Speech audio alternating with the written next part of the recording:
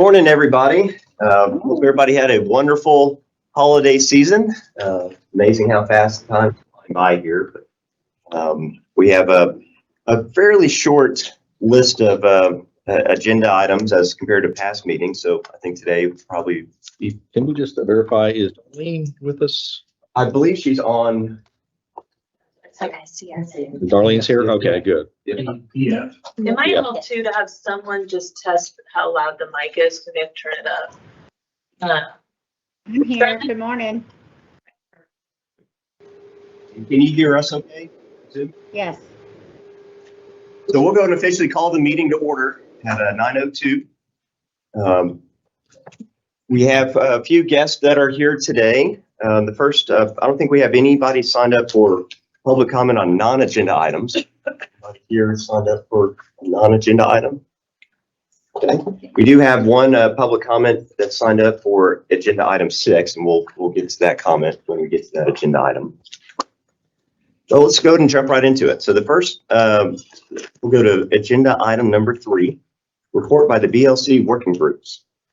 And so we've had some really good progress that was made in some of the working groups here. We'll start with the backup contract addendum. And on the backup contract, we had Ron Walker, Diane, Christy, and myself. And Diane, if you're okay, do you want to present our findings and our suggestions here? Thank you. I'd be happy to. I want to thank Ron and John, the attorneys who will work with Christy and myself as the broker representatives, in that this is a project that we were talking about for almost a year that came up as a result of the need for agents to feel more comfortable with the mechanics that are involved with the backup contract and addendum. So Ron presented some wording, and John did too, and the 4 of us together looked at and created what you have in your material now. That is addendum item number 3, and I'm not sure if I sent a backup addendum, if it is in our material or not, just to see what it looks like now, in that the very bottom line says that paragraphs A through E is going to remain.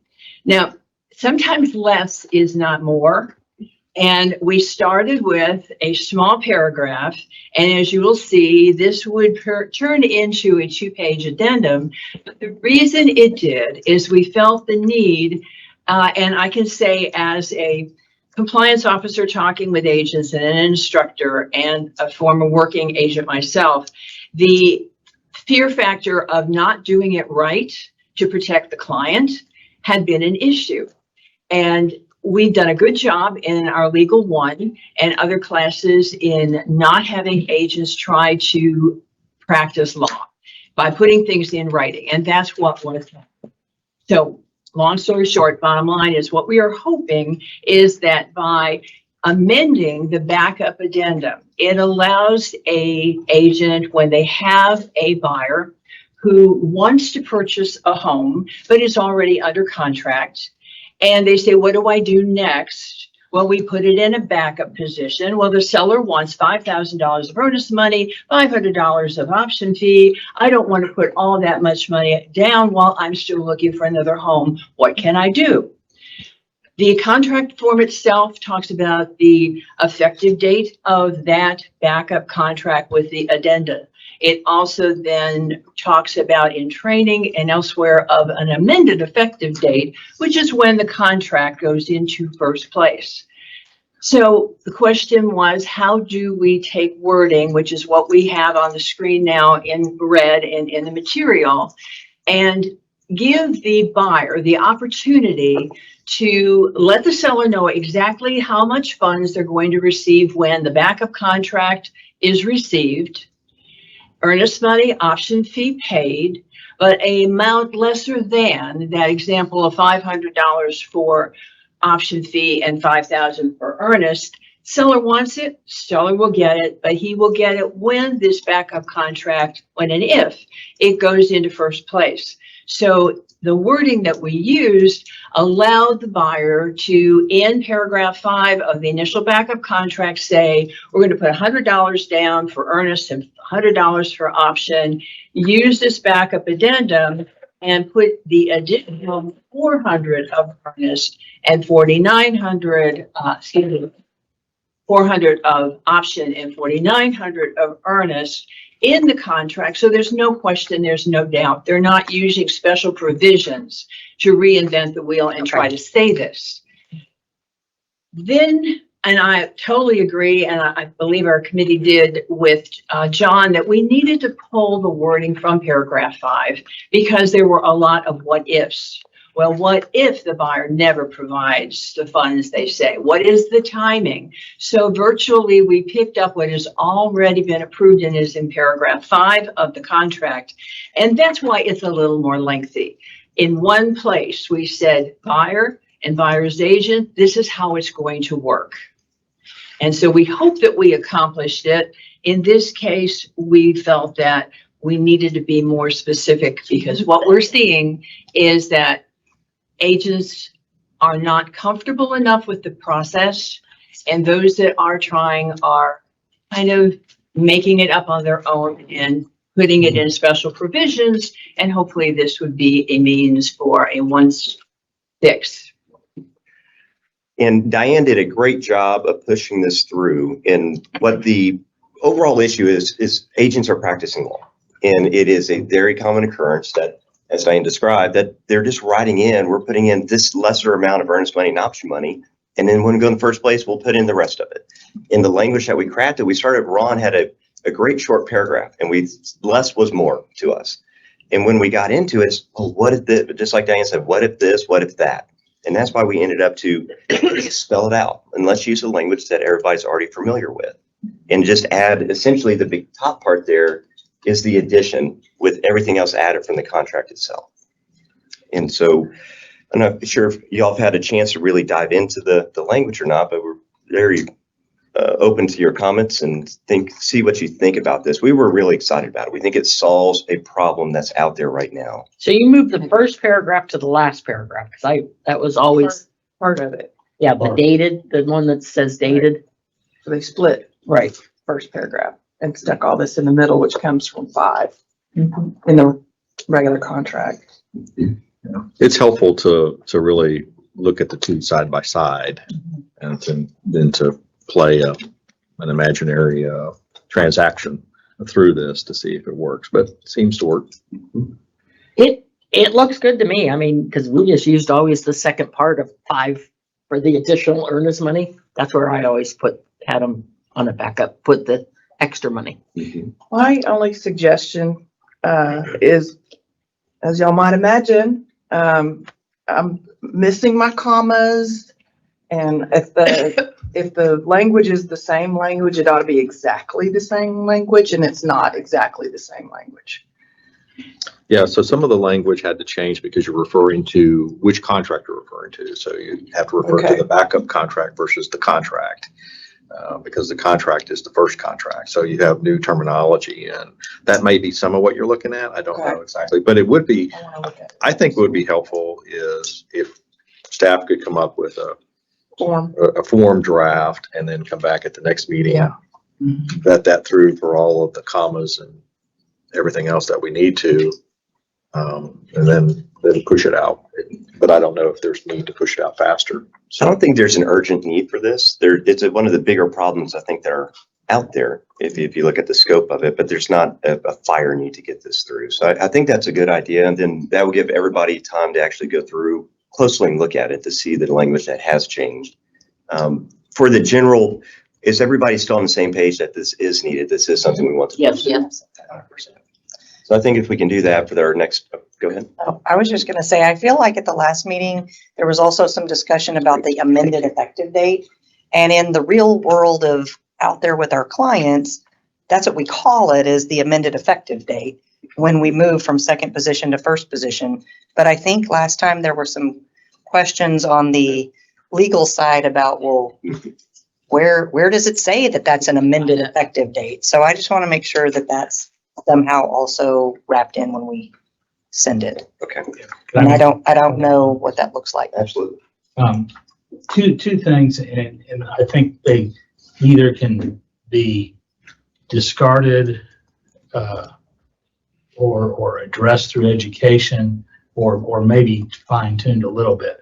One argument that I've always seen is that the buyer makes the argument, I don't have to pay the earnest money until I become first position. And I think that if reading the current document, that's not right. But the other argument I see though is, well, I have to make my payment upon the effective date or within 3 days of the effective date.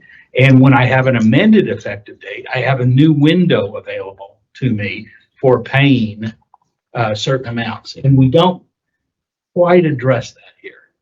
And a clarification that the initial earnest money and option fee are paid based upon the original effective date of the contract, not the new effective date, the amended effective date. That's number one.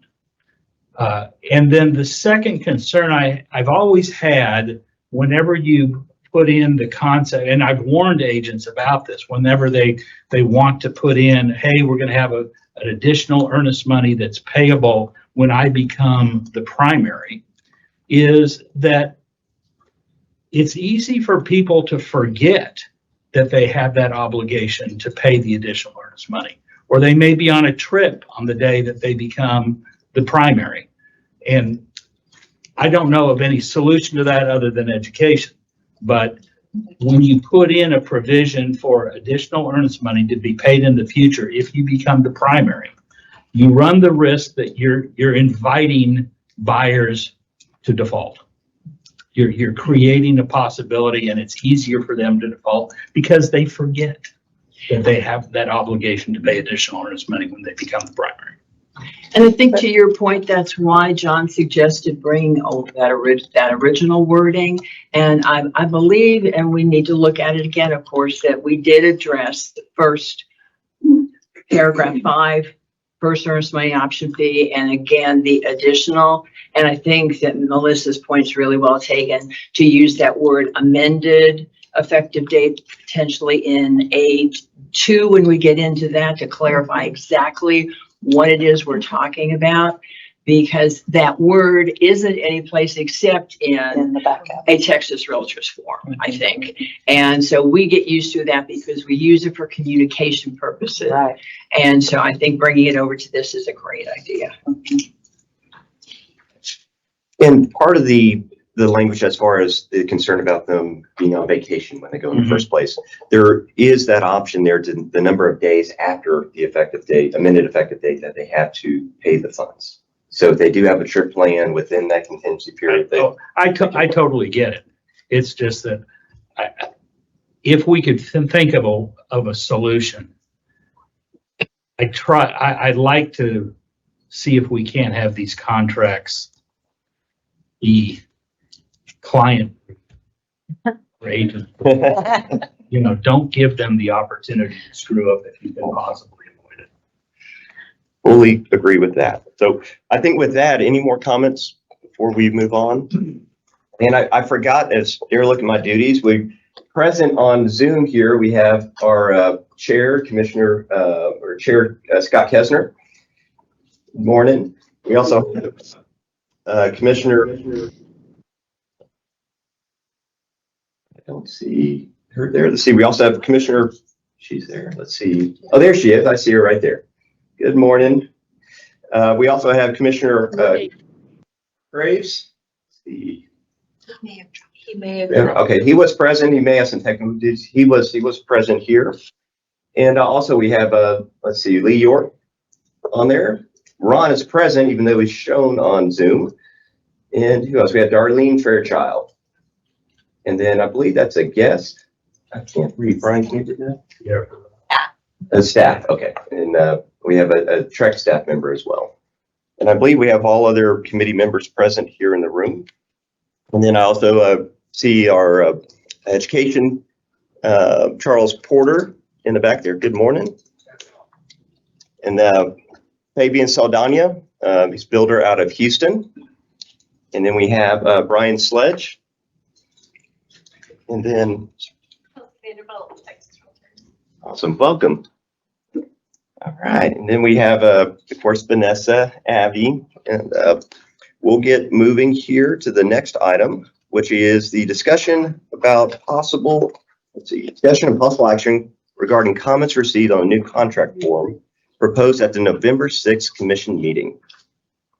So this one is an interesting topic. If we pull up our materials, they start on page 5.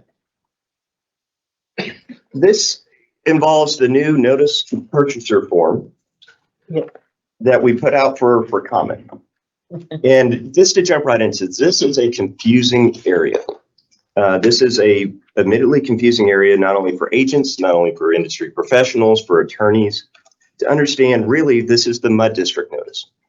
And if we step back with why we did this form, the legislature changed up the statute to combine what used to be 3 different forms of the notice, depending on whether the property was in the ETJ or the city limits or the unincorporated county.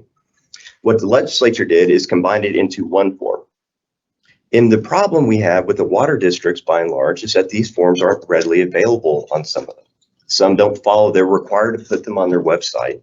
And as detailed in some of the comments that we received, that isn't as easy as it sounds. And it's not being done, even though it should be easy.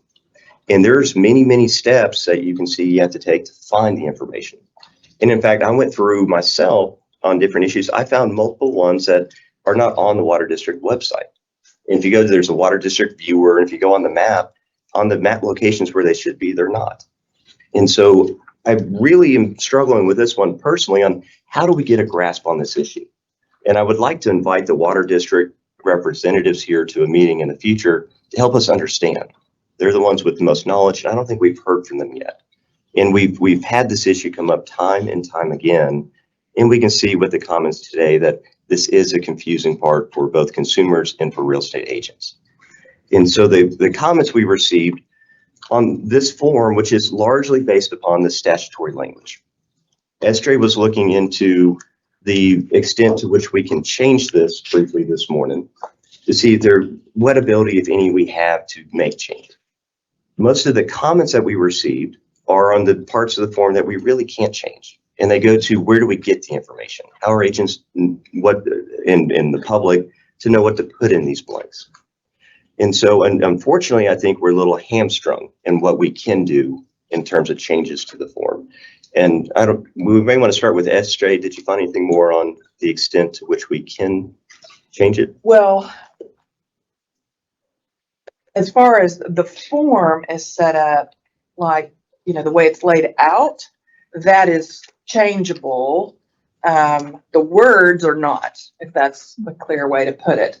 So, staff has gone in and made this form like our other TREC forms, which I think is good. That's what we want to do. Highlighted some things, bolded some things, and made it, made the paragraph separate. There are a few things, I think we can still do to make the form more usable, more user-friendly, like moving, a few lines down to the next line, check one box right above the boxes instead of at the end of the sentence, something like that. And there is a few words missing from one of the paragraphs, which should end with on each one $100 of assessed value. In my mind, the fact that the legislature left it off, and so we left it off, that's not material, and we could add it on there just for clarification, I think. But I'm looking at our lawyers back here. But not unlike the seller's disclosure, this is statutory language, and we are stuck with it. I do think the warning at the top maybe could be a little more helpful, and there's nothing stopping us from adding. There was a comment like adding the TECQ website and things like that. There's nothing stopping us from adding that. But, and I'm looking at Kessler up there, we have thus far on seller's disclosure notices, yes, looking at Ron too, we have never strayed from the legislature's words. Yeah, and I think the point that you made is how much leeway within the statute do you have to change the wording in the statute? So the further you get away from that, the bigger problem you have sometimes, right? Or concern you have. Does it use Abby, do you remember, does it use substantially similar or? It's in 49.4521. It actually has quotations Right. for everything. I have it on the screen in case y'all want to see. Yeah. Which that was one of my, I mean, to get lawyer geeky, that's one of my comments is up at the top, even though it does say, section 49.453 does require the district. Well, that's true, but nobody really cares about that. If somebody wanted to look at something, they should look at 49.452 and 4521. And I think we ought to add that in Talking about the somewhere. first paragraph. Yes. Yeah, I think that's what we added last time to the form. That first paragraph at the top. Right, I know, but it just says You wanna- 49.453. I would like to put the statute that actually shows where it came Okay. from and the one before it, which says that's the actual instructions to the seller to disclose it, not to the district to do what they're apparently not. I think the purpose of having that up there was to point the agents and the public Right. that you really should go to the district first, right? We're not intending this to be everybody start using this form. This is the backup when the district doesn't post it on their website or you can't find it. So I think that's the reason that was drafted that way to begin So with. maybe it goes somewhere else, but if we decide to add some sort of instructions on using the form, I don't know. Can you do that? But Can you? we've never done that before. That second sentence on there says seller is encouraged to use the form on the district's website in lieu of this form. Yes. And that maybe just needs to be Bigger. red or bigger or bolder or separated, or I don't know, somewhere. Black and white. Yeah, because otherwise people are gonna be like, oh, new form, gotta use a form. That's a good point. I And would that's use our that as language. actually- Yeah, that's not statutory, that's our language, so we could do that. So that maybe bold that whole sentence. Mhm. And I don't like in lieu of this form. There's something about it, maybe even, and in a different way. Mhm. Our people like to use forms, right? They want to have a form. Maybe if there is a form, they just attach a copy of the one Mm, to this. That's what I thought after dinner last night. mhm. Like pull the water district Print it form, and attach it to here. But I don't know if that's a good idea. Well, or the problem is the only reason why we have the form is because a lot of the districts don't have them on the Right. website easily obtainable. But So, in my little mind, so I don't think we've done it yet. I can't recall if we did, but in the contract where we have the attachments, this needs to be listed. So it either is a notice to purchaser that comes from the Right. MUD or from us. Well, the That's title of just a the thought. title of the form should be the same. Should be. So the district should use the same title. It should. Right, I understand. And so what should happen is that I do think that we need to say clearly, I don't mind the word in lieu of, but if you have a different language you prefer, Instead, let's be yeah, instead, plain but English. you would, Use their form. I don't think we should use both forms. I think it should be one or the other. Yeah. Okay, if the agent is going to the water district and getting the form, which is what they're supposed to do, and I agree with what everybody has said in that in lieu of the form, agents are, and in some areas where they've had a form, are so used to using that form that it should stand out to know that this is only in the event there is not a water district. form Right, so available. how about this language? And how about this language instead on the second? Seller should use the form on the district's website if it exists instead of this form. Do not use this Definitely. form unless the district doesn't have one. That was the next thing I was gonna That's say. how it is. Okay. Put that right on the top. Yeah. Took a breath. Can you, Yeah. maybe Ron will put the language up on the screen and we. So you want to, So seller, hold on a second, let me switch screen here and then I will. This thing's so confusing. I can't even imagine agents filling this out. Well, in Houston, as you saw from one of the comments, and that is a former, lawyer committee I'm member. gonna dictate it to you. Seller should use the form on the district's website if it exists instead of this form. And then continuing in the bold, do not use this form if one exists on the district's website. This is so confusing. I can just see And then agents the next trying to thing- fill this out. The other thing we're doing is getting very close to getting two pages, but maybe. And in reality, shouldn't a listing agent really shouldn't be So- filling this out. The seller should fill this out. There you go. And that's. That's my notes here. They shouldn't be do that at touching it. all. This is the seller's disclosure. I know. They should not touch it. But if I hand this to a seller, what would they do? Anyway, that, Hand it back to the agent. I don't know what to do here. yeah. And I know we're not there yet in the comments, but if our instructions on this should not be used for PIDs, I think that ought to go up there. Okay, so Yes. that whole paragraph now is gonna be, It's 2 sentences long, a sentence. section 49.453 Texas Water Code requires each district to post the form of notice containing the information in this form on the district's Yeah, website. that's still good. Seller should use the form on the district's website if it exists instead of this form. Do not use this form if one exists on the district's website. It seems a little Yeah. repetitive. I know, that's it does. You missed it the first time. Yeah. No, and it is. Definitely, it needs And to be it's a that. goal. Once do, And it once do goes, not. If How- the how strong district do you does not have a form, Yeah, I don't disagree, but what if there is a form on the district website and they use this form? Does that have Well, they any shouldn't. legal ramifications? we just told them they should Second not. sentence. Well, the other, Do question, not. yeah, so the other question If I there's have, one on the water district, they're not gonna use this one. I mean, it's just, they will. well, the other question I have is if there is no website or form on the website, you can still send this form to the website, to the water district and say, you're required to fill this out, send it in so I can sell my house. Right? The So, seller could, yeah. or the agent anyway, yeah. But the, so is that something we want to include? Or here, because we refer to website, it may not be through the website. It seems to me that'd be more educational than something we want to try to craft to put in here.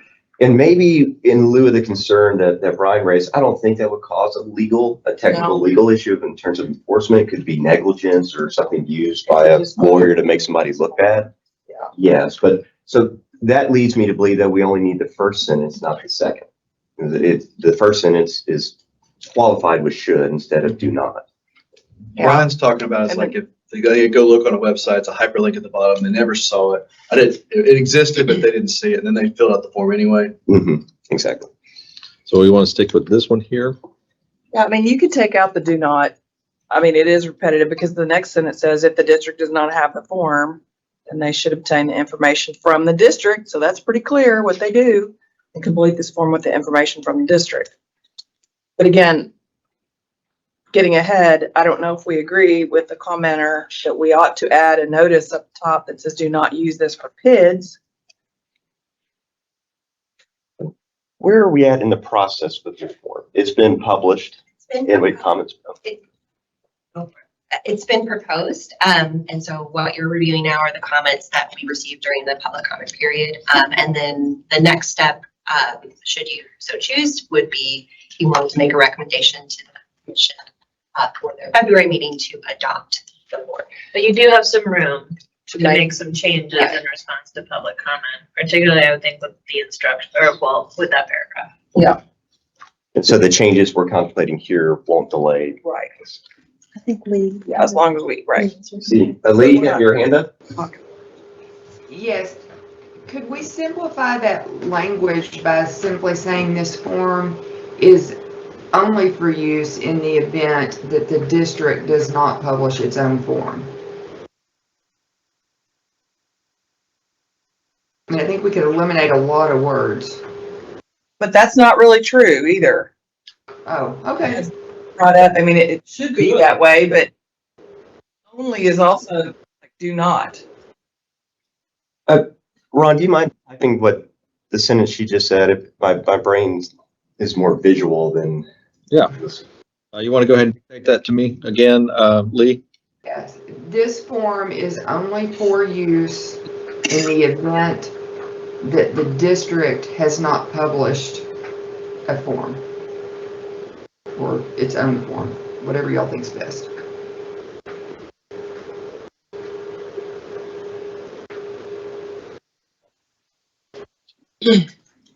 My first reaction to that almost leads more to the second sentence that we took out that says do not use or only use. It's more definite than that should language that allows a little more flexibility.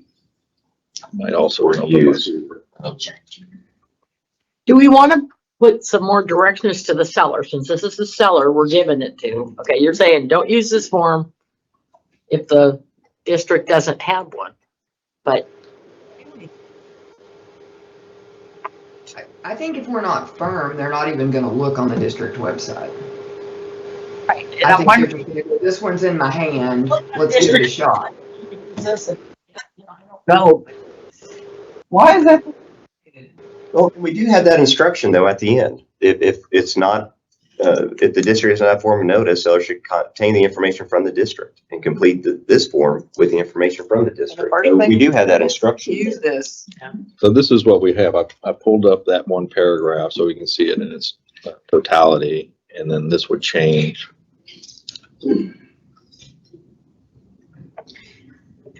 okay, I like that nice and bold. Yeah, it needs to stand out like that. I like it standing out.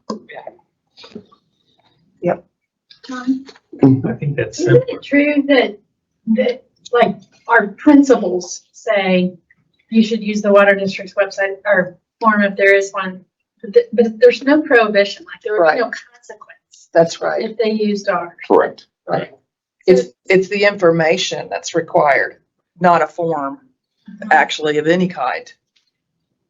It seems like either it's required to use the water district's website or it isn't.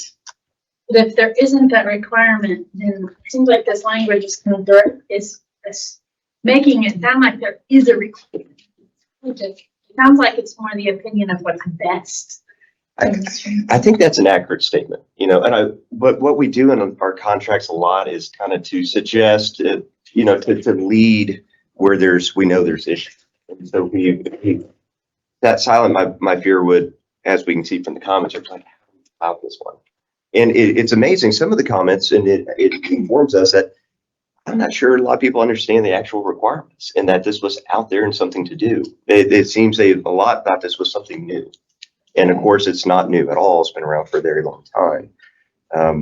So I do fully agree, but I think this may be one area that we Kind of, may want to provide some instruction. yeah. What if the district has a form but it's not on the website? You just have to call. I know we've talked about there's varying districts. Are we getting too specific? Like if it's not on their website, but what?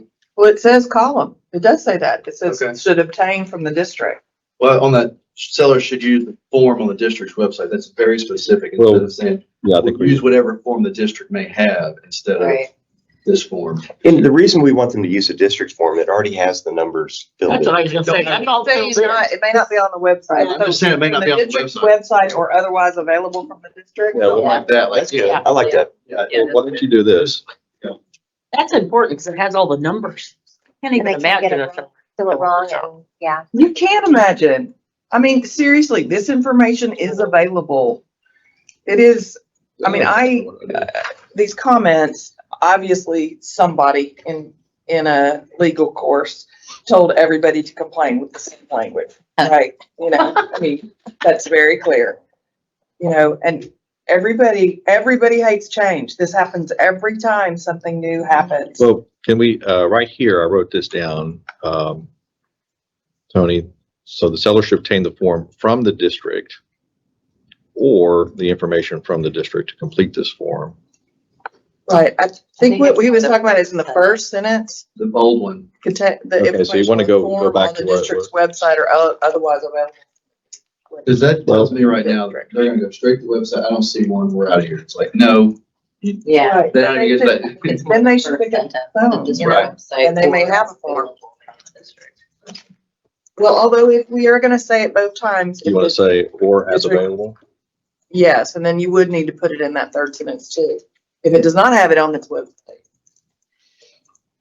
Wouldn't it be Seller should obtain the information, Or- should obtain the form from the district or information to complete this form. And I don't know if there's a solution to this.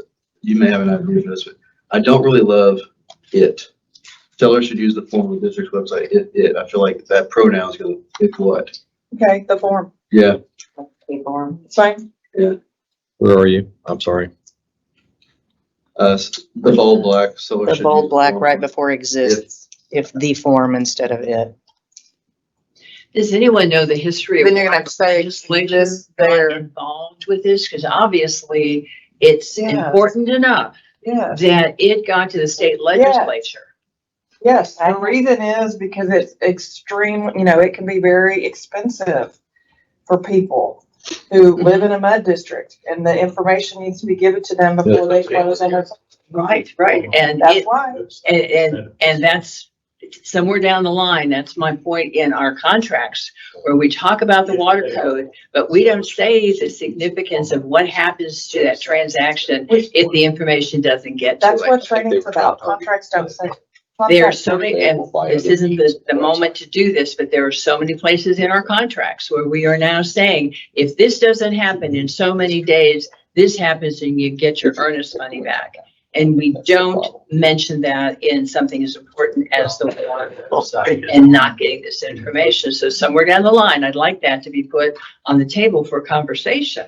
Well, and I was at the end of this conversation going to bring up, I think it's in the comments and we discussed it before, but there's so many notices that have to be provided with draconian remedies if you don't.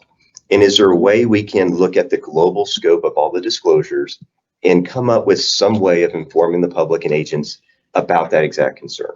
It's nothing immediately comes to mind that easily fits into any of the contracts or in our existing forms to do that. So I'm not sure if that's another notice or something that we can look into providing, because everybody understands how confusing this is, how draconian the penalties are, and that everybody doesn't understand it. So how can we fill that gap?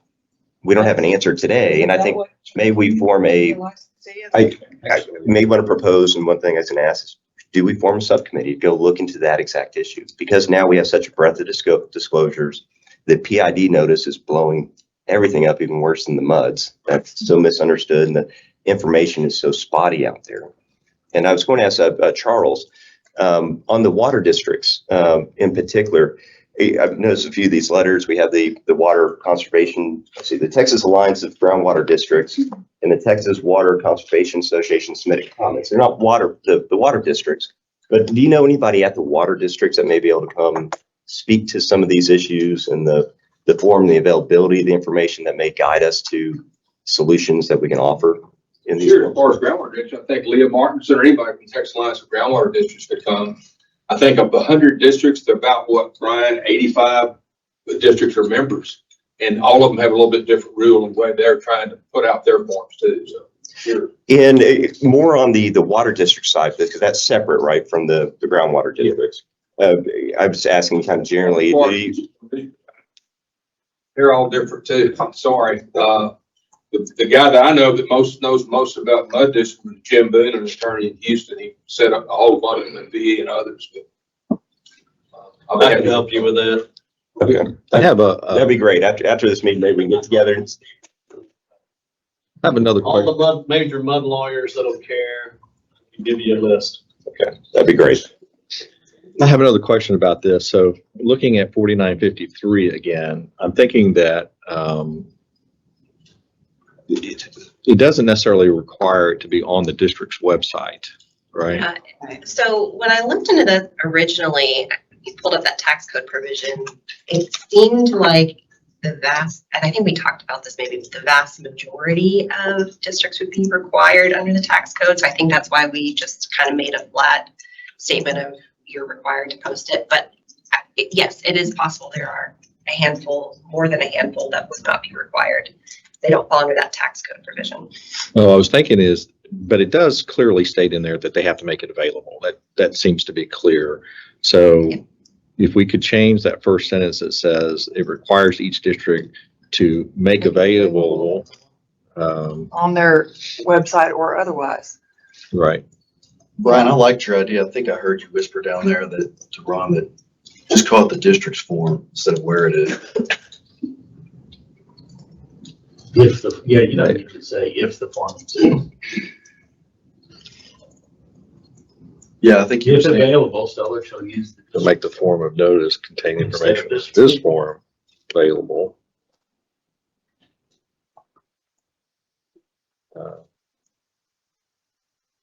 Yes, to the public, or would it be to owners or property owners? Okay. It should be available to the whole public, yeah. It says any person, Okay, on written request of any person. Needed to before make. They can charge for it, which I don't think we want to get into that. They can charge not to exceed $10.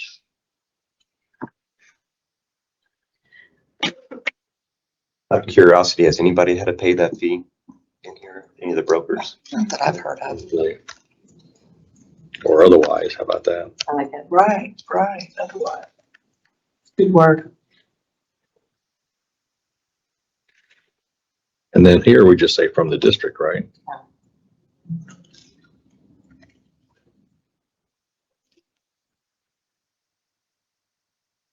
And the tax code, is that a size requirement? I haven't gone there yet, but is that what the, Gosh, it's been a while. oh, look, it's linked. Thank you, legislature. What was your question, SJ? I was just wondering if it was a size requirement or in a certain county or whatever.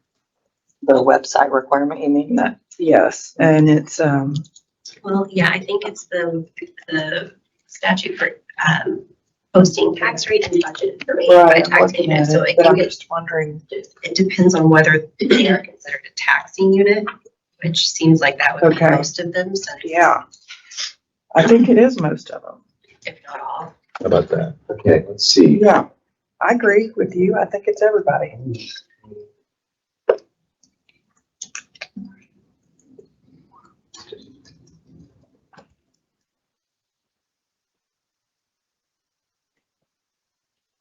I mean, is that water people? Can I ask that question? Are you aware of any mud that is not a tax? Just, I mean, that's the whole point of them, right? Not aware of anything. That wouldn't be a tax. The only comment I have is, Actually. should it be? I think I don't want to talk over it. taxing authority, but there's other types of developer type districts, like some WCIDs, water control improvement districts, water improvement districts, freshwater supply districts that are mostly revenue based. Yeah, that's what I was gonna say. My understanding that water districts is kind of the umbrella term. Muds fall into that, but WCIDs also consist of that, river authorities. So if it's not on their website voluntarily, we could still get it from the district. Special districts, it's the umbrella. It's an interesting actual definition of water districts. It goes to under two different codes, right? The local, I think the local government code, and I forget the exact language of the other section. But it would be great if we can develop materials that say, here are what MUDs are, and actually get into the scope of it. I wouldn't be surprised if none of us in this room actually know the extent of it. And TCEQ does have some resources on their website. they do, and I've combed through those up and down, left and right, and that's where I found those gaps, at least a few districts that I don't find anywhere on there. But I go and I was able to find online in different ways. So there's multiple ones out there that aren't at least easily found on the website, I would say that. The only comment I have on this, Ron, is after the bolded sentence, if the district does not have the form of notice, do we want to say does not have the notice? Just take out the form of, not sure. I was just following this. Okay. We can change it both places though. And you may need to say that the sentence that John's referring to, maybe take off the on its website and just use available or something, since we took that off. Oh, that's true. We did put district's website here or otherwise. Right, the if sentence, if the district does not have the form of notice on its website. I mean, that goes back to Tony's point. If it might not be on the website, but it may be available, so Right, or does not publish the form. Brian had a good point. I'm not sure how we can address it with the different types of districts, but the first sentence says section 49.453 Texas Water Code requires each district. Is it kind of, what's a district? We have the title there, each special taxing or assessment district, if you want to put that. Each district covered by the law. I don't think we need to say that, because it's special taxing or assessment district in the big fat title and 24-point font per the statute. Yeah. I don't know how else But I'm not sure that's a defined term. So there's special taxing and assessment districts that aren't included in here. So okay. so it's an umbrella term. I'm not sure we need to do anything about it. It's just an potential ambiguity. You might need a definition of district just for a little sentence like this. Well, And let's go to 10-page form, right? That's a, There is one. There is one. There always is one. 49.001. District means any district or authority created by authority of either sections 52B1 and 2, Article 3, or Section 59, Article Yeah, I think it's a little much. I think we the just, Texas Constitution, regardless of how created. Yeah, but 40 Not 452, navigation that's district, not port authority, This section. not conservation and reclamation district. we may be going a little far with that. I think we're pushing the public and the agents of where to get the information. Is that a broad term? Yes, but right. It is. We will confuse them more if we add to it. I think so. Well, in the first item on the form, per the ledge, is name of special district. So they know. I mean, the seller knows they're in it because they're paying taxes. Can I make a comment about the bolded part? I don't, for some reason, I just don't really like the if the form exists part. If we just said sellers should use the form from the district instead of this form, the very next sentence says if the district does not have the form. I like that. I don't really think that if it exists is necessary. That's much. I don't know. I think the agents, the brokers, I don't. Use the district's form instead of this. I think that would confuse your page. When do you take it out? Yeah. I think in this case, more is important. That line could. I like that change myself. I just think if it exists just sounds weird. I don't know. I'm just. If it it's is just a there. wordy thing. If it is. If available. Seems like If it's available, it's available is better. I think that is a weird instruction by itself. Well, it's followed If by you the read it in sentence the that, context, it's not.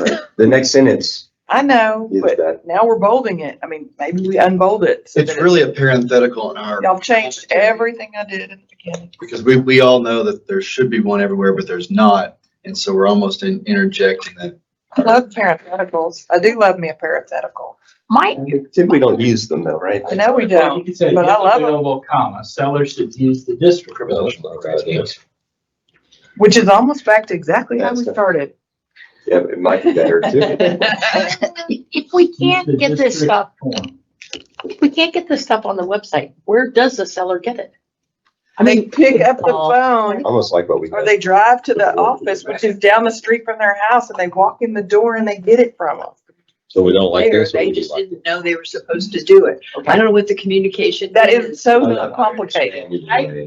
because I know a Not couple of our burdensome. muds are in Round Rock and they service Leander in South Austin. It's But not the that. address is in Browns. They all. All right, so Chair Kestner, in light of pushing this form back to the commission, see if you have any problems with the language we get.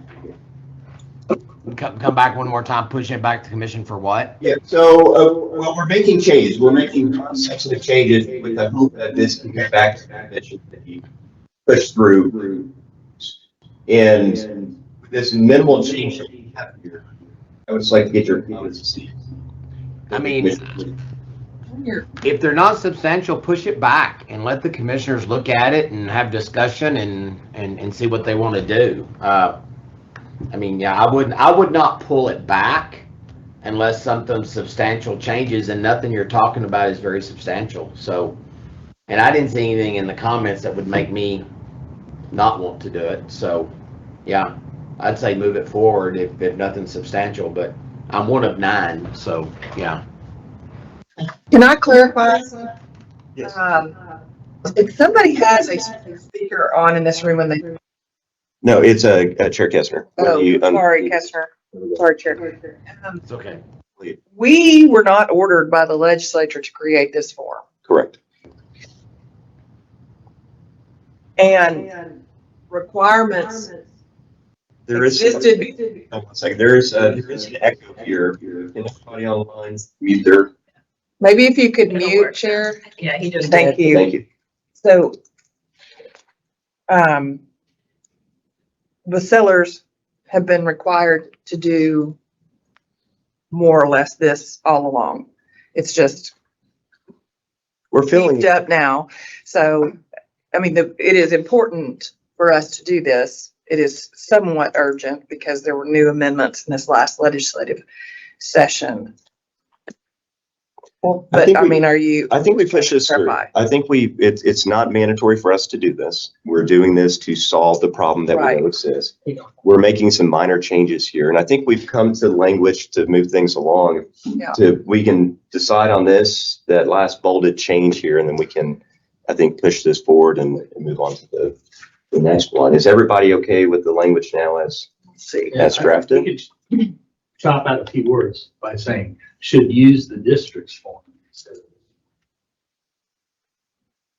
And it says form. You gotta really For- pay attention. For form from. From, Or form, oh, yeah, can't see that. I can. Can I? From here, I was like, form. Do we need to make a motion to? Well, there's more things. I think We wait we're- till we make all the changes, Chair, if you don't mind. So if we go forward to the comments, we can run through quickly. I think we addressed most of these that were, Chair. yes. We did have one, well, it is in the comments, but I had a suggestion hanging about, should we also add in here, this is not to be used for PIDs up in the instructions? That's one of the comments. I thought Yes, address that one. okay. Well, let's go ahead and address that. So there's some confusion here on the difference between MUDs and PIDs. And some people might try to use this form for a PID, which I don't know how that worked when you get into the numbers, but Esther, if you want to take over that comment and suggestions. I'm suggesting we put it up there, just, and the only reason I'm suggesting it, because I thought it was a pretty good idea from whichever person. What is the suggestion, if you can? Just to add, I mean, literally where the cursor is, where Ron, yeah, right there, where Ron is typing, this form is not to be used for PIDs. That's all. That probably ought to be in bold too, just so. Now, do you want to use the active as opposed to passive? I think we should be consistent, so. Well, for example, in 1 to 4 family residential contract, we have notice not for use for condominium transactions. How about that? That's good. Yeah. Thank you. I like that better. I think you need to put what PIDs are and not use the acronym. Yeah, Yep. I do too. Trying to keep it short, Not for use for. trying to keep it on 2 pages too. I know, but most people would be like, PIDs, do I need a PID form? And then put PID in parens after you define it. How about that? Is it safer to say this With a form little is only for municipal utility districts, No, water districts, it's rather not. than trying No, to because it's list too many. all the forms? Well, what if we miss? What we're talking about, not for use for PIDs, what other things might this? Everything else. I think this think one might be a little pretty boxed in on terms of the type of notices that are impacted. So I'm not sure we need to go too far on that. And you have a comment in the back? Yes. Not here for this issue and have paid attention. Is that the change that happened this legislative session that's driving what you're talking about, section 49,453? No, so what happened in the legislature, they combined 3 different types of notices into one. And then we're addressing the issue of the districts not having it available for buyers or sellers and agents to pull from. Yes, And this so was the 2023. Yeah, so it did come from the changing of the form. We could have done this form before as well. We're just taking the opportunity now that it's been consolidated to one form to provide it via promulgated track. Because the district that I was just looking up the statute, the district that's, the only districts that are covered by 49,453 are municipal management districts, as best I can tell from a quick look. But No. it says a district that's covered by 49,452 and 452 as a district that's governed by a chapter 475. There's a multiple step definition. It's pretty broad. Anyway, if y'all got, I mean, there's really just like 3 firms and Trey Larry with Allen Boone Humphreys is like the guy who controls virtually all notice and stuff, legislation at the Capitol and has been for the last 15 years. Well, he's here in Austin. He'd be immensely helpful. And there's just a couple of other firms that do this. You know, a lot of those mud districts, you say going down the street to their office, a lot of those mud districts are run out of their law firms. A lot of the districts don't have websites, and he fights those battles at the Capitol every year. Respectfully, that the legislature has passed this. You know, it is what it is, and the legislative history is what controls from a legal standpoint. It's not what. I'm just telling you that he would be a very helpful person to consult, and I bet He's responded to my request earlier for people to come in and inform us on not just the form, but the bigger issue of water and the availability of the information that may guide us to better language. But for today, I think we're working on, we can finalize this language. We'll bring representatives next time to inform us that, and then we can look at making changes from that if necessary.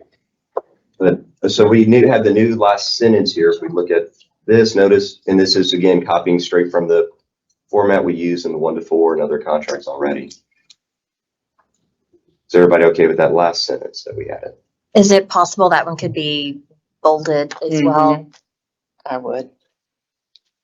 How is it in the 1-4 right under the title, if I recall correctly? Do we want to move that to the front just below the heading Yeah, you can do that. to make it follow the same? That's format? how we do it in the, John, question on the name of the form. Notice to purchaser of special taxing or assessment district. Which is right out of the statute. Yeah. It's quoted, so that's required. To clarify that, if somebody says, what does that mean? Does that mean anything other than water districts? It does. There's a very complicated definition of what qualifies as a district within the statute.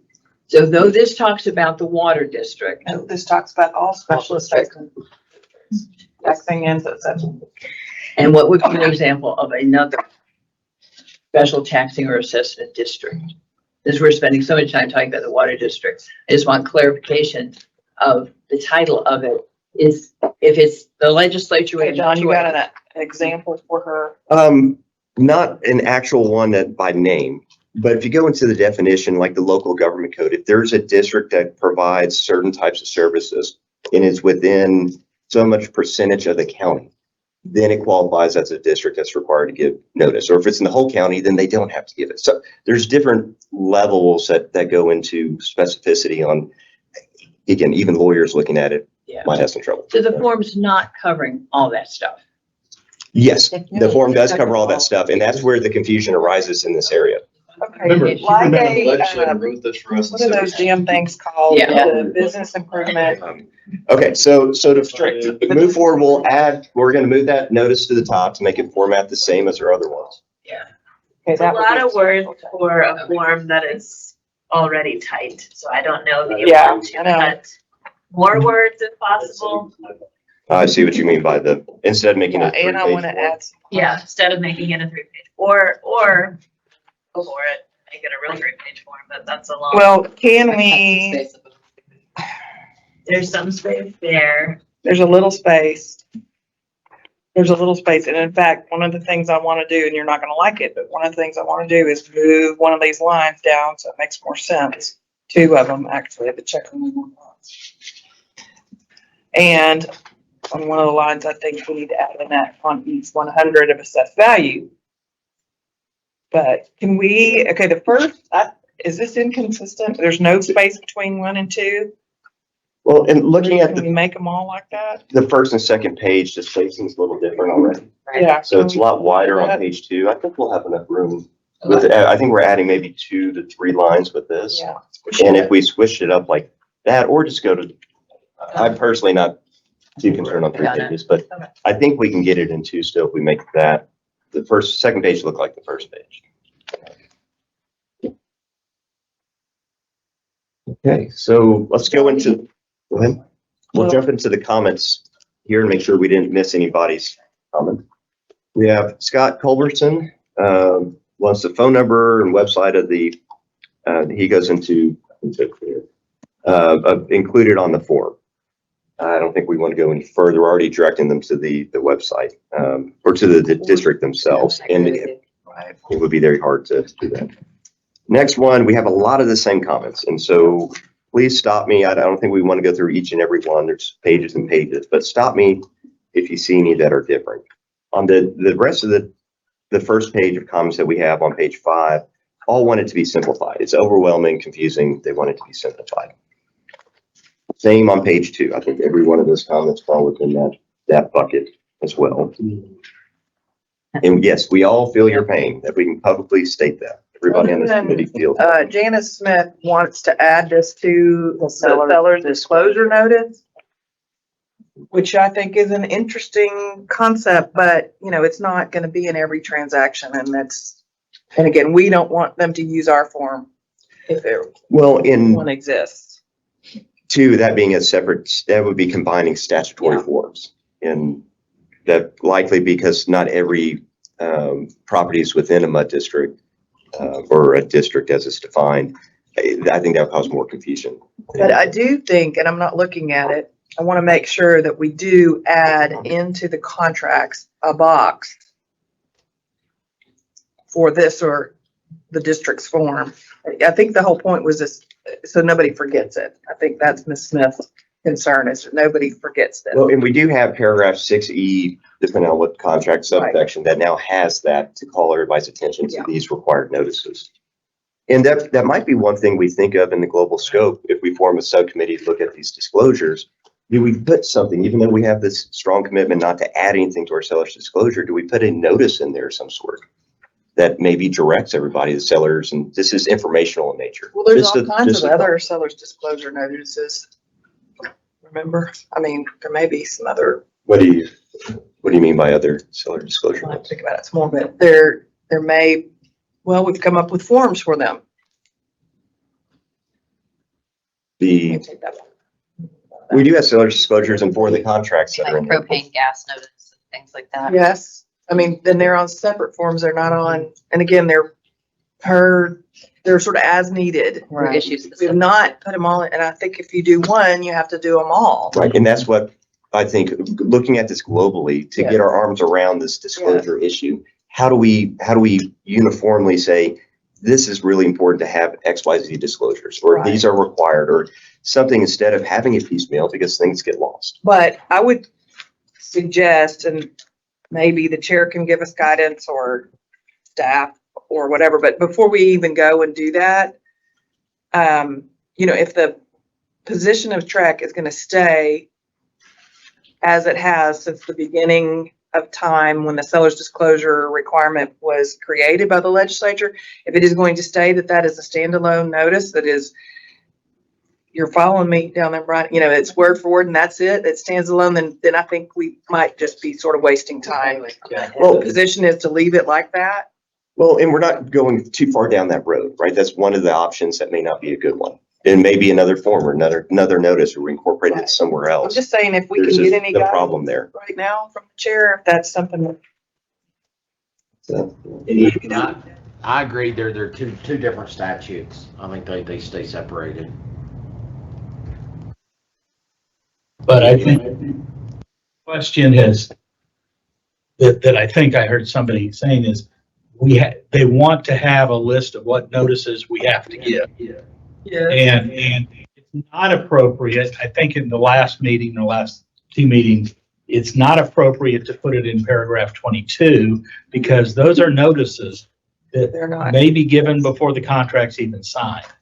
And instead, what we did was in paragraph 6, E12, we have required notices and we left a blank line. And maybe we need to just expand it and provide check boxes to prompt them, PID notice, special tax notice, and list the various types of propane gas notice, and maybe give a list of what notices there are that may be applicable for their transaction. Well, It would almost be an expansion of what we have in there now. We started the parenthetical with some list, and maybe you could dovetail off that to make that more And instead we have explanatory. and remember, we discussed that 22 is maybe supposed to just be addenda, but it's, Yeah, and then some of the statutes say Some of you can give this notice in an addenda. and it did that, so they're in there. So like, And this is where I think the subcommittee would be helpful on this issue. I Instead of like- hashing it out and, here without all the information, we can do a deep dive into it. but generally speaking, 22, I think it ought to be bigger. I think it ought to have check boxes for everything. I view 22 as what's part of the contract itself. I know, but And- maybe we and divide it. Not notices aren't formally part of the contract. And we gave that other section, say, these are the ones that have been given. They're not forming the basis of the contract or the core of the contract. They're other required things. And here's evidence that they actually were provided. But as SJ said, maybe we could just, at the bottom of paragraph 2, in addition, the following notices have been given Yeah, at or before signing of this So contract. move the paragraph 6E language into 22. with specific boxes. And here's the, with all due respect for our elected judiciary, we all know that the judges think that it's part of the contract, the seller's disclosure. I mean, the last 5 reported cases that involve the seller's disclosure. I mean, I think the quote from, the opinion is something to the effect of it is a, essential part of the contract, a key part of the contract. So people and judges, whether it's actually correct or not, think that the seller's disclosure notices are an actual part of the contract. Well, was the nature of those cases related to providing the form? We do address the form in the contract, and there's It was rights and providing remedies the related to information providing. required by the form, and one of them was about, they used the, Yeah, let's be really careful about that though, because Right. paragraph 19 says all covenants, representations, and warranties in this contract survive closing. And when you say that these notices are part of the contract, again, tell it to the judge, and sometimes they get it and sometimes they do not. don't help. Well, let's, One thing, I Sure. was just gonna mention, so in the statute, it's got that same language that the PID, what our PID addendum has, or what that statute says. So it says the notice required by this section shall be given to the prospective purchaser prior to execution of the binding contract of sale, either separately or as an addendum or paragraph of the purchase contract. So it could be That's, either word. that language is used throughout the statutory language for all different types of notices. Yeah, and that's the same So- for the PID one as The well. problem is that a lot of these are just simple notices. They become addenda. So, and it's okay. They can be part of it. And the PID, we do phrase it as an addendum, the PID form in our forms, and it's listed in paragraph 22. I think no matter what we have, we're going to end up with a mix just because of the statutory language. But And I think we just ought to embrace it and say that these are addenda notices, blah, blah, blah. I agree. I think it'd be a good idea to look into that. Do we want to do that today, or we want to push this and look at it as a Seems like committee? you would want to do a group like you suggested. Yeah, I think that'd be, any volunteers for a committee? SJ. I team up with SJ. All right, and Tony, there we go. Anybody else? The broker. I did. Let's see, we got one. So I think we're good. John, who's you? So you got Tony, Diane, SJ, and Melissa, do you want to go too? If Diane's got it, it's okay. I mean, it doesn't matter. Yeah. All right, that's good. 2 lawyers, 2 brokers. Good. And I believe the concern on subcommittees, we're not worried about quorum if we stay beneath the quorum requirement. Right. And we're good with 4. Yes, you are. Okay. All right, so we'll continue on with the comments. Now we're back on, we did the comment for Janice on page 6. We'll move to page 7. There's one comment on here from Barry, which we addressed, and it's clear that it's not for PIDs. And I believe the rest are just that it's very confusing. And it's absolutely ridiculous to ask us to fill this out in Ms. Harper's words. Here, Yes. Kevin Christensen, the police consultant attorney again, instead, I think that's actually a good comment. I don't know that he really wanted us to add it on here, but Whose comment are you looking at? it's right above Barry to on page 7, Kevin Christensen. One of his sentences says, please consult an attorney, and I made a note, that's always good, and we don't have that on here on this form, like we do sometimes. We have it on, we don't have it on. I don't think we have it on most addendum, but maybe we say that out. Just a thought. Like the one that's on the You know- mineral addendum. I'm not sure would go that far here, because what we're talking about is finding information to fill in. It's not necessarily legal clauses in nature, but, it's a good comment. Anybody else have any different thoughts on that? I don't know on that. The question I have is on the contract, when it talks about the mud, should we put something? Because I'm reading this and I'm not seeing this, or I'm not seeing go to the website. I see agents missing it because they don't read this, because it's not. I don't know how to say that, but I'm reading this and I'm like, okay, property located in, I'm supposed to do this, but I'm wondering if we should put, make sure you attach notice. I mean, I don't know if we should. Let's see. So we Because have, I know agents have missed it. I'm gonna be honest. I've had agents walk out of deals because of this paragraph. so we're looking at, it's a little buried, but in paragraph 6E, this is a 1 to 4, 6E3.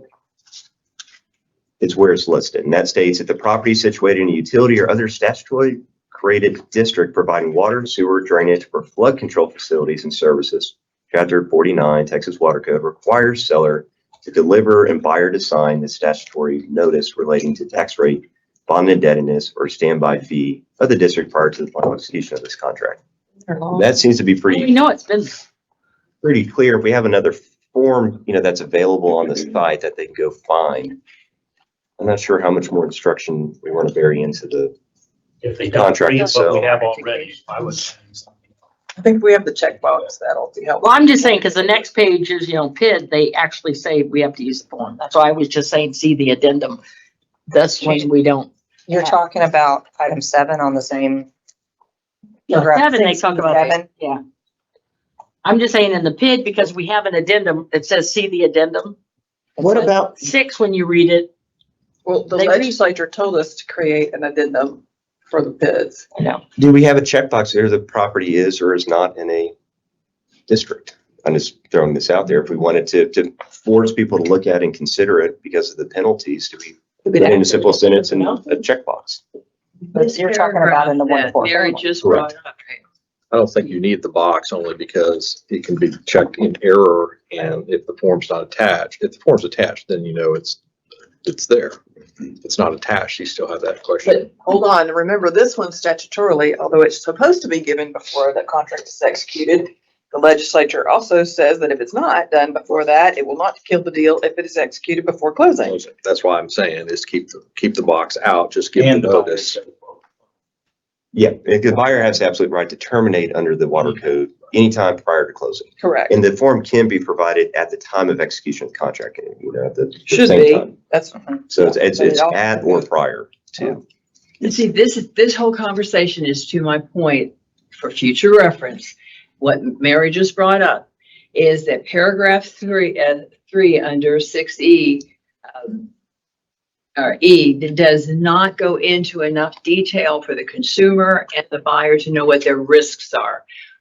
We've talked all about this new form and the fact that it was important enough for the water districts, the legislature to say the water districts notice information needs to be given to the consumer, but we don't tell them in the contract, like Mary said, that we do in the PID, what your risks are, what you need to do. There's a whole addendum for it, and it points you to it in a contract.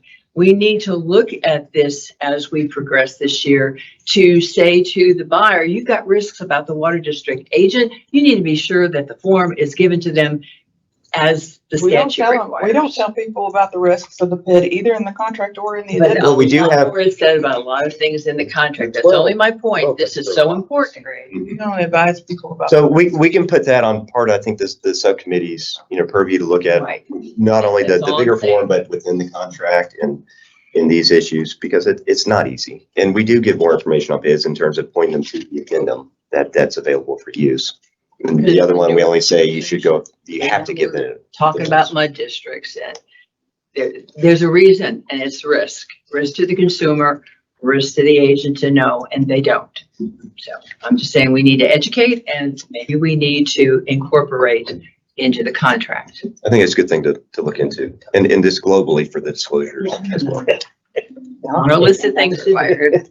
Okay, so then if we go forward with the comments here, we've made clear I'm on page 7, Barry Hardman's comment about it's not a PID, not to be used for a PID, so we've addressed that. Going to page 8, I believe we've addressed all of these comments, unless anybody sees something. I do. Mitch Rainey makes the comment that if this is intended for use by the general public, they will not even know where to begin. I don't know that, I don't agree with that statement, but it brought up something to me. And I mentioned this to John a little earlier. We have a newish disclaimer on all the track forms now. I feel like this is newish, the new box, when the logo changed. I don't know when this changed, but one of the things it says at the very bottom is these forms are intended for use only by trained real estate license holders. And that is not true. Good point. That's a pretty old disclaimer. I think that's also Well, on our website as well. Okay, whatever its age is, that is not true. And especially on the seller's disclosure notice, it should not be on there. And because they shouldn't be touching that form at all, and it shouldn't be on this. So, and it also says it is not suitable for complex transactions. That also is not true. As specifically to this, and I'm also thinking about the seller's disclosure notice. It is what it is. These are required. So either we need like a second disclosure that doesn't have this information for things, but I think that statement of it's only for use by trained real estate license holders is inaccurate. I mean, Right, we're telling them they shouldn't be the ones to fill it out. no, you're missing. My point is, I mean, part of the agency's requirement is to create promulgated forms for use by license holders, but they're for use by the general public. They are for use by the general public. They're available and they're recommended by the state of Texas to use those as opposed to making up your own stuff. So there's a longer disclaimer, which I think this is taken from our website. But it says, as public records, contract forms are available to any person. However, track contract forms, I'm skipping some things. Yeah. And are intended for use primarily by licensed real estate brokers. And primarily is different than only. I like that. And we could either, I'm just saying this disclosure on this form and then also the seller's disclosure form, this is concerning. Where did that language come from? Is that something that's just come up with in the past at some point? It's been there for decades. It's not set, we don't have any rules or anything that we're copying. Yeah, Ron. It's all Ron's fault. It's in there. Probably before I was born. But no, it probably wouldn't hurt to look at Go down. that sometime. Okay. I'm gonna make it bigger. Okay, yeah. Now look, my friend just pointed out to me something that my assumption was wrong. Write it down. I just said it. My assumption was wrong. On the seller's disclosure notice, it is a different disclosure, and it says this form was prepared by the Texas Real Estate Commission in accordance with statutes, and it's to be used in conjunction with a contract for sale of real property into after such and such a date, and it just has our address and the form number, and it doesn't say anything about who's supposed to use it or whatever. So that's a different disclaimer, and I don't know if Ron made that one up too back in the day. No, I think those were normally done by the general counsel's office that just simply said, who should be using these forms? Basically, answering that question. Since the goal today, I think, is to push forward a lot of these forms we've been working on. Right. Do we want to go ahead and make the change from only to primarily and stick with that language? Or do we want to go any further and remove it altogether in terms of the instruction? Well, I think for this form, if you want to make a change on this It's not form, I think primarily. then to look at those. This is not used at all. I know, but I'm just talking about for this form, I think we can make a quick change on this form if you want to, and then look at it in more of a global sense for the contract forms. Well, we are pushing forward right today, hopefully, the the other changes we've made. I'd take out that whole sentence, John. I mean, I don't think primarily is good either, because really, we don't want the agent touching this. Yeah. We don't want the seller. I'd take out that sentence. Track forms are, take that sentence out. But I would like to look at that for the other contract forms. If we want to push the other contract forms today, that's fine, but I'd also, yeah, I'd just take out the sentence, track forms are not intended, blah, blah, blah, and then it is not suitable, blah, blah, blah. I think the question is, for this form right now, since we're on this topic, maybe look at it in whenever we bring up the contract form. Sure. Yeah, okay. So I'm okay with removing the sentence as well. 2 sentences. The track forms are intended for use only by trained real estate license holders. Take that out. I think the no representation is made is fine. I think we need that. Okay. But the next one, it is not suitable for complex transactions, has to come out. I'm okay with that as well. Any other contrary thoughts? I'll just add, this was taken from the PID addendum as well, just like we took the format of the form basically, so that. Then we need to fix it on the PID addendum the next time the PID addendum gets done. We need to make a note about that. So we're taking out That. the 2 sentences that say, expect approval rights this form only. So starting with the, track forms are intended, and then the last sentence is, it is not suitable. That's why I said, Right. great catch. So, I don't know, when we're finished, I have one more change. Finish the comments. All right, so we go back to the comments. We've now have gone through page 8, page 9. I believe this is the same as well. And we have page 10. He likes the form, but wants it to contain, so this is Ross England's comment on page 10. Likes the form, but wants it to contain more information. Cost impact on the buyer's decisions, which I don't think we want to get into this, but it does highlight a comment made earlier about what's the importance of this form and why is it required? Because it does have a big financial impact. And I think Ross, if I recall correctly in his comment here, goes into a lot of how that impacted him personally in one of his purchases. So it's a good case in point. Then we go to his comment, goes for a couple pages, and next one is page 12. All of these comments are in line with what we've already gone over. There is one point pointing to HAR. Does anybody here, do you use the HAR form yourself? They took it off last year because it doesn't comply with the state legislature. The wording was incorrect back in August. And we've had a form for the water districts for decades. And it was 3 forms got into one, and it was a blessing that there was going to be a form that the water districts would provide because the agents were taking the information from the water district. There is no longer an HAR form, but in our area, we have been very aware of water districts for decades. And the local associations provide not only the form, but actually information on their website. They have great guidance there. HAR has great guidance on where to find the information, where to fill it out. It really is a step-by-step guide that is very helpful as far as an educational tool.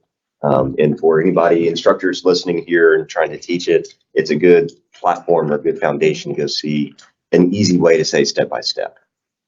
All of the comments that we've seen coming in and the use of the word overwhelming, even with a form for decades, agents always felt it was overwhelming. So I'm glad it's gone.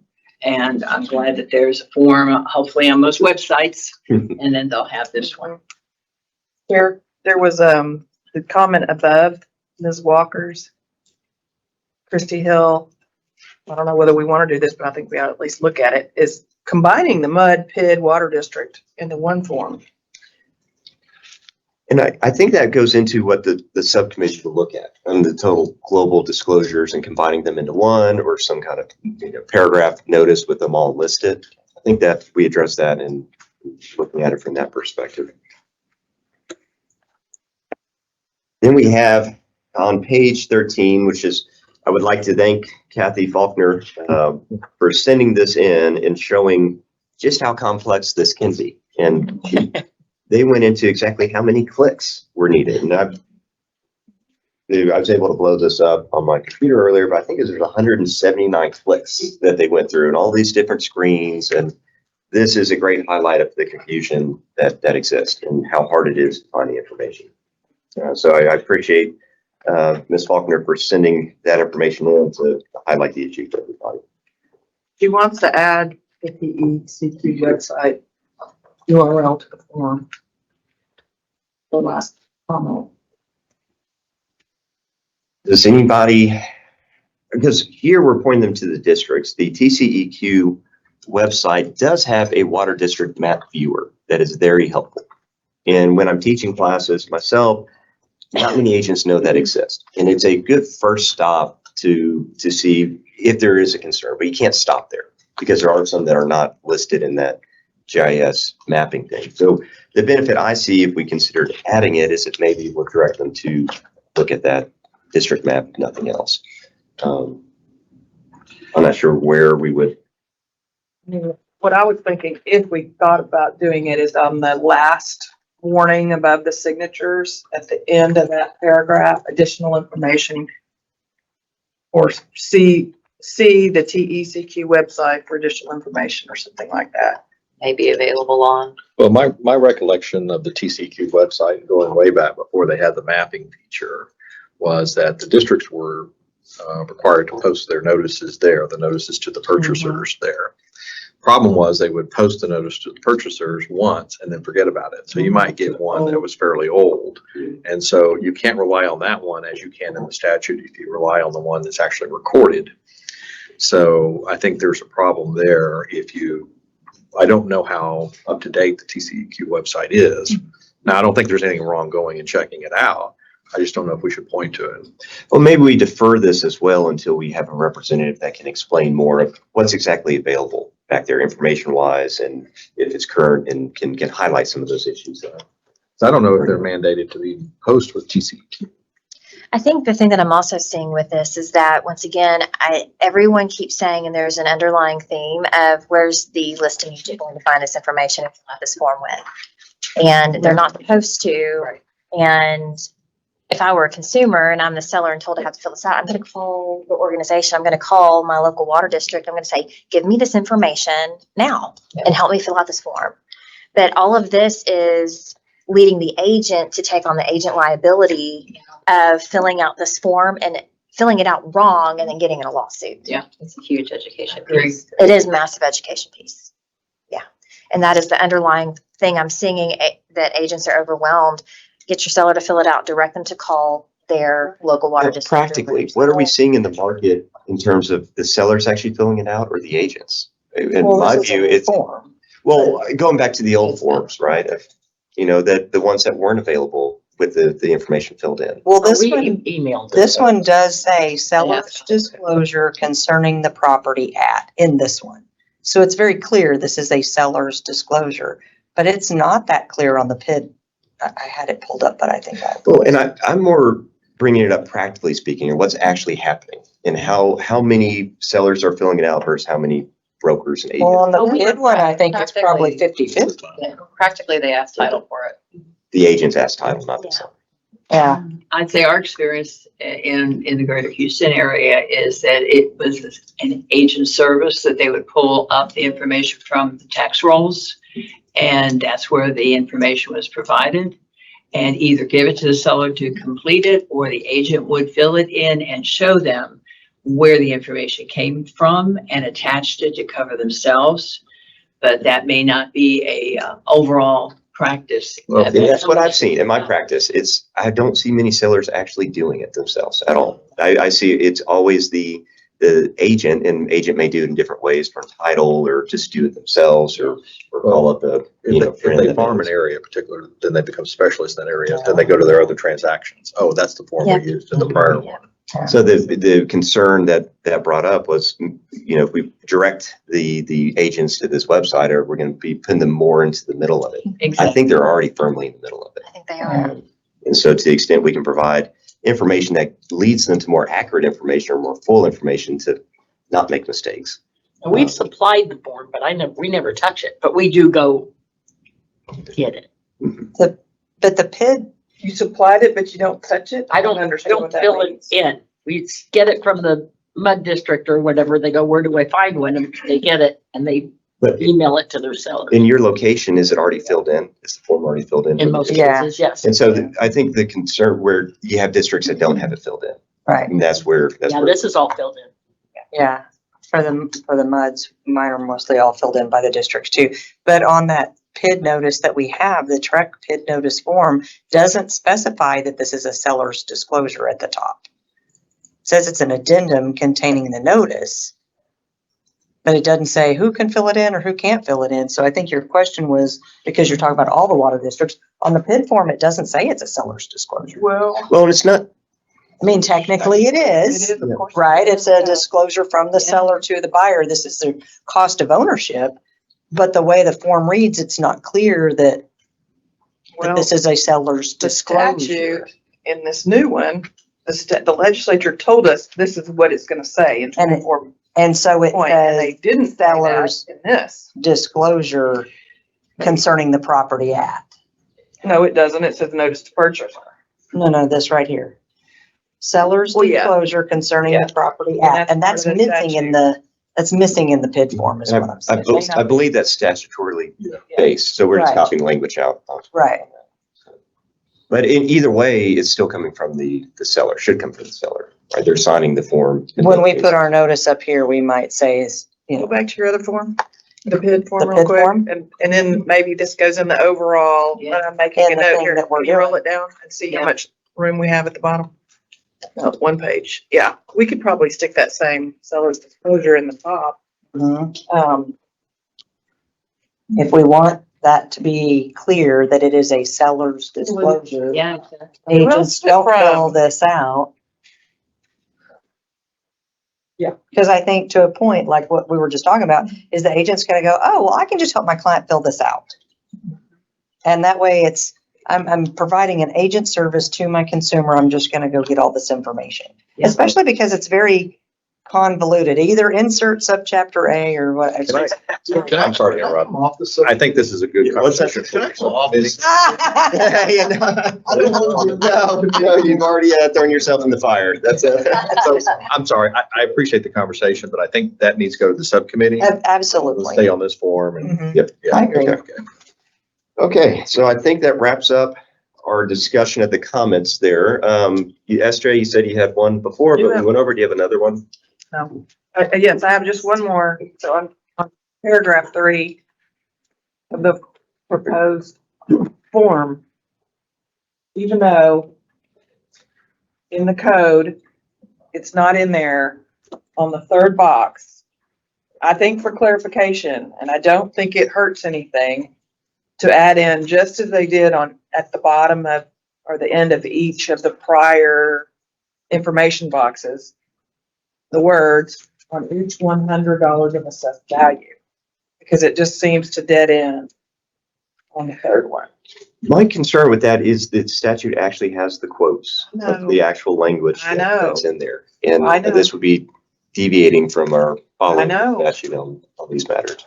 I know, but I think it dead ends, and I think it would be helpful for the consumer who's filling this out to have that. If we're, Does everybody know where SJ's talking about here? Is it possible that because the district has not yet imposed the assessment, but the projected rate or amount of the assessment is it possible, because I don't know, that it'd be on a that it different would just, well, yeah, that it would just be a $500 flat fee and it wouldn't be based on $100 of could this. be. I don't know If the it's answer. an amount of assessment, it would be without. If it is a rate, it is on the 100. Uh-huh. Second option is. It needs clarification. Last year was. But I agree, if it is the Legislature. assessment, it could be just, The same concern she has. but it also might be the Yeah, assessment but it's, could be on the 100. So maybe where it says rate amount, we should be writing in, blah, blah, blah, blah, blah, per $100. Yes, you should. Yes. Maybe the blanks just needs to be a Do you little think, longer. a seller's gonna do that? No, but Okay. Well, I don't I'm know. suggesting that might be what the intent from the legislature was. I think it was a miss because somebody at the legislature didn't go all the way, think all the way to the end of that Well, sentence. I don't know enough about how the districts calculate assessments. And when you say a rate of assessment, I'm presuming, my presumption is you're correct, that it's probably based on $100 per valuation, but I don't know if that's true all the time. I agree with that comment, but just 2 lines above, it says assessments. Oh, I know, I agree with you. I understand that, but I'm just saying, I don't know if there's a different rate. I mean, HOAs come up with all sorts of interesting fees, right? This is not for HOA. So I know, but No, I'm with you. But this is not for fees either. This is only for assessments correct. and tax rates. Right. I just think it would be helpful to our person. Here's a question. No, What if we take- use No, parentheticals? let her go ahead. Go ahead. Parentheticals? You just go right ahead, Shay. I didn't mean to interrupt. My point was just I agree that I think the legislature, I don't disagree that it may not always be accurate what they draft, but I think we just need to follow what it says. And I think we're wasting a lot of time on it, but. And this also too, I think we can bring up, because I have the same thought. I think we should stick with what the legislature had. I think it might be accurate as is on top of it, but I would propose, so we don't waste more time on it, to, the subcommittee can look at that too as part of their, as part of the notices, right, to clarify and whether to add language in or not. But I think we go down that slippery slope if we start modifying forms like this that the legislature quoted for us to use. Okay. I have 2 other little comments. There's 2 places that say check only one box. I think it would read better if those were moved to the next line above the boxes. It don't seem confusing to leave it in there under tax rate and then under assessments. And I know we're getting close to the bottom of the form, but I So- think it'd be helpful. To move only the parenthetical down. Correct. Well, that's going to change your formatting too. So you'll go to 3 pages probably, right? Probably not if we look at the back, because that was counted in our adding the lines. But I'm okay with going 3 pages. Break it I out. don't think we ought to go 3 pages. But You can, if it's possible, we do that. At least on the first one. I think the second one is only 1 sentence, but at least on the tax rate. Now, I will say our standard formatting we have in the contracts does it the same way here. So the 1 to 4 and everything has it at the end of the sentence, not the next line. Well, could I make one last comment on paragraph 7? The partnership agreement. There may or may not be it. There rarely ever is. And so I think that's a place where you'd say check if applicable. Is the actual check one box in the No, statutory form? no, but the form No. does say, the statute says that you may delete any provisions that are not applicable. Well, why wouldn't they just write none? It'd have to be the tax. Or is there city name? Within done? the city. the city of Nunn. I'm buying property in Austin, so I'm gonna write in Austin. It's even there. And we can't, sticking with our not modifying the form, we can't write in the district is or is not, right? Well, we So- could add a check. could. I don't know. We could add a check spot. Well, I don't know. Yes. The district has or I has think you not. could. Right, so there's no, How does the consumer I think the- answer that question? The about check if strategic applicable partnership seems better. Yeah, you have to include what's in the quotes, but you can add things before it. Well, what if we put a parenthetical after a line, if not applicable, insert none or not applicable? Still saying. So it's an instruction. If none exists, insert NA. Mm. It's just an instruction. How about if we just put check box if applicable in the very beginning, and they either check it that it's applicable and then they fill it out or they don't, Yeah, I like that better. which matches 6 above more or less. Check only one box if applicable. check, and then Check they if check if applicable. applicable. Check if Mhm. applicable.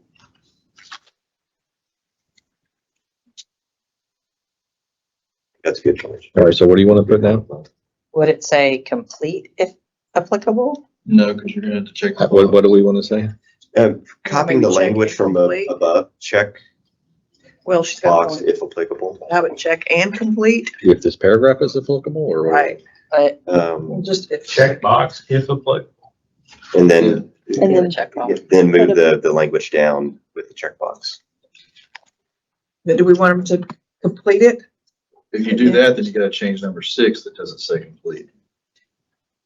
Well, that's because you pick one or the Yeah, other. there's check boxes and then, Like we did. I Yeah. don't think But they still could just check it and not fill it in. What you're trying to do is fill it in.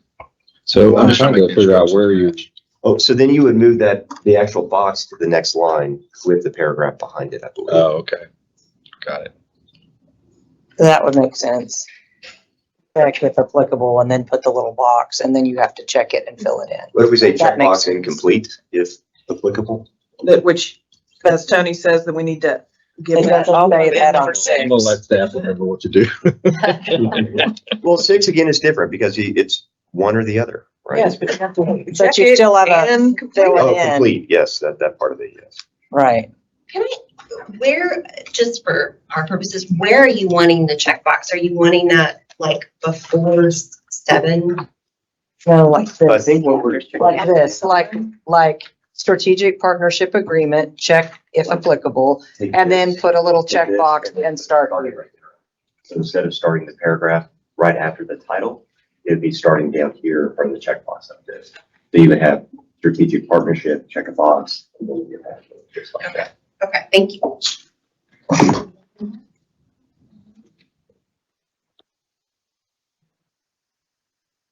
It's immediately after the title. On the next line. Oh, yes, that part. Immediately. So we have the title, strategic partnership agreement, then they'll say checkbox and complete if applicable, and then you'll indent, right? Correct, that would go down and that would look like paragraph 6, Okay. and where the checkbox starts.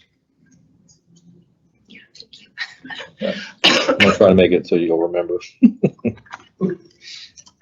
And just to confirm, we don't believe that's substantive, making that change.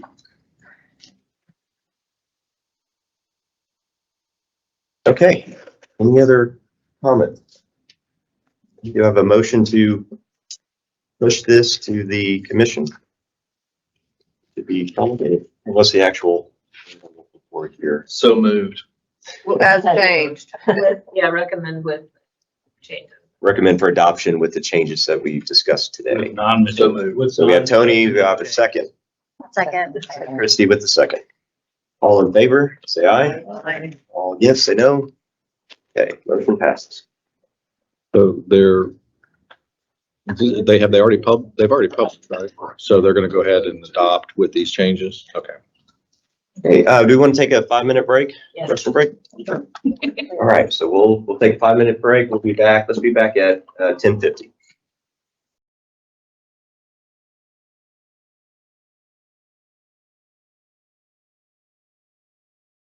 The record here, so calling back to order at 10:54.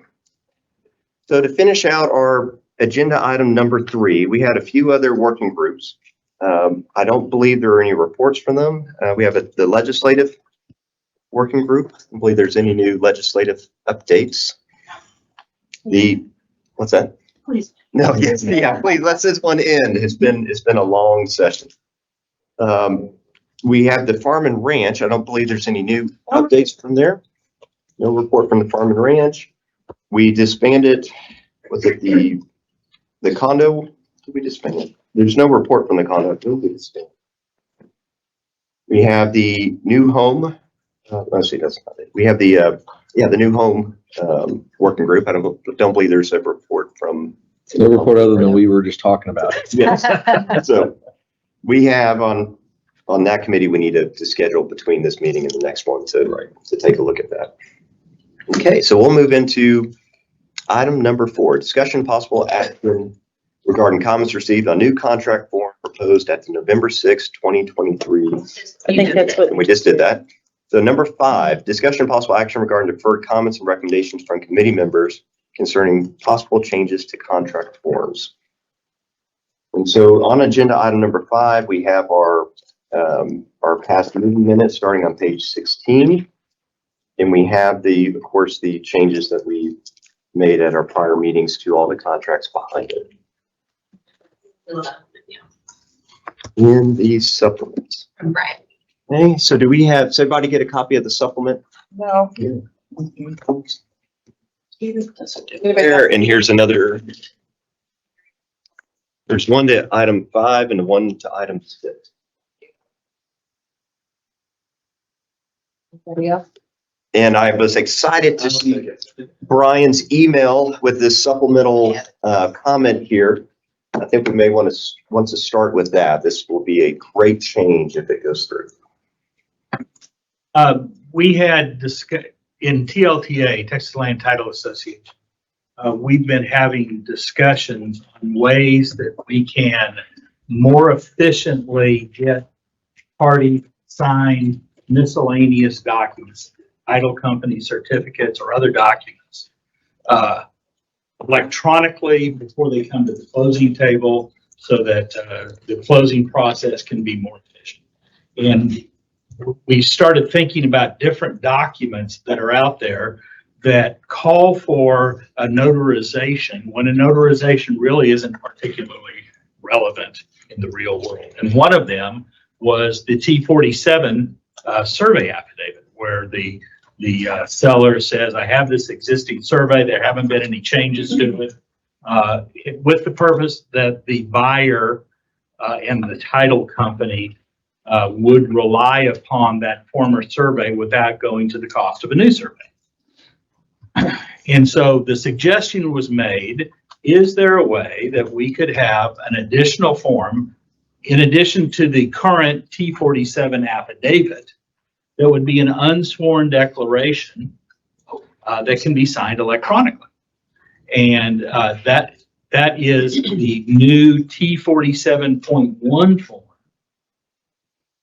that has been proposed to the Texas Department of Insurance. They have entered a preliminary order adopting that for its adoption.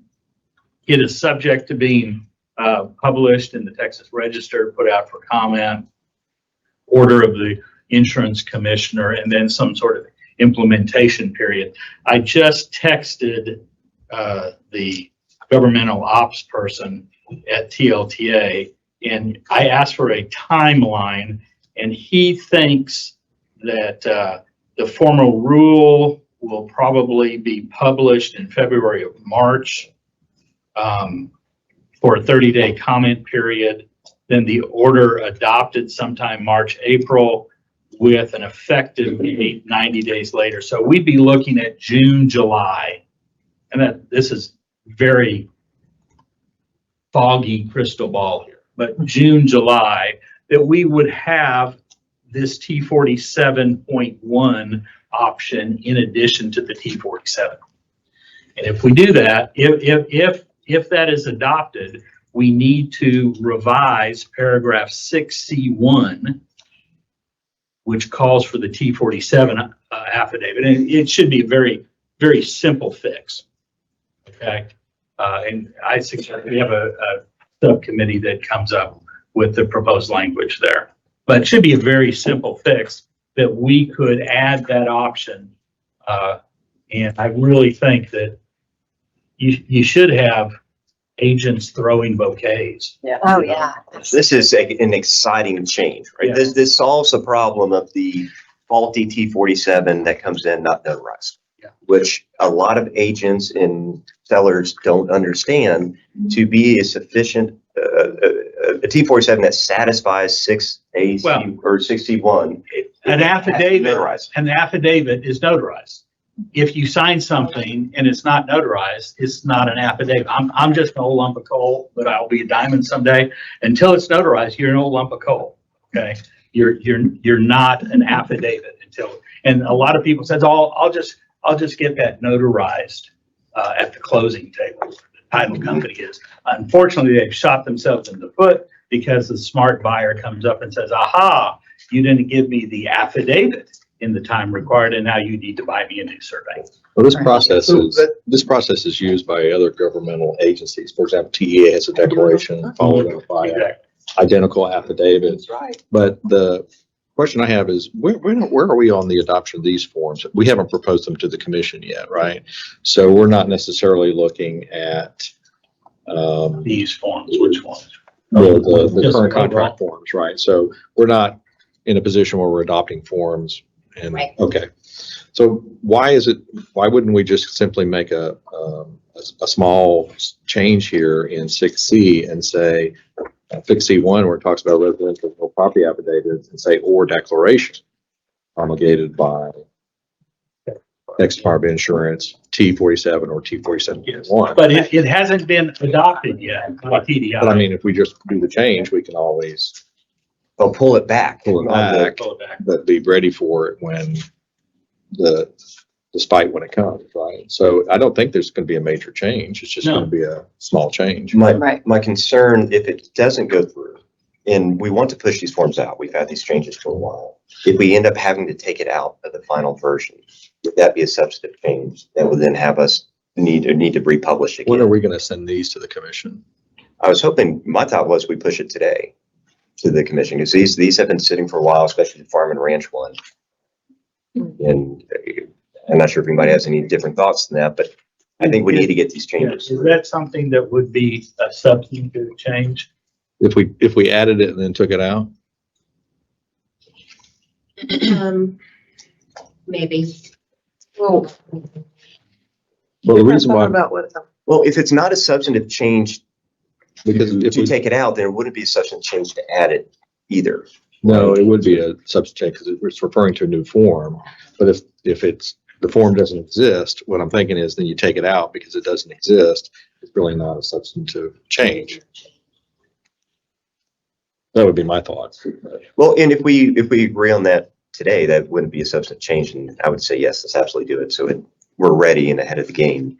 But if we push these forms out and then the forms are adopted and T47.1 is adopted in June, that's not a good thing. So we have to wait to get these forms adopted by the commission until after T47.1 comes out. Exactly. well, and you also just created a new subcommittee to look at things, including the checklist in 2020 and 22 and the related notice of. I think that's going to take several meetings to hash that one out. I don't think the subcommittee is going to come back with something that we jump right on. I think that is, if I looked at the crystal ball, going to take a lot of discussion. And I wouldn't want to hold up these. I forgot the last time that we actually pushed these to change, but I know the last two meetings we said we need to get this done. And so what, and I would suggest making the small change, right? And then, letting that go, because it sounds like, I can't imagine if TDI's already preliminarily approved it. Right. We're hedging our bets here pretty well that they're not going to approve it. so you want to look at drafting language? Yeah, we're just in 6. And we are on page, if you want to see the hard copy, page 30 of the materials. It's 6C1. Yeah. That's right, it's in all the contract for Mary, yeah. I think except the condo, right? Correct. Are you saying on the condo one? No, No, I'm just pointing out, so if you wanted to look at the hard language, there's an example on It's all, page it's the same on all of them. It says within blank. One. Okay.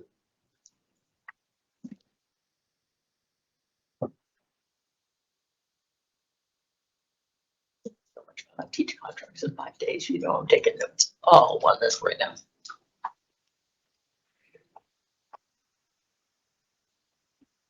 It's called.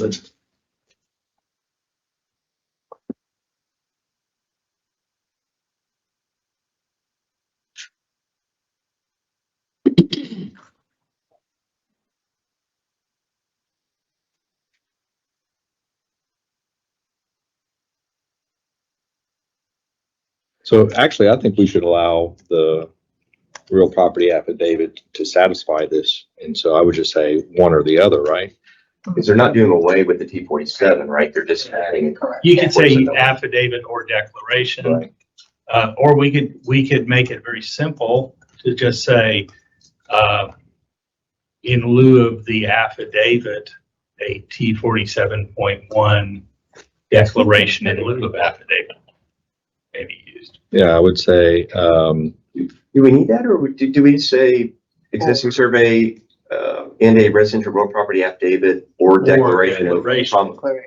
And then can't we just put in the parentheses T47 or T47.1, yes. referring to the actual?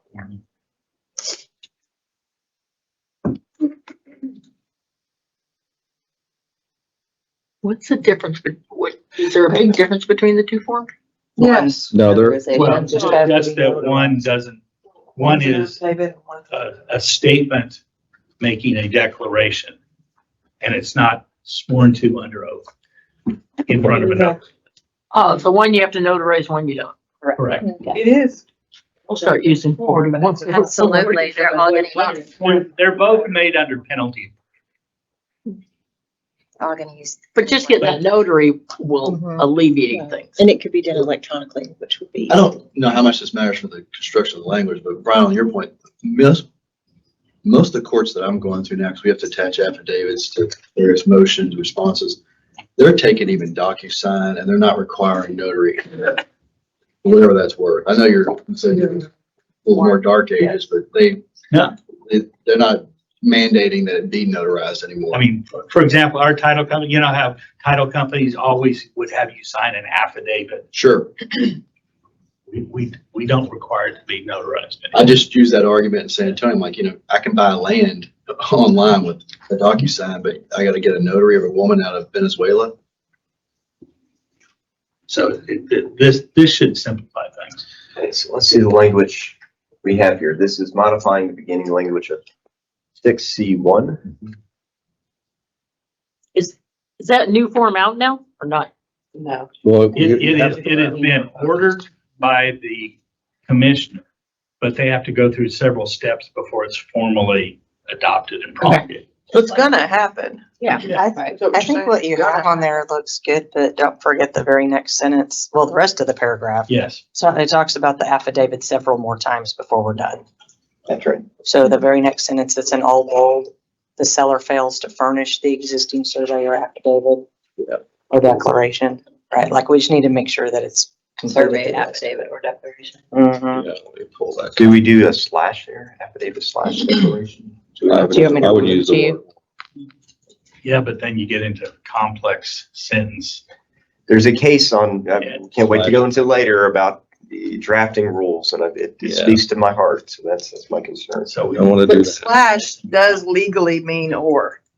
That is the correct use of a slash. I would avoid it. Survey, comma, affidavit, comma, or.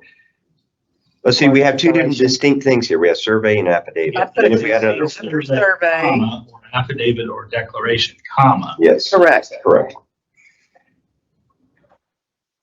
And that fits in with the case we'll go over later. Proper time not to use Oxford. One of the very few. Well, it actually should be, it's this, it seller fails to furnish the existing survey. Comma, Comma. No, oh, it is. Okay, you're right, because I was thinking. Affidavit or declaration, comma. right. Well, he wants to do declaration. No. Nope. No, you can't do that. No. And let's be consistent. So is it affidavit first and then declaration? Yes. So then do that. Survey. Well, the declaration comes first, right? The declaration will come before the affidavit. Why? What if we had a numbered list? Why? No, Well, and you may not do See- that. Have it, no, in the Scratch section above it's affidavit or declaration. Scratch I declaration. think he was saying.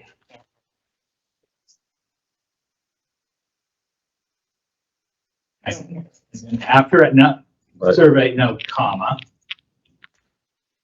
Or affidavit or declaration. comma.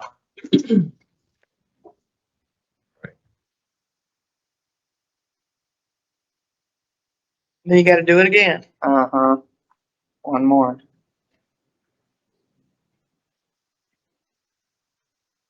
You got some kind of big knot in Yeah. front of sellers. It was the box. Oh, So You gotta put a one comma. more. I don't think this comma belongs there. No, it does. It does. It does. It really does. Because then if you have, if you have an affidavit, but not the declaration, you haven't satisfied the clause, you don't include that. Right. Or you give the affidavit, but you don't give the survey. Yeah, it's requiring Yeah. 3 different things if you don't have the comma, as opposed to Right. just 2 different different things, one with an option. I heard you discussing the word or, but I couldn't hear everything that was said. And there's confusion over the word or by agents when the survey, and I believe we teach in the legal 1 and 2 that the affidavit and the survey are presented at the same time. And the or makes it sound like you could present one or the other. Is there Oh, yeah. a reason? What if we say, to clarify that, if seller fails to furnish both and then do a little I, the existing survey, or double little I, affidavit or declaration? That would be so helpful. That would be.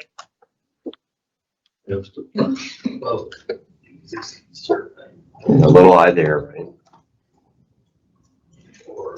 That's right. Or and. right? Well, it's either Instead of or, if he fails to satisfy either or. Well, they need the survey plus one of the affidavit or declaration, so I think you need an and there, and then you leave the or in between the other. But it's not and, it's or. No, If he fails to deliver just the survey. but we changed it now to if seller fails to furnish both the, Survey. survey and Okay. That would be great. Yeah, That's a good point. okay. Confusion. So you wouldn't, You want to say? well, There you yeah, go. if you're gonna do the little eyes, you do need the comment. well, we had the, Oh, you already have the already in front of the. Okay, you don't need to be there. And I Actually, think we can remove the comma as well. the way we should do this is move this up front before the if. Because you have stuff following the 1 and the 2. I agree.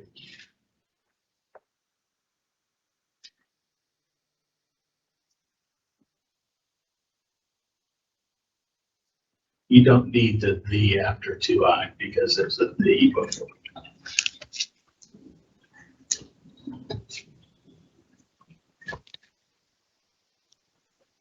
That should be put, this should be within the time prescribed. Period. Within the time prescribed.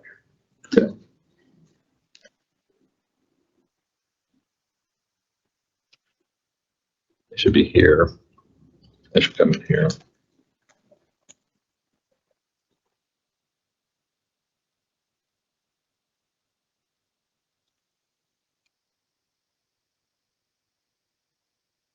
Be within the time.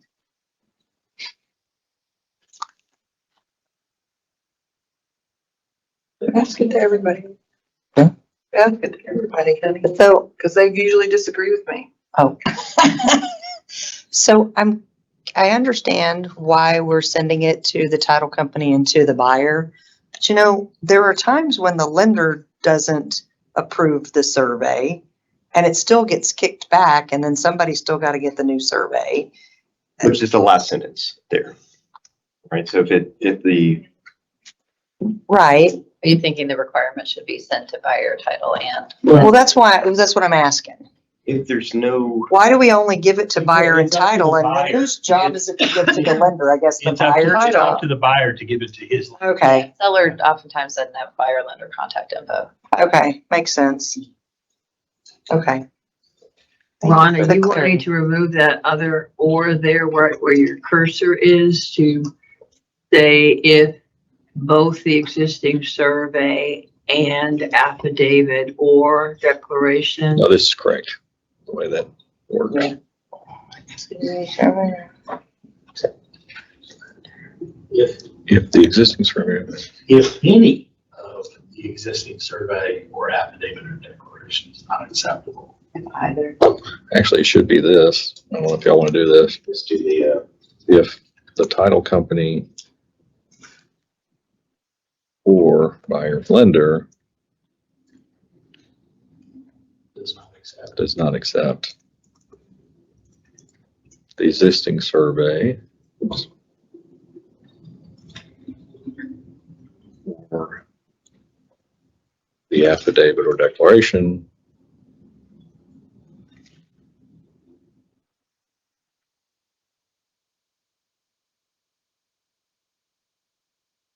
Yeah. This fixes something that has just bugged me for years. A little nagging thought in the head. Do we need to, or can we take out this comment here? That survey?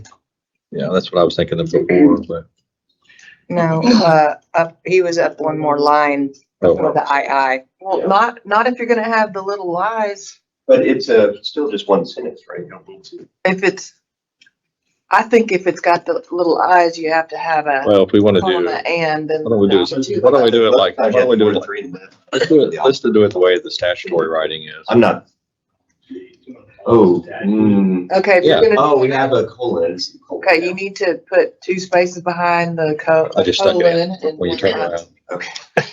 Sneaking it in there. stick another space behind V in front of your first. We're here? Nope, the real colon. Yep, behind the Colon, space. Add a space. I had a space there. Yep.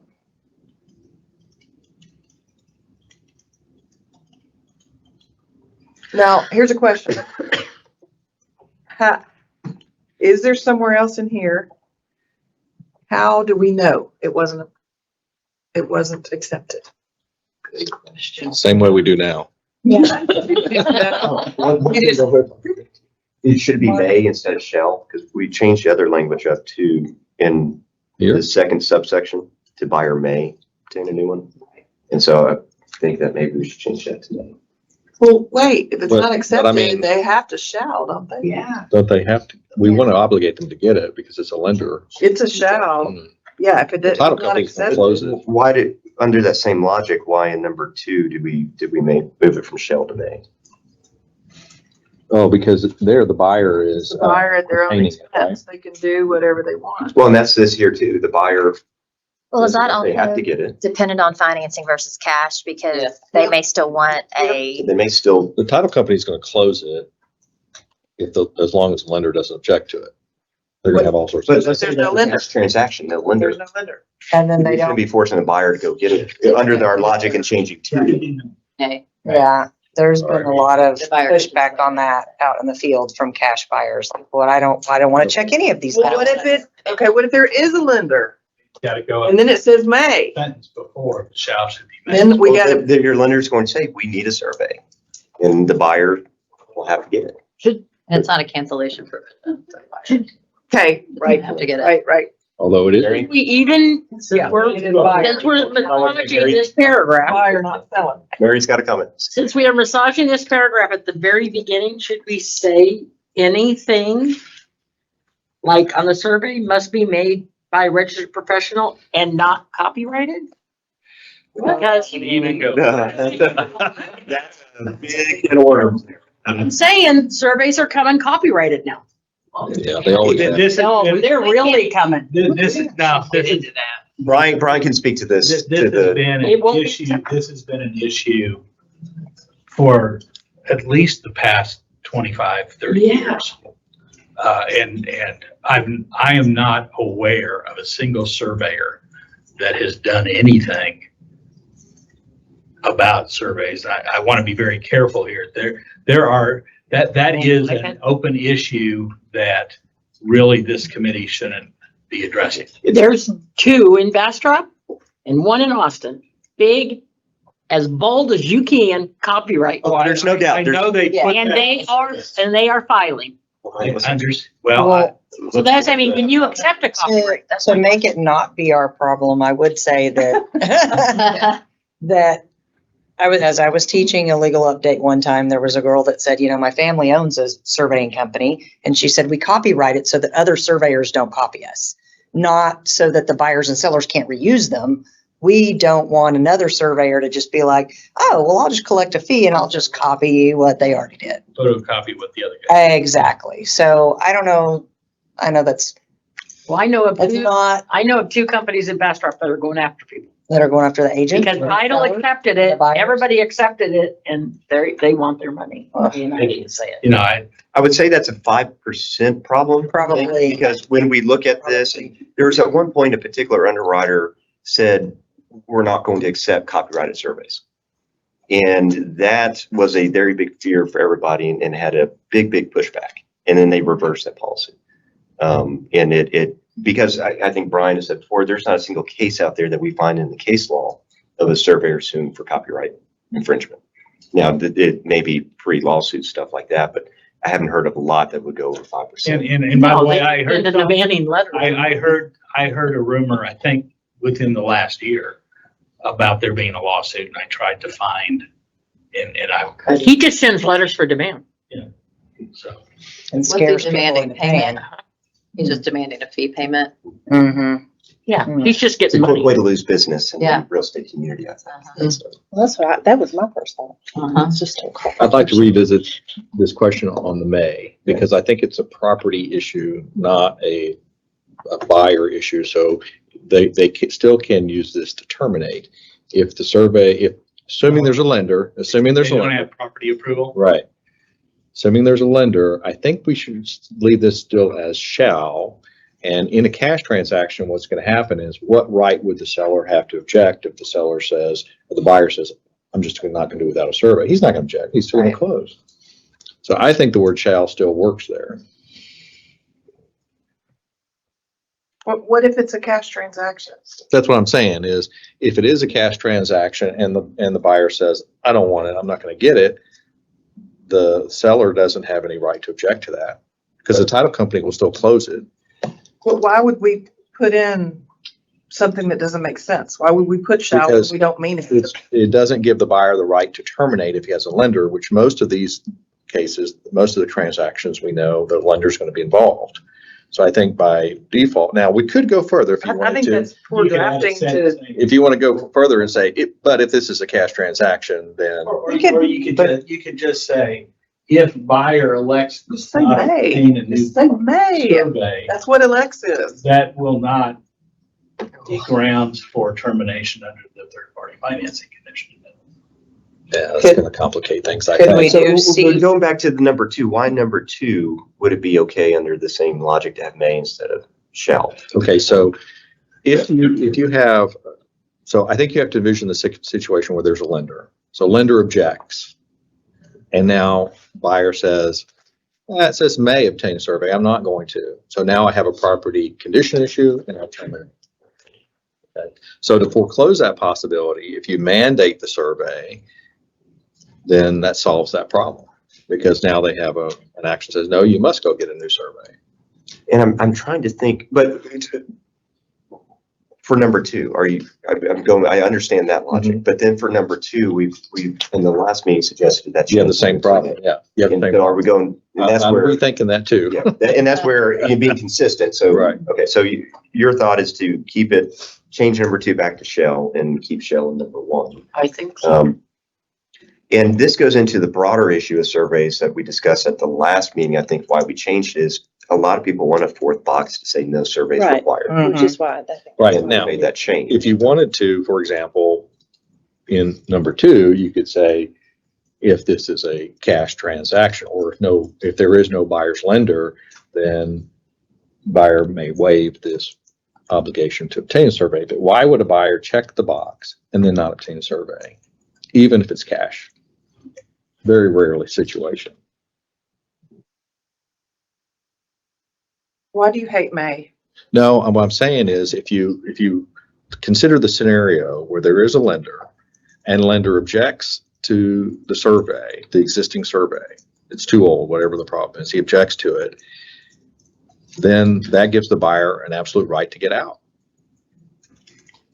If he doesn't obtain, if he chooses not to obtain the survey, but by requiring him to get the survey, then you remove that right to get the buyer to get Maybe out. that's what the parties want. No, I don't think Here's a that's what I couple, want. one thing that cuts against it is there's still a time period in which to object, right? So the objections to well, I guess that's property approval. I'm thinking of the Right, objection 60.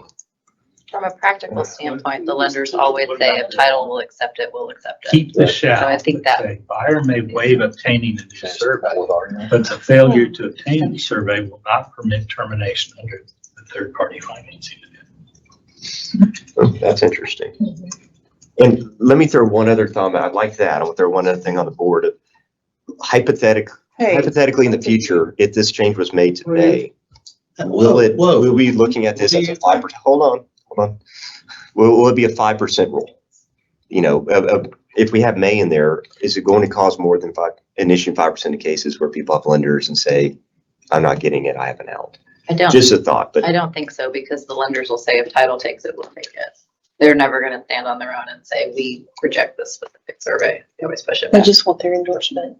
but I think going a step further, if they reject it and then there's no obligation for the buyer to get it, then it creates the out under their party, which may be this language that, Brian, if you want to say again, I don't know if there's Tony's something we need to get. Type this to look at it. The buyer may waive obtaining the new survey. We keep the shall. Buyer may waive obtaining the new survey, comma. But the failure to obtain the survey will not permit termination under the third-party financing.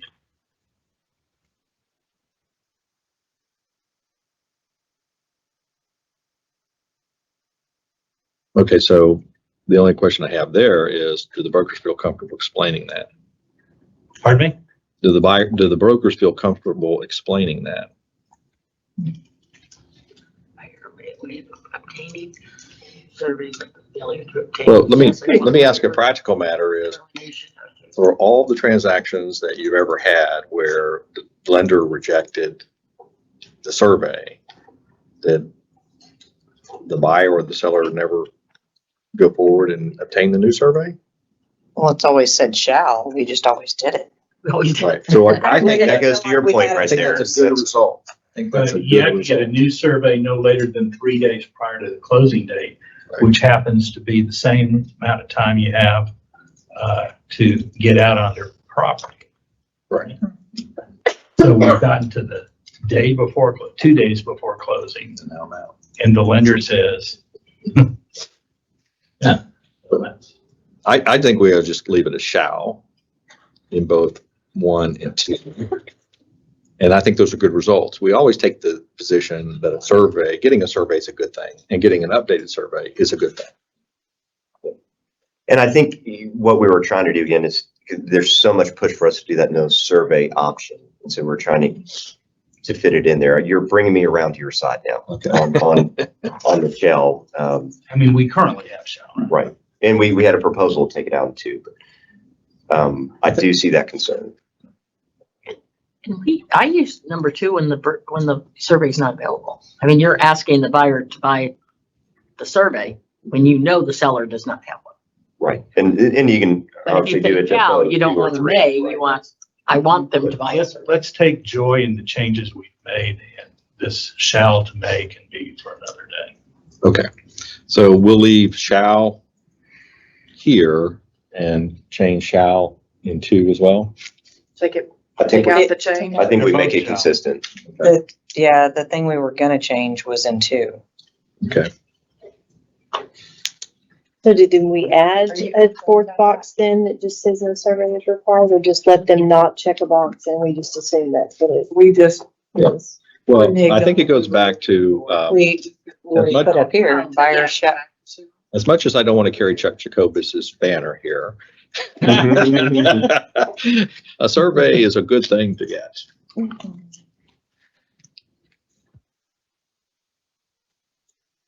Yeah, I think we, as a committee, weren't comfortable with making a 4th box, as some have requested. And so that's why we did the middle of the road approach with the shall to may. And Ron now has brought up good reasons why it really should be shall. So, So do we put a 4th box? I'm still firmly the camp that we don't. I agree. What is the rationale behind not doing that 4th box? Getting the survey. We don't need no. Yeah, it's that buyer waives survey, which then means if they've got a lender, they can't get coverage, they can't get additional coverage either, it's risky for them. And they're just gonna check it because it's a box and it's a fee. And was the question originally brought up because on a cash transaction, if a buyer didn't want one? So does that being there give that cash buyer a clear option to say will not be required? Well, that was the only thing that was there. So I think if, go ahead. Oh, what if we had the middle of the fourth box, but with the language that Brian drafted?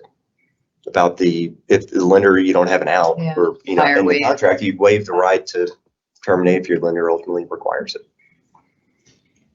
Is that the middle, that's our concern, right? Is a buyer saying, checking a box and thinking, I don't have to get a survey, Remember, and their lender says later on. Remember, the change we did agree to is C2, we changed shall to may. Now we're changing We're it back. changing it back. In C2, Yeah. Yeah. It changed. Yeah, that's what. Because it's the same concern as we have in C1.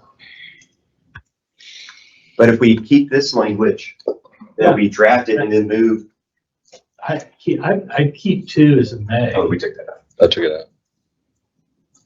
and then we could add the waiver language. Without having a fourth one. Yeah. So that's, I like that too. Well, why don't we just say this, if lender, wait, If buyer fails to obtain a survey, they won't be able to take advantage of 2B. In essence, right? That's what we're trying to get out. You can't object and get out of Buyer's contract. failure to obtain the survey will not permit termination of the third-party financing.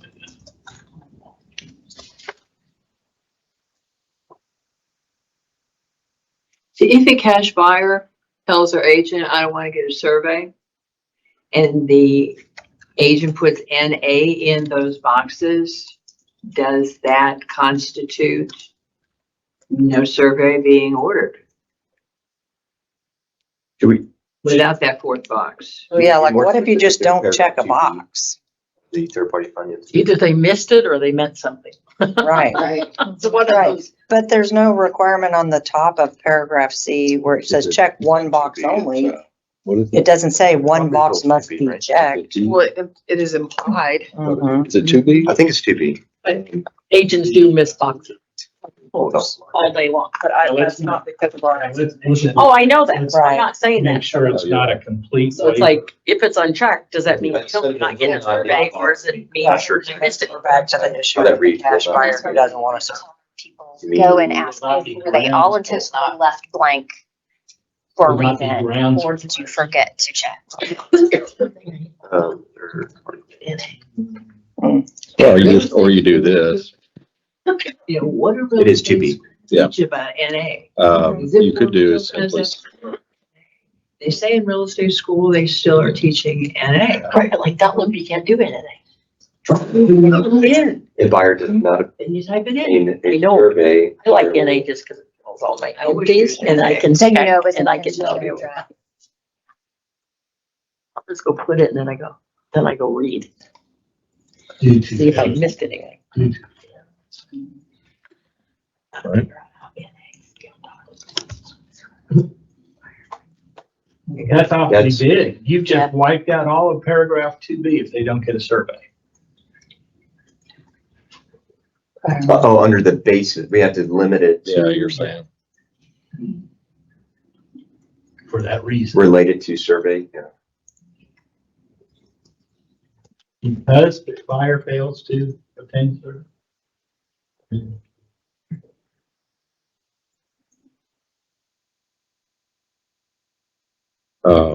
And this is really what it is because of a lack of a survey, right? I don't know, that's not the right word. Because a survey was not obtained. Right, there you go. Buyer may not terminate the contract or Under Can you help me understand if we're keeping shall in that too? Why do we need a sentence? well, I think we're everything putting it back to May, Okay. because that was the change that was proposed anyway. Okay. Now, Yeah, on the last line, you take out if buyer, right? it doesn't read Let's right. start with that. If buyer fails to obtain survey, buyer may not terminate the contract under paragraph 2B because of Or may not terminate. because of survey related issues, basically what we're saying. Solely because.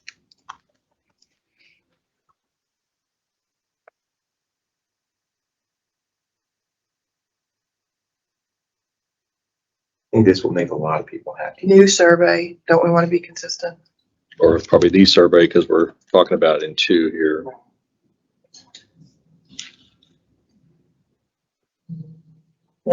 But 2 is all about getting a new survey. I'd say new, but All right.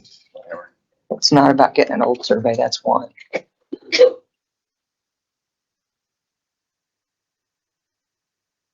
well, it does say B in the second sentence also. That's correct. Yeah, I like that. You can be consistent. I think that's a really good change.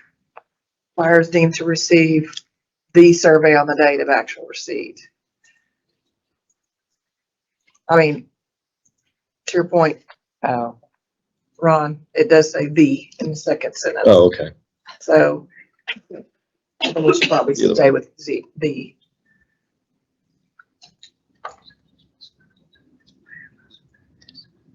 Is this gonna freak out the agents? No, Brokers? no.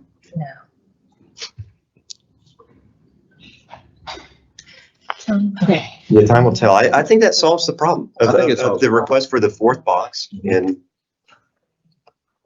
that's a great way to split the hair. If you don't want to buy it, then you can waive it, as long as your lender lets you, right? And a succinct way too. Okay, is everybody okay with that language? Hey, can I say one more thing about the T47? This is just for informational purposes. Both the 47 and the 47.1 do have one change.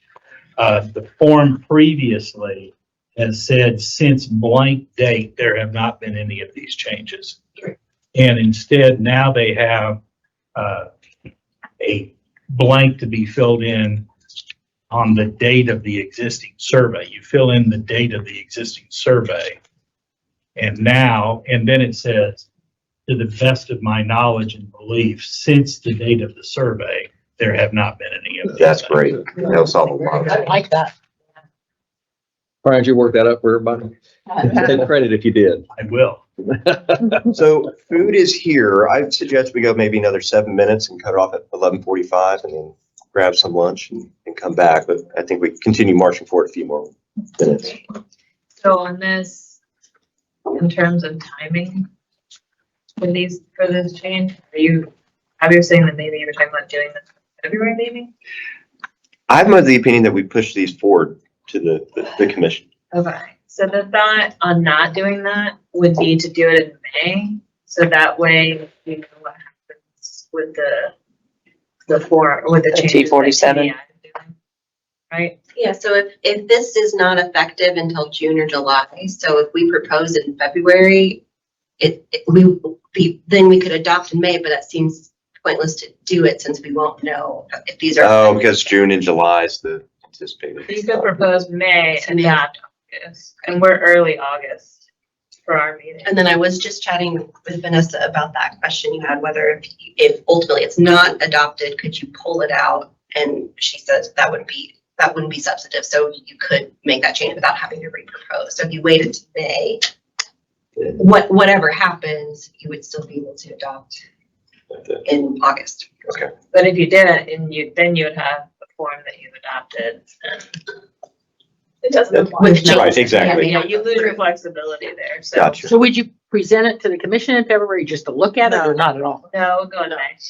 Could we, and then we could make changes again in our April meeting, either if the subcommittee or if anything else comes up. And the reason we would push forward is just because we're sick of waiting. We've been waiting for approximately a year. Yep. We've made good changes. They need to be used. Yes. But there's no.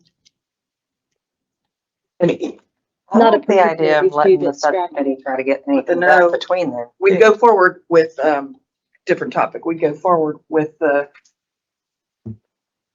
notice to purchase or blah, blah, blah. But the wholesale changes that we're gonna make to all the contracts to straighten them up.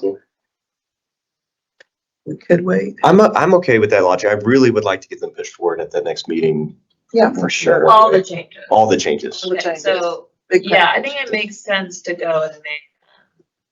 Meaning And just April for do- us. And just. That's April for us, go to the commission. Right, right, that's right. April for you, and then that way this will be captured during and then you'd have August. Can you explain, just because we have some new people, and maybe Yeah, some of us have slept, how that process works? it's my favorite. I know. Actually, it's obvious. So if these contract forms are all tied to our administrative rules, which have the effect of law, on our, especially on the one, especially on our license holder, in particular, but the forms are all tied, they're incorporated into the rules. So every time you make a contract form change, it goes out for proposal and public comment. And so what will happen is we will take it to the commission at a meeting. We'll walk through all the changes to the forms or highlight the key ones depending on how many changes there are. The commission will vote whether to recommend the changes for proposal. With broker lawyer committee, there's no they just vote it yay or nay. So there's not a yes, but please make these changes before you propose. So it's an all or nothing with the lawyer committee, and which is not always the case with our other rules, right? So it'll go for proposal. The commission would, let's say you're doing February, they would at the February meeting say yay. We would propose at the April meeting. You would have comment. This group would entertain the public comments that are received, which there are always public comments. And then vote either to recommend as proposed or with some changes. You can make changes in response to public comment, like you're doing with the form earlier, the mud form. They're non-substantive. That's okay. Well, I mean, it's not that they're non-substantive, it's that you're out for proposal and you're considering public comment, and sometimes the public comment changes are fine, right? I mean, it's a little bit of a question on substantive versus non-substantive, because if it's a major change that's going to completely change what you put out for proposal, then yes, you're going to re-propose. But if you're making changes that are in response, like none of the stuff you talked about today would be substantive. And then it will go to the next meeting, commission meeting, which in the example I gave would be the May meeting. They would consider it and they would vote to recommend everything for adoption or send it back to broker lawyer committee, which we have seen. And then that's where your contract forms, that's how they change. So the reason that we are, and I will describe us as annoying, Abby and myself, on just making changes without doing a like a rule change, and why we talk about, any change to a form is technically a change to a rule. So you just want to be mindful of doing that, and you can't just kind of sub something in without giving that public notice, because our license holders would not know the change, and you've technically changed a rule without going through the rulemaking process and all that kind of stuff. And I think we are probably on the stricter side of that, and I think Rob's probably nodding his head. But we can also, I think we've gotten some stuff through that we've said is non-substantive. That was good. Coming around. We've set our meetings on purpose to be enough time ahead of the commission meeting so that we can formalize the statutory notice period, giving it to TREC, and then TREC has time to put it out to publish following the statutory notice period, and then it'll close public comment time just in time. The next meeting is when it would go for the next broker lawyer committee meeting. That's right. So they're all timed with purpose. If you are going to go forward in May with all of the changes, then plan on July being like a real long haul meeting. That's the one we were talking earlier, that it's normally a lot more varied. And so when we push out comments in bulk like that, we get a lot of comments back. Gotcha. Those are our longer meetings. And if you haven't, I know a lot of y'all do, I go back and I watch the commission meetings, and it's detailed, and Vanessa, Abby, Chelsea, they do a lot of work. They're in the line of fire up there and do it all. And especially Vanessa with the hearings that she runs on top of all these other duties, and especially this last hearing, it was very interesting. So they are doing a lot of, this is a little part of what they do. And so it's really, they do so much, and thank y'all for everything you do for us, and staying on top, and as much work you put into our committee on top of everything else. So thank y'all for that. Yeah, you guys are easy breezy. It's really amazing. what they are able to do and stay on top of it.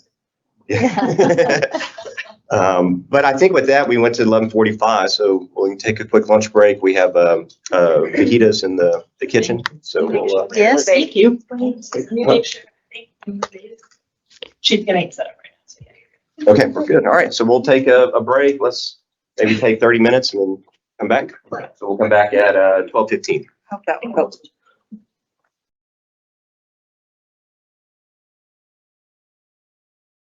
On the record here, at reconvene at 12:17. Let's see.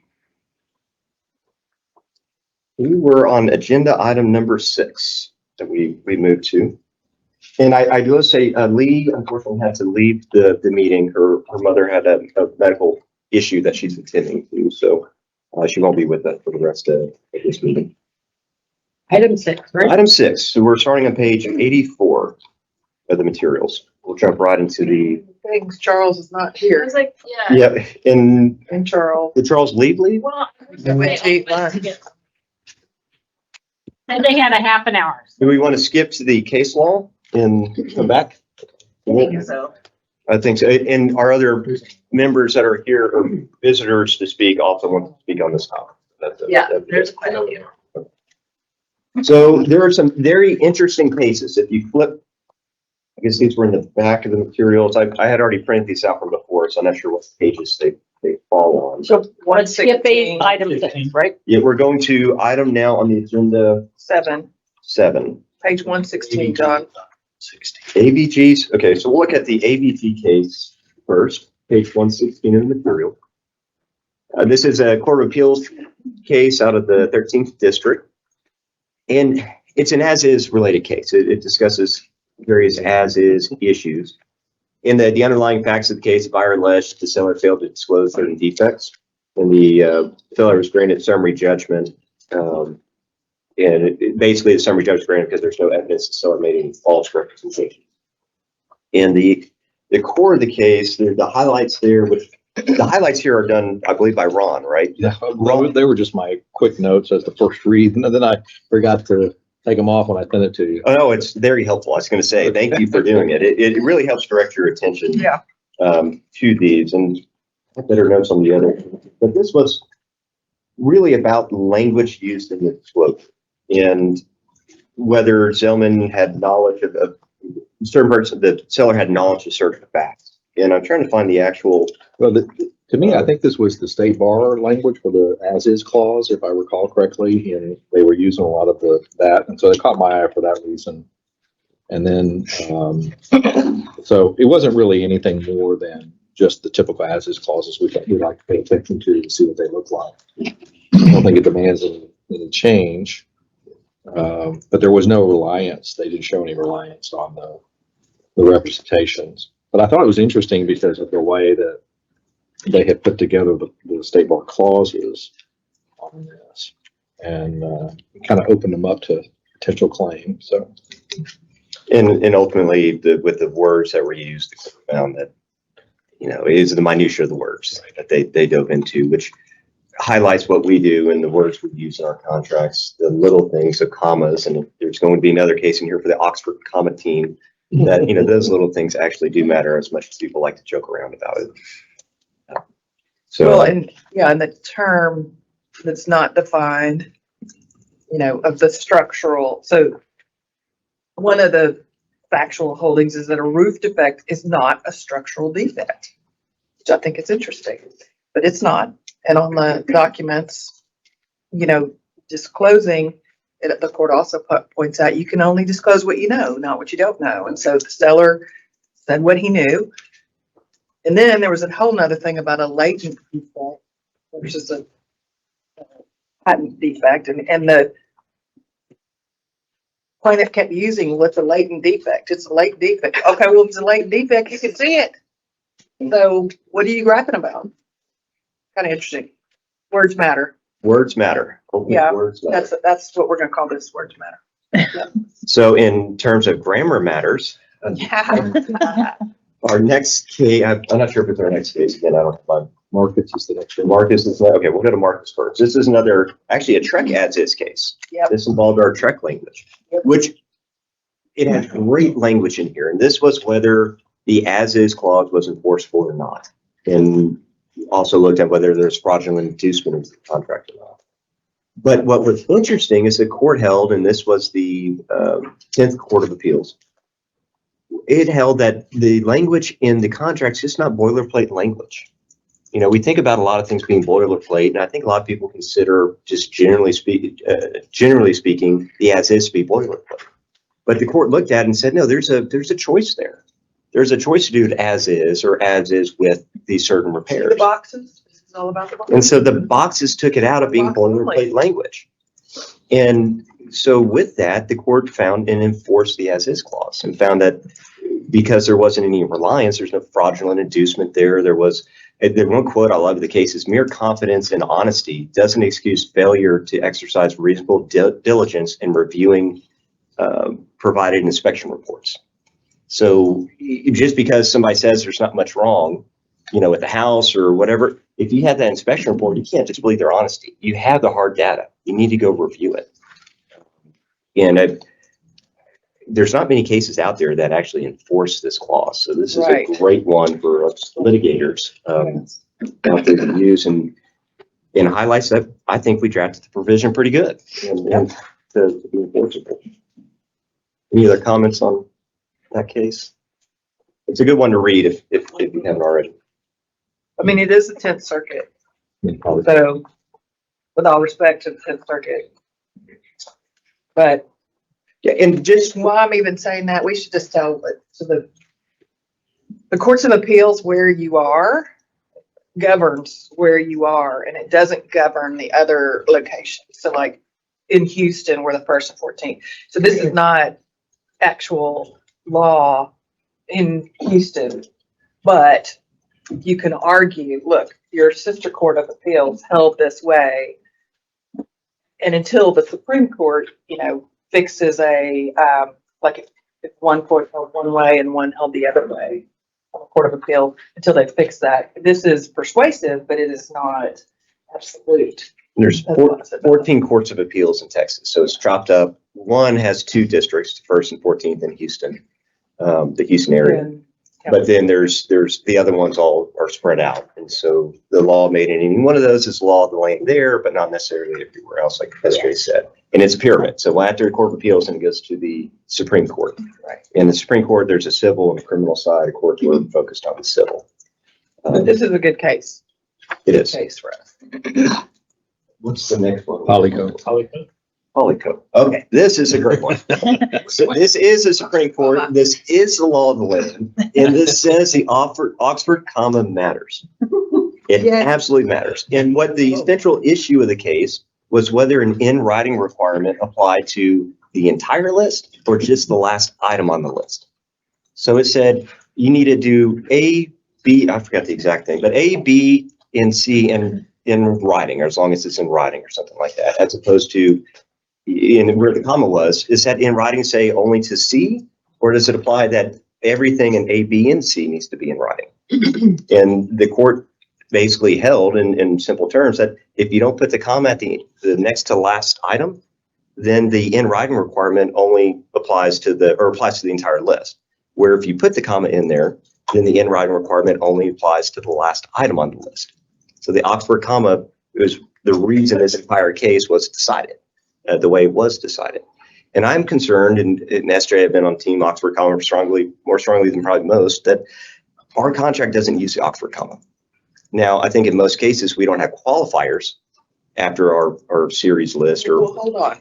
We're inconsistent, right? Yes, that's a better way to put it. There are sometimes Oxford commas and there are sometimes not. And so I wanted at some point, and now is probably a good time to really do a deep dive into this, and I will jump on a subcommittee for it, of getting in line with, this is a brand new Supreme Court case, 2023, and there's other Supreme Court cases that held the same, but this is staring us in the face. And I think we need to jump on to be consistent and to start using the Oxford comma. And it may not be an item where it has an impact like this case did with the qualifier of a series, but that doesn't mean we shouldn't use proper grammar to begin with. And if we add something, it may catch us by surprise if we don't start being consistent with it. Could I ask this? Would it be possible for staff, or do we need to do it and send you? Would it be possible for staff to just make a change to every place there's not an Oxford comma and make it an Oxford comma so that it's highlighted for us to look at the next meeting, or does that need to be a subcommittee coming up with that? On all the forms? Everyone. Because I think we need to look, that's what we need to do is look at them. Well, one of the things I think we definitely should, as we draft these forms, Fix go them. forward, but since we're getting ready to drop a whole bunch of forms, it's going to be a year or two before we do it.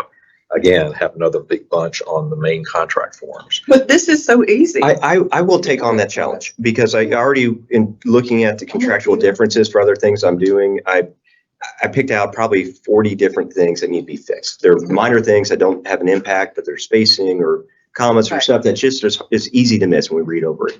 So I already have a lot that I want to bring up at some point, and that would fit right in. That I'd like awkward- to have it awkward comment. next time. Yeah, that's what I mean. And I don't think it's that complicated to, I think we need to have at least two sets of eyes look at them, because maybe there's a reason not for an Oxford comma somewhere. And I can do that and have it circulated so everybody can see, and I'll highlight where it's at. That's what I would like to do. Is there a way to get the Word doc or Word Perfect document? C or A, B, or C. Even a copy between A and B. Very hard to. Yeah. After B. Is there a way I can get a copy?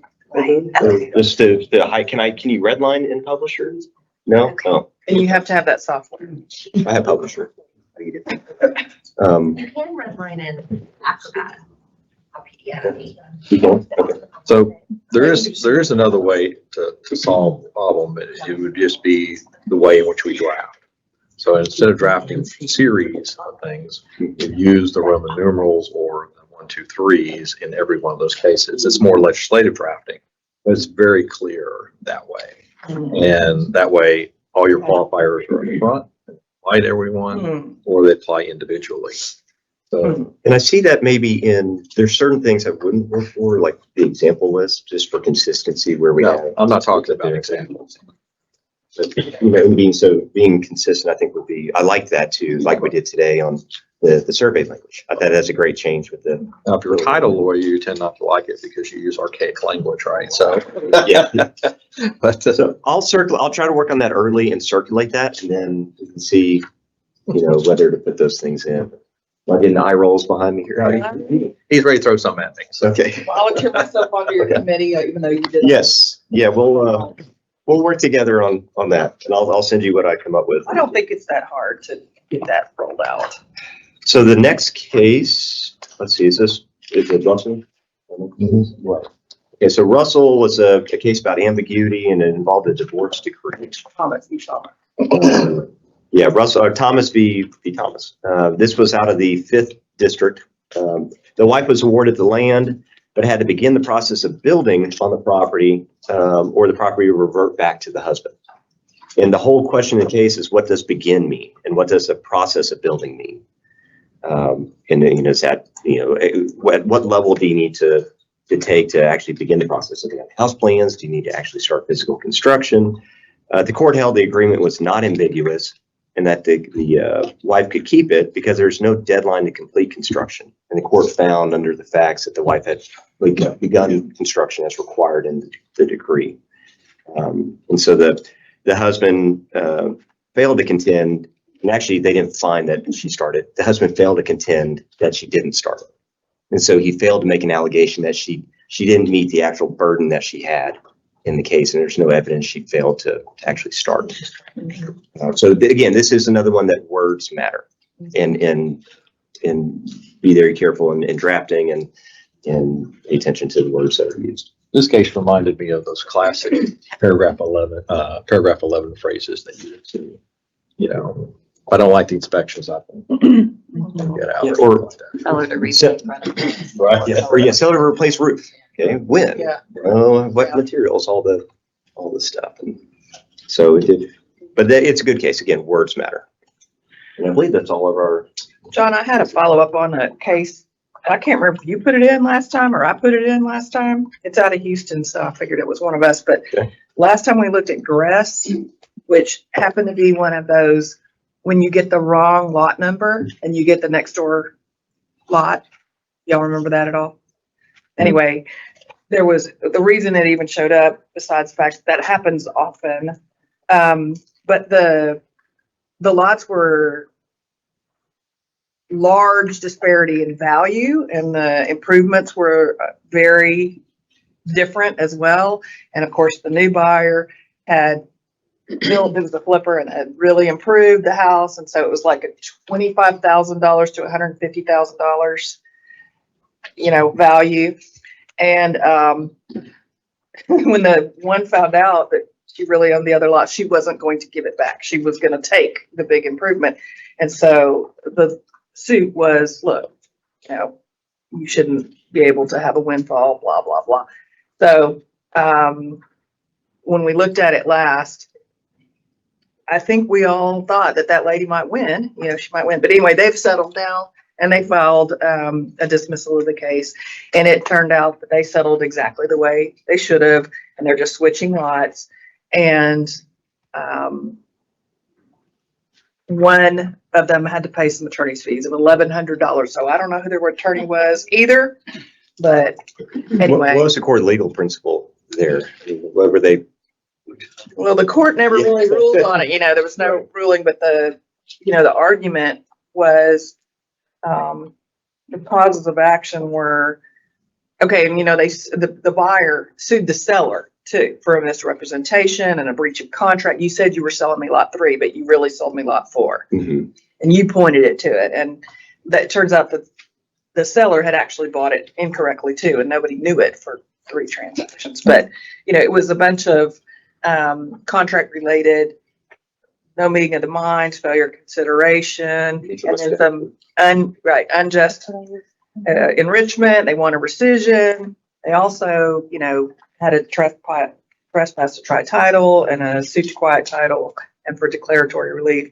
I think they would have lost on the title, but anyway, they did resolve it. So, and that's how most lawsuits get resolved.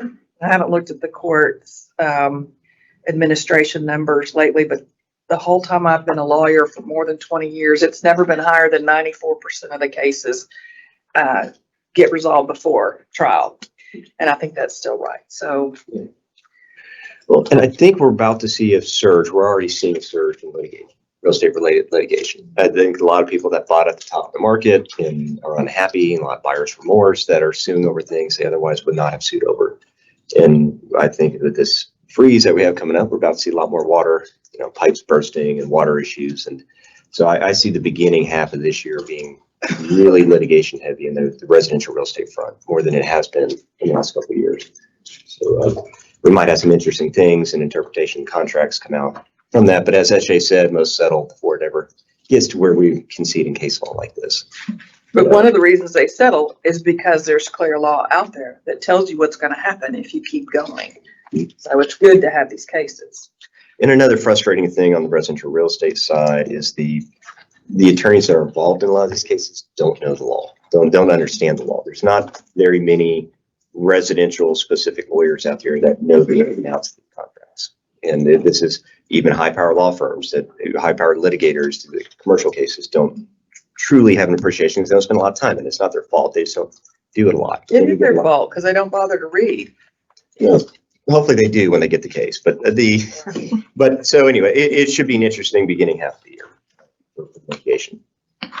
Any other comments on cases? Anybody bring anything up? Okay, so we'll move on.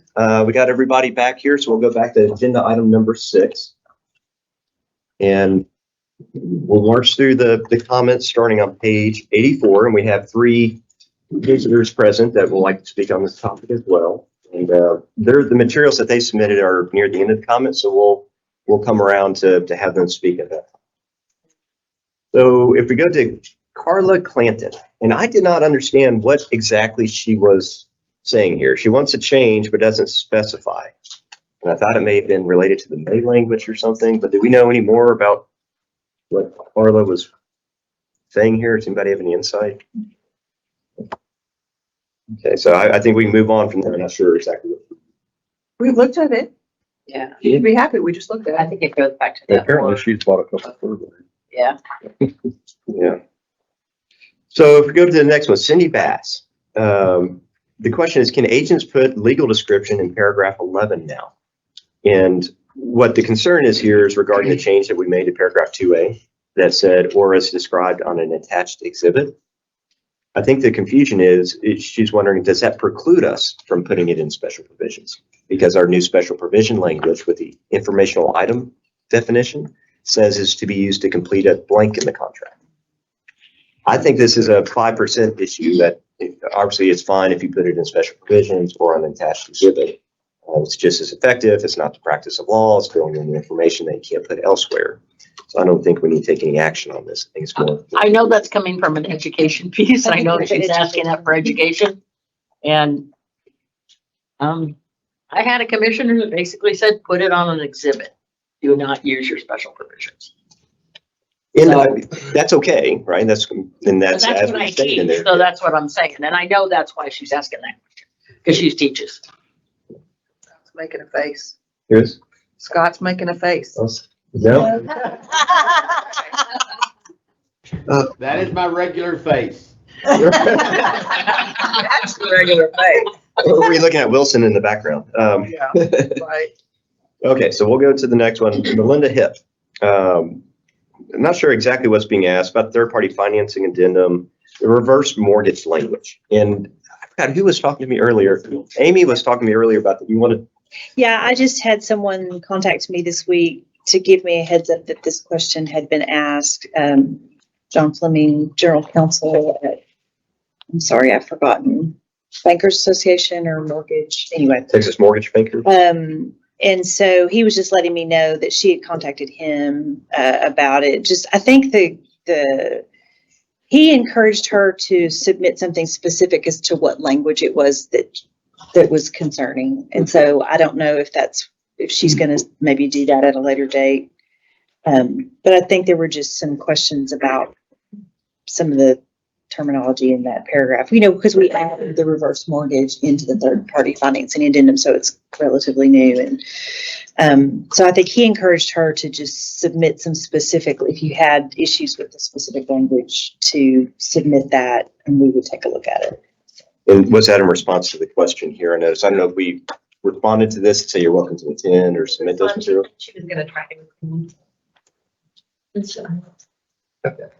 We don't know what the other things she doesn't think are correct are. No, this is what she said. Okay. So we'll be on standby to get more comments on that issue. See if we need to change anything.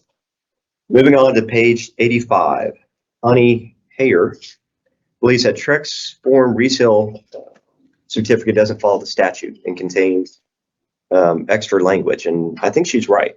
If you look at the portion that she highlights here, it adds, it's in quotes in the middle of her comment, any portion of the project to expand the representations that are being made that's not contained in the statute. So I think it's just as simple taking that out so we follow the statutory language. And that's not substantive, is it? Or can we? Well, this is an for. Yeah, we're not. Okay. So Do you want to take this form up? I think we need to take this form up because she highlights what actually is a big issue. She is in the form itself. So, okay. Condo resale. Condo resale. So it's in the condo resale certificate. What paragraph? Oh, so it's, let's see. Okay. Hey. Yeah, so it's L and K are the two different ones. So right here, this is the only language. Let me see which one it project. So K. That's not the same. Okay. See K. Middle of the second line. So we have here any portion, we need to pull up the statute as well.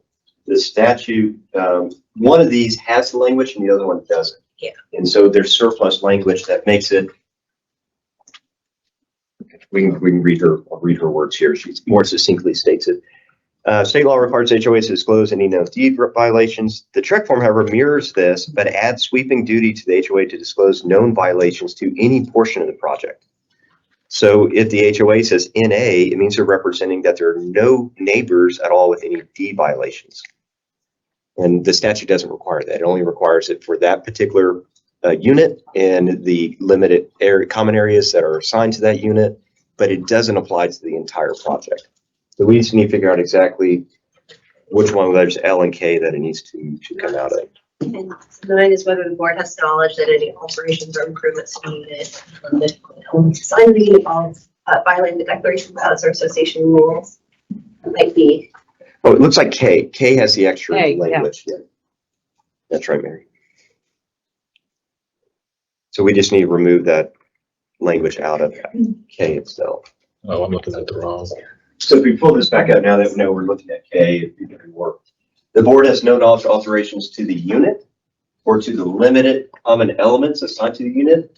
And this is extra, or any portion of the project. That's not in the statute itself. It makes it much broader disclosure. Okay. For representation. All right, so I'm That was a gonna good bring, find.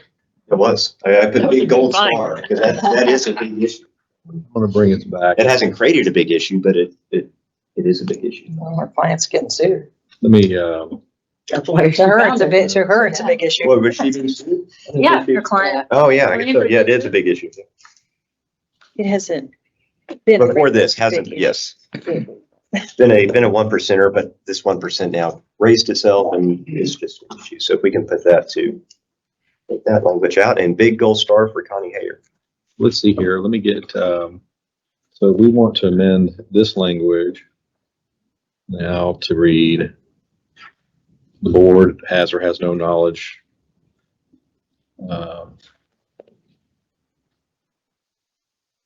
Where do we want to stop here?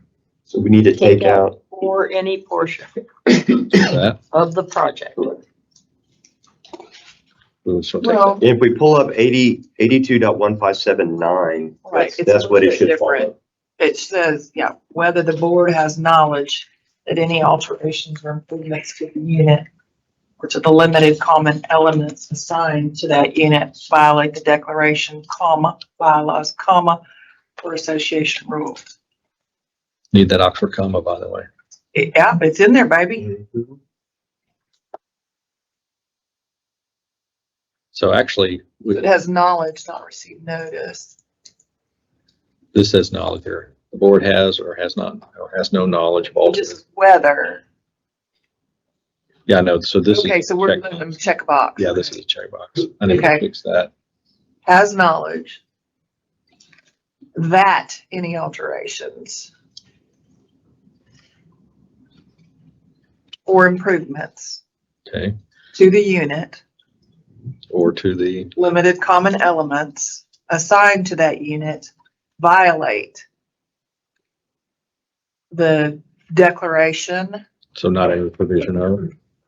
no, violate the declaration, comma, bylaws, comma, or association rules. And you're capitalizing those, they're not capitalized in the statute. Yeah, I think that's just on, Because we've done it that way in this form, that's fine. yeah, I'll need to go back and look at the form, but I think that's correct. Should we be checking all the other ones? Yes. That was- Will you read that from the get-go again, though? Because I Sure. think he missed something under that has or has no knowledge that. There was something, you said another I word. think any alteration. Any, Yeah, whether the board has knowledge that any alterations or improvements Any. to the unit or to the limited common elements assigned to that unit violate the declaration, bylaws, or association rules. Okay. Okay, And If we, association is capitalized. in the form, I think it's Yes, generally, but I don't think the word declaration, yeah, it does. Declaration is, yep. Is capitalized, and then no violations are, we want to keep that, right? correcto. All right, if we take while we're here, we can take a quick glance We at are. L, make sure it matches up with subsection 10 of the statute. Violations. Say it again, John. 82. I just want to check L while we're on this, because L follows subsection 10 of the same statute. wrong one. Okay, let me get, so you want 10. Right, so I just want to double check that we're consistent with. So 10 reads, whether the board has received notice from a governmental authority concerning violations of health or building codes with respect to the unit, comma, the limited common elements assigned to that unit, comma, or any other portion of the condominium. It doesn't have the word project. So we probably want to take this one as well. Well, I if you think- want it to match, I'd just take out the word Yeah, the project. project be the only thing that needs to. Okay. I So don't think it just hurts, but it's not exactly the same. in L, just eliminate project. Okay, I can make a separate note of that. And unit, hold on, did we define unit? Did we It says capitalize unit in that form? Mm-hmm. No, where? the ruling doesn't have that, but Where? I He think just it's in scrolled the down. contract itself, right? Oh, we have it up here. Yeah, no, it is. It's Starting in B. condominium. You're right. Yeah, for B, also unit. Fine. Mhm.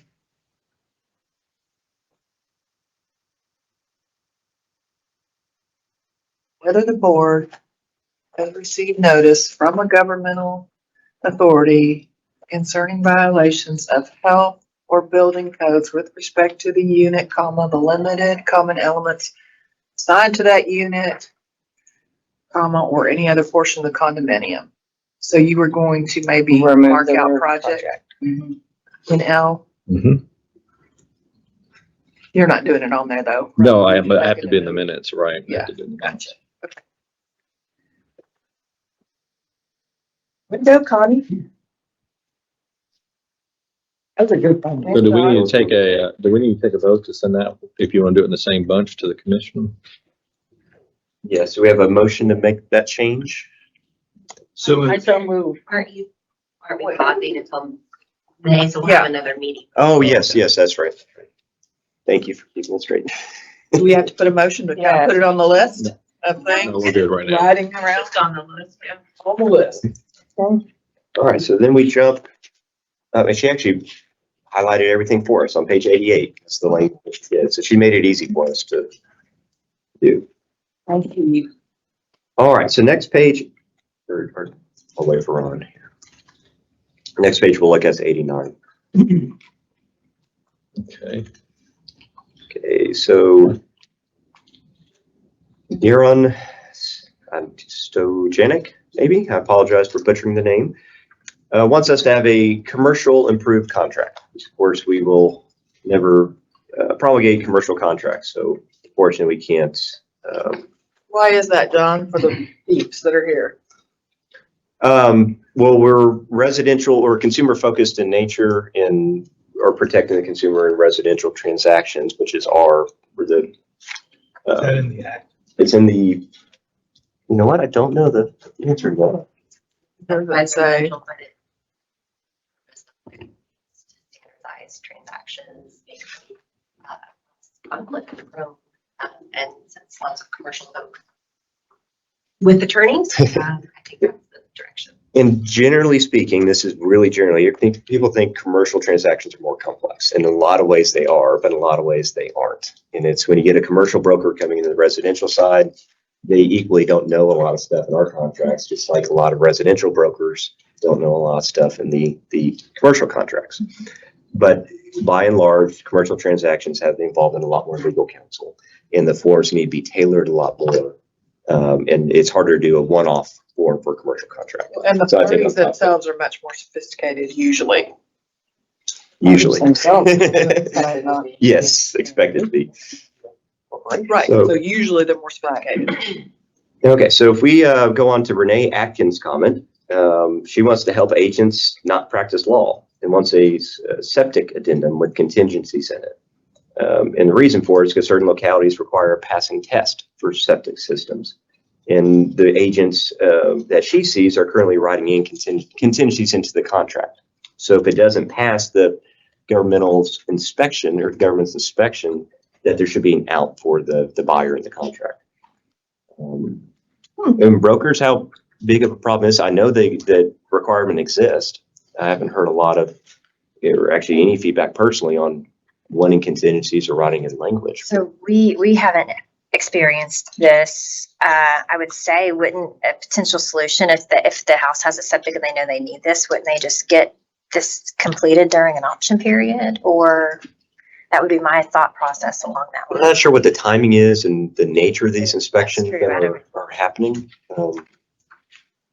And it may not be in our practice areas, so we're not seeing it or where it's required, but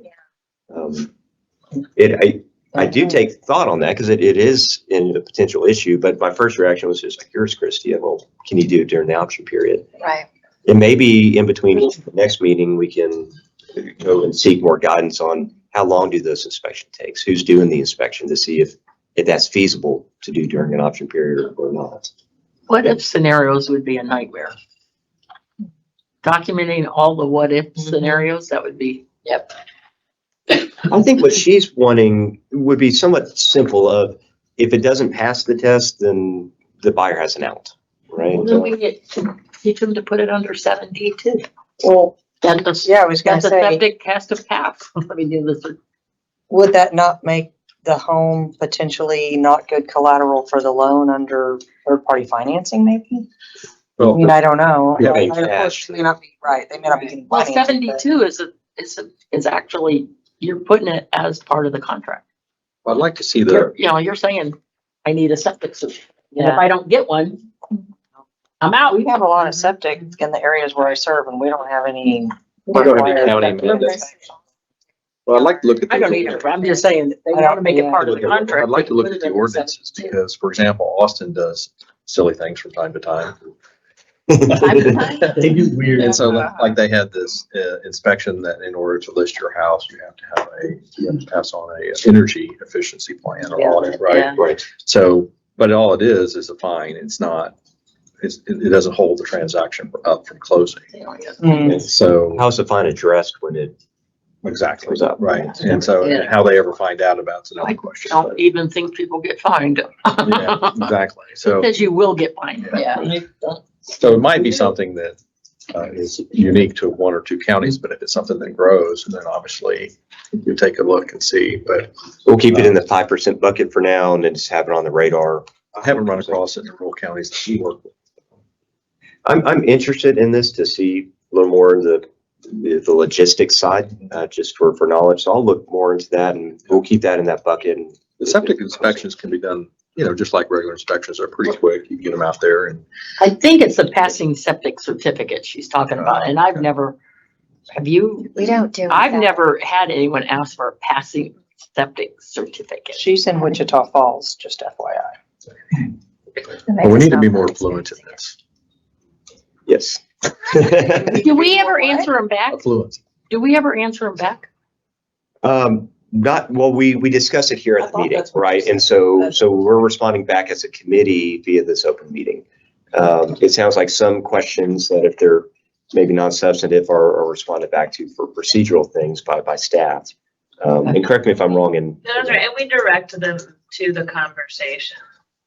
And I think sometimes if we can remember these specific points, then we'll talk about it a little bit, but generally we're like, you can go online and click on that agenda item and find it. I really like what the change you made to the commission meeting things for the videos where you can click and it takes you. Yeah, that's very. That is really, Oh, like on the actual meetings, you mean? yes, like to, be able to scroll straight to the, 100, I think it's it's an awesome change. Is that coming to our materials by any chance? well, I don't remember how we did it.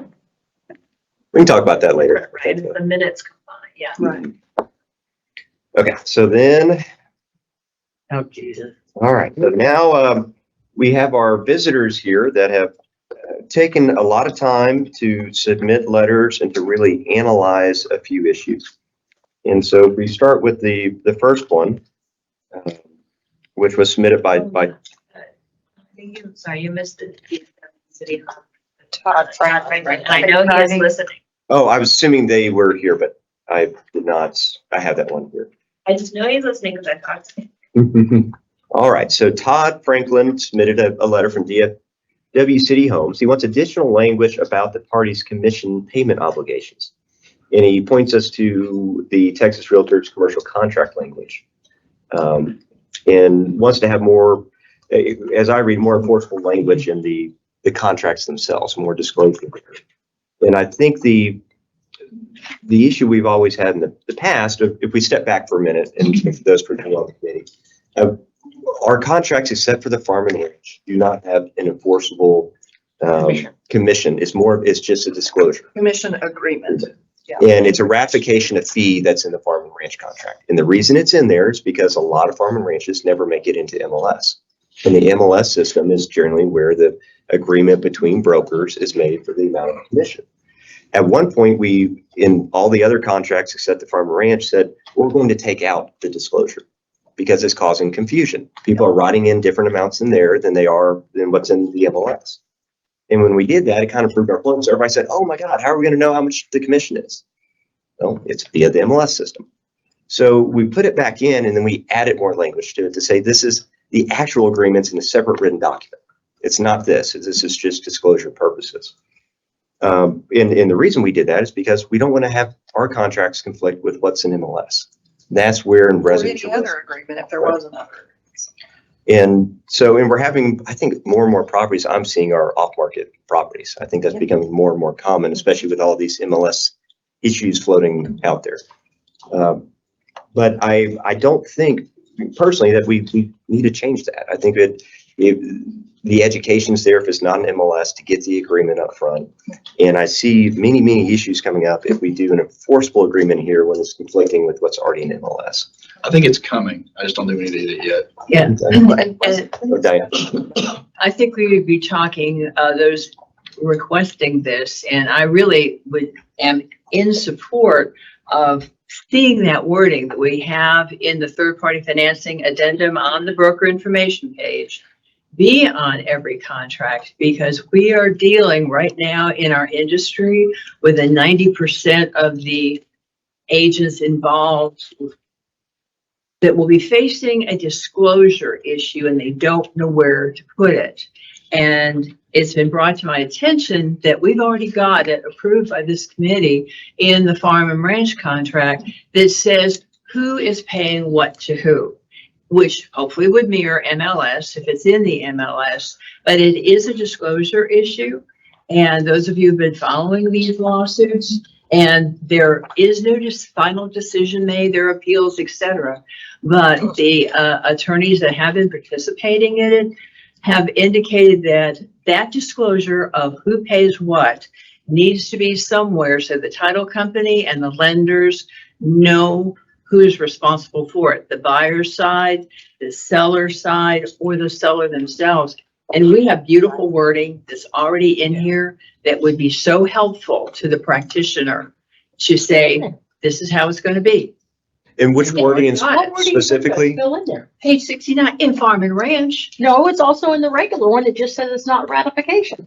All it says in there is one line that says that the listing broker is going to pay the other broker. It was made smaller. Right, they took out the ratification because they wanted us to follow MLS or the written. I'll rephrase a little bit. I think that I think I've seen what you're getting at is right now we have a basic disclosure that doesn't give the whole scope of who's paying what. It's just somebody paying the other side the fee. And one of the common comments that we've had on this committee over the years is we want more there.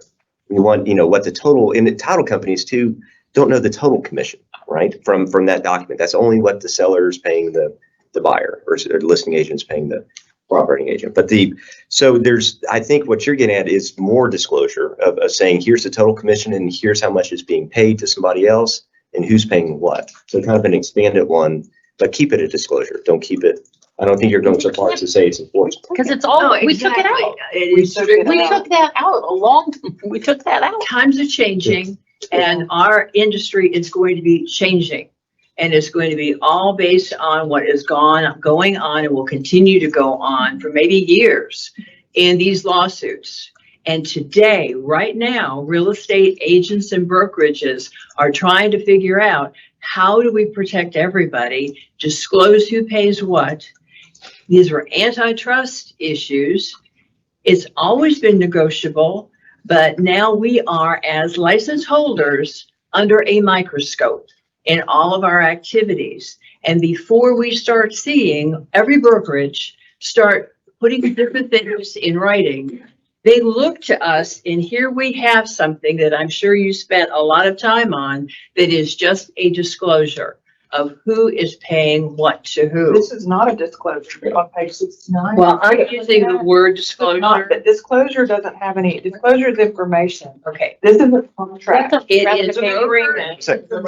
So Brian has a comment here. Hold on All one I'm second. saying is if we have something that can be upheld that was approved on one contract at this time in our market or in our industry, why could it not be also considered to be mirrored in every other contract? Because of the MLS, because if you have this, Right. what we had the problem with the ratification before, people would put whatever number.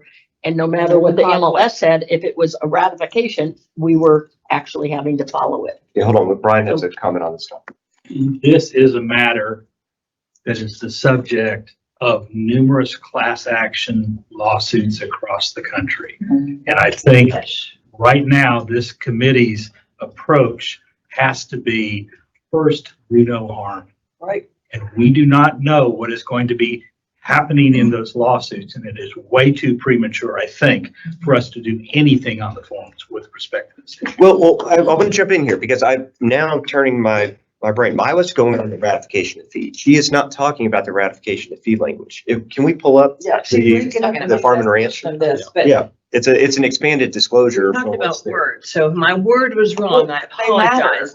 I want to go back to what Brian said too. I will tell you, I was one of the attorneys for NAR and HAR in the prior set. You know, this is not the first time this happens. Right. This was in 2003, 2004. Does that sound right? That the prior whole Sherman Act, and maybe it was 05. Were you involved in that too, Ron? I feel like you were when TR, you know, it was with Dick Hargis. Way back. So this all happened before, and that wasn't even the first time that it happened either. So I think that's a little bit of a Gonna- bunny trail in my mind in this issue because we're not all the Sherman Act, all the antitrust, that would have already happened before they're filling this out, right? In the agreement, this is more just a disclosure to help people out to know what the fees are. And especially title, back in title, we didn't have anything unless we got it from the brokers. And getting from the brokers, CDAs, a lot of localities don't use CDAs. And it's frustrating to know what the actual amounts are. And what this does is language in the farm and ranch below the broker information line, not the ratification, but the actual disclosure gives that detail. but we took this out. It used to be a It used to. disclosure. We did take it We out. took it out for multiple reasons. And the first is they're not a party to the contract. Right. Okay. There's no and- question about that. Well, it's a pretty big deal to, if they're People- not even a party to the contract. And Well- you could get a broker, you know, that was some argument to have a broker be liable in various other lawsuits when you add them on there. But why don't we use the language of our 1 to 4, the qualification? Saying this is just a disclosure. It's governed by some separate agreement and here's just a little more Well, it information. does say that. The thought that, But it doesn't give this detail. Not The that in thought depth, that but comes this is to before mind- signature. so there's multiple layers here. One, I see a disclosure as brokers are wanting protection. This is a consumer agency. And it starts with agents having the right conversation and getting hired with the right conversations. And I understand that, but what's listed in MLS isn't always what actually gets paid out, because I know how many letters when I have other agents, we offer something in MLS and then we negotiate they negotiate another commission to make the deal happen. So as a broker, we have to get a letter from them, from their broker, saying that they're okay taking less than MLS to protect ourselves. How do we write all that in there when we have what's in MLS? We as a broker still have to have that. It gets very confusing and very complicated to then put that disclosure in there. And I think it's out of our lane too. Well, we don't have the Texas Realtors here, and obviously they're the ones that are most heavily involved in the suit here. Shed leaf, okay. So I think we need to hear from them and their attorneys on this issue before deciding to change the forms, I would want. I'd want- With the knowledge that Texas Realtors do not cover all. I understand, but this is coming from Right. the MLS issues is where this is coming from. And is it true their form still has it in there? No, he's talking about the commercial form, which is here in the material, which does have the disclosure that he's seeking in the comment. My question would be, I don't want to, because this does involve the MLS a large degree, and I do agree, there's nothing wrong with me giving disclosures. So do we need to have the listing agent, for example, disclose to the buyer how much the listing agent is getting paid? Does the buyer agent need to disclose to the seller how much? That would Not start good. more. That's, yeah, That's got All these things. Talk about another one. that's a good point. That's another real. So I don't know. I'd rather, H12 also. I'd rather have a full discussion with, Right. with the Texas Realtors and go. It's just so premature. I agree. I agree. I agree. I agree. Okay, well, we'll take that. I just want to put out the Kirk brought this up. I said we should look at it, but not too early. I just want to say I got that. All I'll put that right. in the minutes for you, Tony. Yeah, I agree. This is one of the reasons I wish we had the equivalent of, legislative history for what we do, because we spent a lot of time taking this out for good reasons. And I would like to have that at my fingertip, why we did it, but Well, those were some of them. It's in your- And it's in your brain. I think it's Well, what, we do now with videos. It was pretty simple. If there were no videos, then. it's what you said was the brokers and agents are not parties to the That's contract. right. And that's why we have. That to was number simplify one. it. I remember number one. Commissions are payable pursuant to separate. That's right. Right. So why was farm and ranch? Because Unique. there are, because in many, many transactions in farm and ranch, there are no other agreements. It's not verbal. There is not another agreement because Industry practice. none of those are put in the MLS at the time. Most are still not put in the MLS. Most farm and ranch. So there's no one else enforcing a commission structure onto the brokers. There's no MLS. Right? There's still no, well, Essentially some of them stick them in different- HAR now, but, Well, And for just one moment. and the same on commercial. It's not always the brokers in moving forward. The way attorneys are advising those brokerages that have been through and out of and in a settlement situation, which I'm aware of because a firm's involved with that. But in all these copycats, we are going to begin to see that if the consumer is the one who is paying that and it's not the brokers anymore, the listing broker may not be paying the co-op broker anymore. It's going to be up to how. What's the co-op broker? The co-op broker is the buyer's buyer's agent. So So it could be that the Which that's buyer not- will okay. be paying their own Procuring. broker. The title company needs to know that. The lender needs to know it. Lenders are telling us, we need something in the contract that tells us who pays, who is paying who, Pick up the phone. what.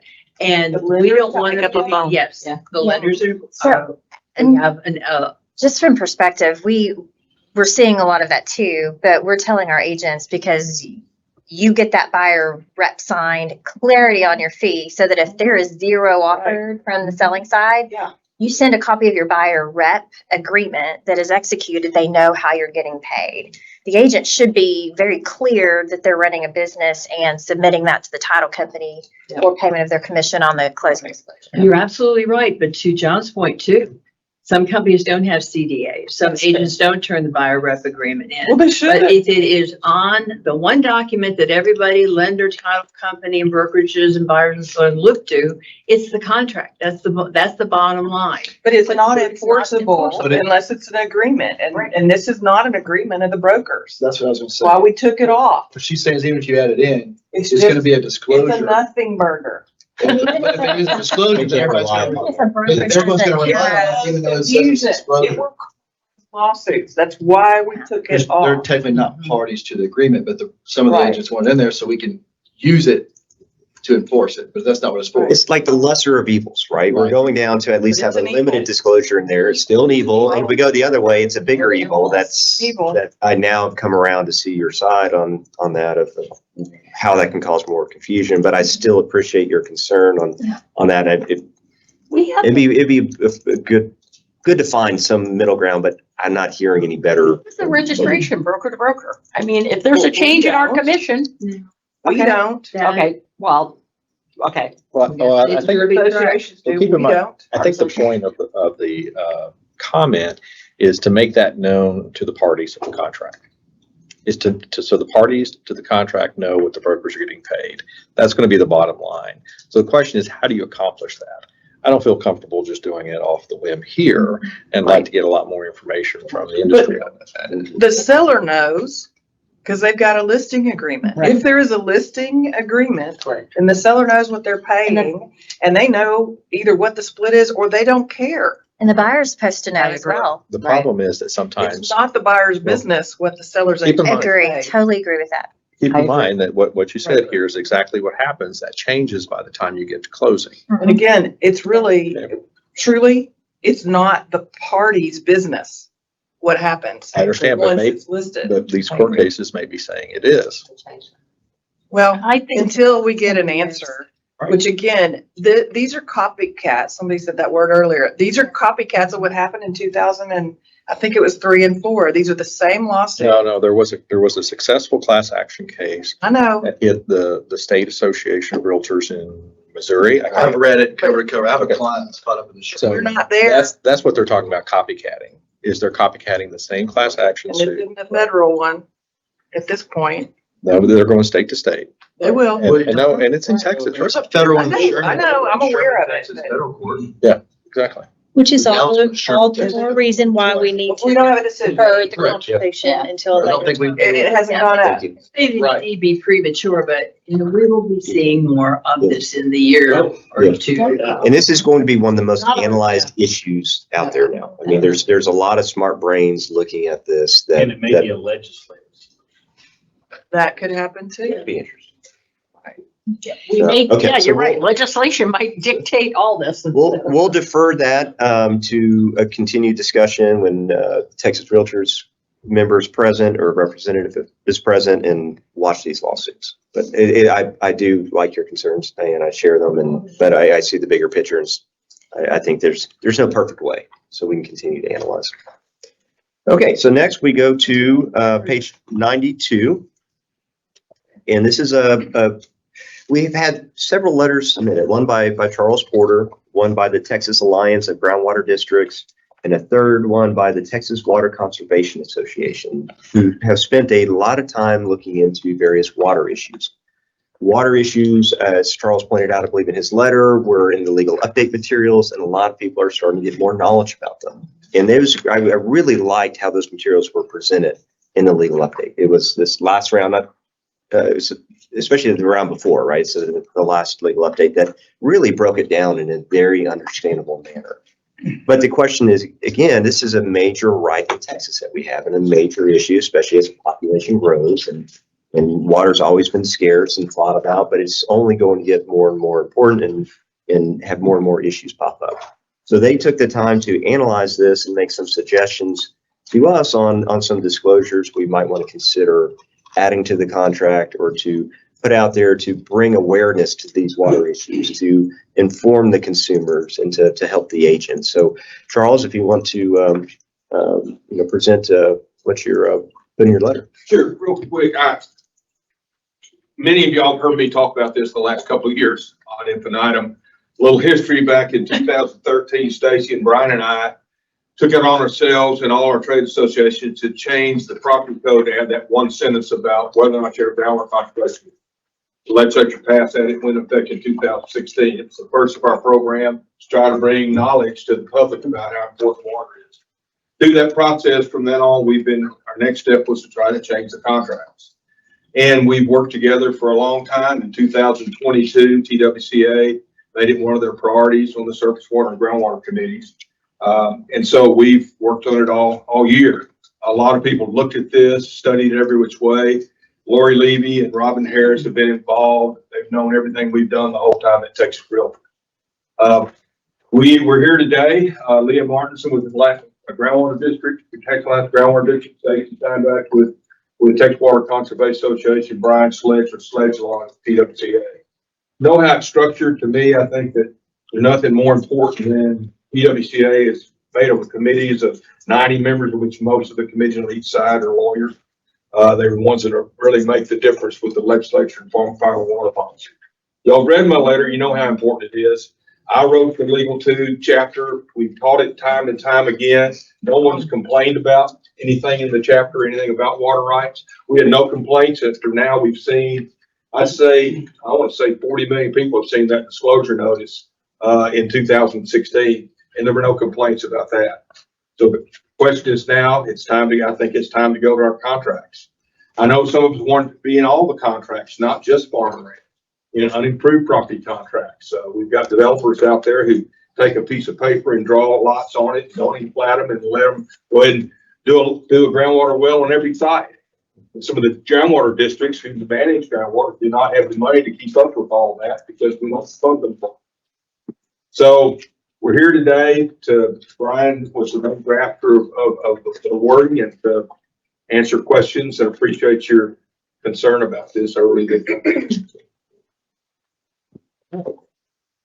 And so if we look at, and Brian, I don't sure if you want to maybe say a little bit more about each one of these organizations. I would like the public to understand what they are and what they do. It's a great overview that Charles gave, but we can get a little more information about the organizations and then. It's in the proper hot seat for speaking. Yeah, if you're comfortable there, it's perfect with the camera views. Okay, great.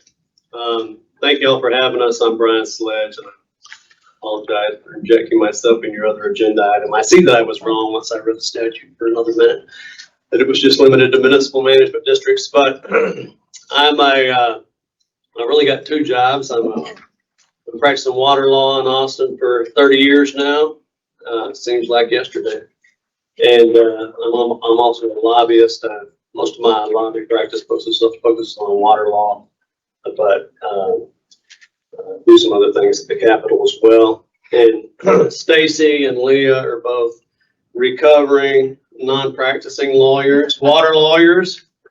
Leah's a water lawyer from Colorado before she moved here, and Stacy and I used to work at the same law firm together back in the day. But TWCA, Texas Water Conservation Association, is it's the biggest trade association for water issues in the state, and our membership includes river authorities, big cities like Houston, water districts, mud districts, Farm Bureau, Chemical Council, Texas Oil and Gas Association, Sierra Club, chief cat herders. And we feel your pain because the three of us chair a lot of legislative drafting committees.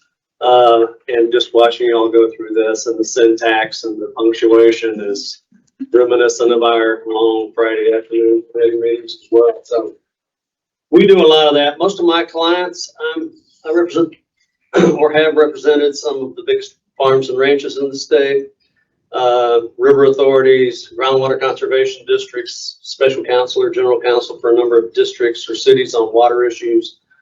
And I don't think it's a matter of whether this type of language, and we're open to working with you on the language, obviously, is going to ultimately be in the forms. I think it's a matter of when.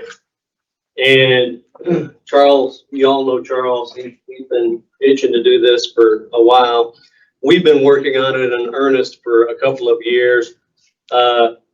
Leah's association, I didn't mention, Alliance of Groundwater Districts, includes 85 of the 100 groundwater conservation districts in the state. Most of the meaningful ones are members of that. And so we pulled together to work on this language. TWCA appointed a committee that I chaired from its surface water committee and its groundwater committee to try to get this in here.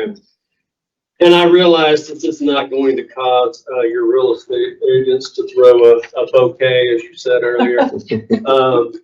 Water law doesn't come easy to hardly anybody. I teach a lot of CLE classes on water law.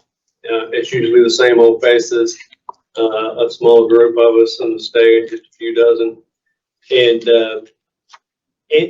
when we talk about water law and the issues that we face, it's really kind of two separate bodies of law, maybe three. And so the approach we took in drafting this, and we know it's long, maybe too long, but it's drafted as simply as we could think of to draft it, to basically give a little primer in the title notices section on what it is that you're talking about, what's surface water, what's groundwater, what's diffuse surface water, because the body of law for each of those is totally separate. They've just developed separately over time. So if you think about a raindrop coming down from the sky, who owns it? Who manages it? The landowner owns that raindrop up to the heavens, to the center of the earth. And when it hits your grass and is going across your grass or your pasture, you own it, you can manage it. That's called diffuse surface water. If you have a sloping pasture, a lot of folks dig a big stock tank that catches all that stuff. They're all over the state. There's no entity that regulates that. It's just land here. So we haven't really focused on that in pulling that out. We're just trying to differentiate it from the other two bodies of law that we really do care about. If it reaches the surface water course, anything with a defined bed and banks, a street, a creek, a stream, a river, anything like that, it belongs to the state. You have to get a permit from TCEQ to use that. It's a use of fructuary right. It's a private property right. Once you do, it typically runs with the land. And unless you address it in the real estate transaction, when you divvy up that farm or whatnot for the grandchildren, you'll run into problems. I mean, it'll pass with the land without title, but we have a lot of cases that go all the way up to the Supreme Court pretty recently with folks who didn't address it properly in the real estate action. If it percolates down into the soil, it's owned by the landowner. Which the Supreme Court didn't decide until 2012, after 100 years of kicking it around. It's kind of like oil and gas and how they're regulated by the Railroad Commission. The landowner owns the oil and gas, or they own the groundwater, but it's part of the surface estate, not the groundwater estate. And it's regulated by mostly groundwater conservation districts or underground water conservation districts. It's got a complete separate body of law on whether you can drill a well to get it, what your duties are in having a well, how much you can pump, reporting obligations, change of ownership notifications that happen both in surface water and TCQ and in groundwater with these groundwater conservation districts. And so the legislature, and we spend a whole lot of time at the legislature, is getting right for some of these discussions. And we made a threshold decision not to go to the legislature, but to come to y'all, because who knows what can happen when stuff happens at the legislature. And this is kind of complex and very nuanced and arcane water issues that you like to remain in control of. And so, I mean, we saw the leadership really, and I'm sure y'all are hearing about some of this, in your practices. Last session, we had Senate Bill 2440, and it's going to require any development that's relying on groundwater to do that has to get a plat from a municipal or county platting authority to do a groundwater availability certification before they can get their plat approved. And it's just, there's a whole lot of areas of the state that water is the controlling issue, or is becoming the controlling issue all around the Metroplex, really becoming the controlling issue, and all around Central Texas, which it has been for a long time, on property development and property sales. And I see a lot of my practice of people who are buyers that want to sue the sellers who didn't properly address something and have had a misunderstanding, whether it's surface water or groundwater, and folks, buyers going after sellers, buyers going after developers. I don't do a lot of the litigation side. I don't know how much brokers or agents are being pulled into those yet. We realize the agents aren't going to be water law experts. So again, the language we put into the title notices section is just to say, here's the 3 types of water, and to ask a couple of questions. And we tried to put everything in either the groundwater addendum, the surface water addendum, to try to not clutter the title notice section language that we proffered up unduly, even though I know it's long. We just can't think of a way to make it shorter yet. we stayed away from a whole lot of issues, and even the groundwater didn't. Just ask for simple information. It's trying to get the parties to the real estate transaction to think about these water issues. If I buy a certain piece of property, I may have a duty within 90 days to submit a change of ownership or to CCQ within 30 days on the surface water rights. Or I might face civil penalties from these governmental entities. I might have annual reporting obligations. I might have a limit on, well, I definitely would have a limit on how much I can pump out of a creek or a stream. We stayed away from things like common law, riparian rights, and there's a whole lot of issues in water law that can confuse you. But just to try to get the basic information.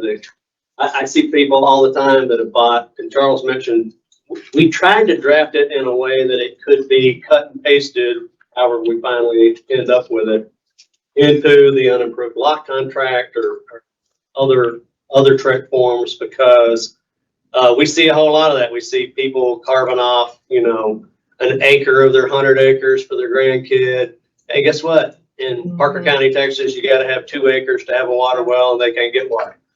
Or they were relying on water from another property and they didn't know it. No public water system is available.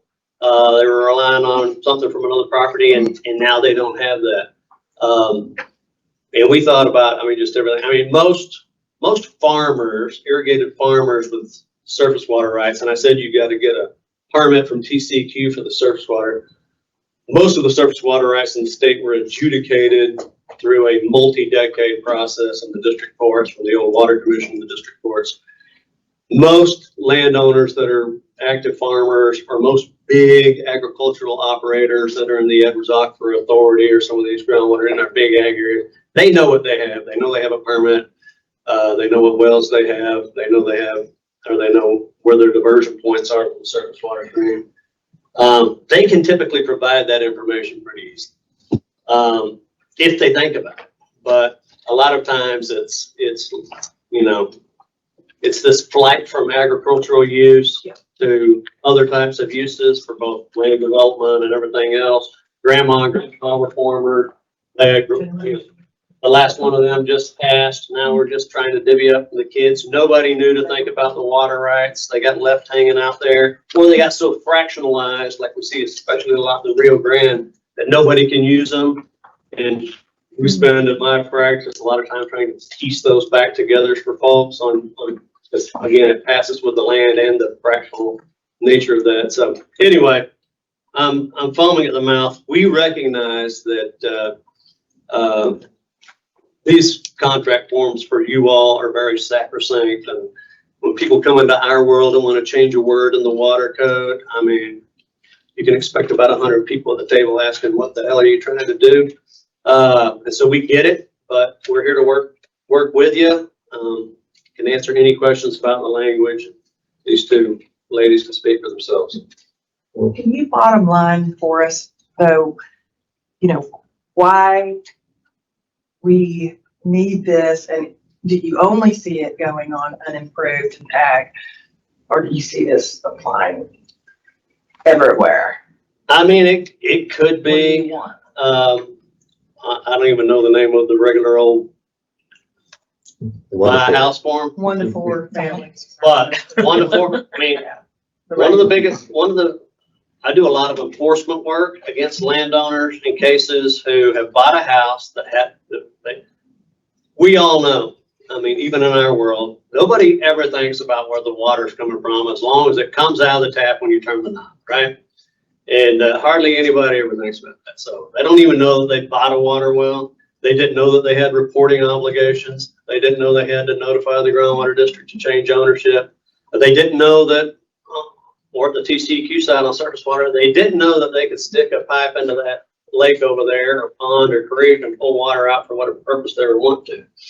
And so, and again, it's just, I think it's going to be the controlling issue in Deep East Texas, where you get a lot of rainfall, but from I-45 west, it's going to be the controlling issue for property development, and it's going to be a big issue in land sales.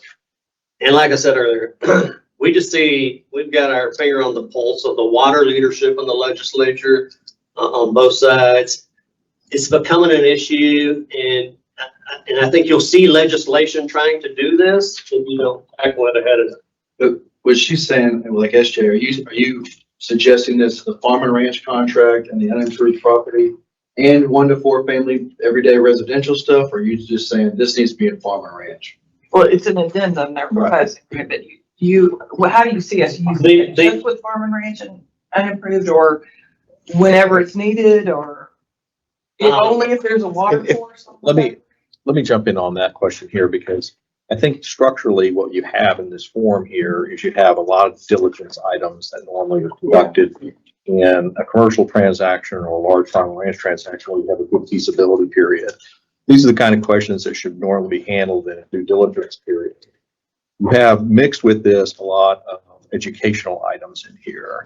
And then on top of that, you have some suggestions and notices on top of that. So structurally, I think we have to define what do we want to do here in terms of, one, do we want to provide information, just general information and education?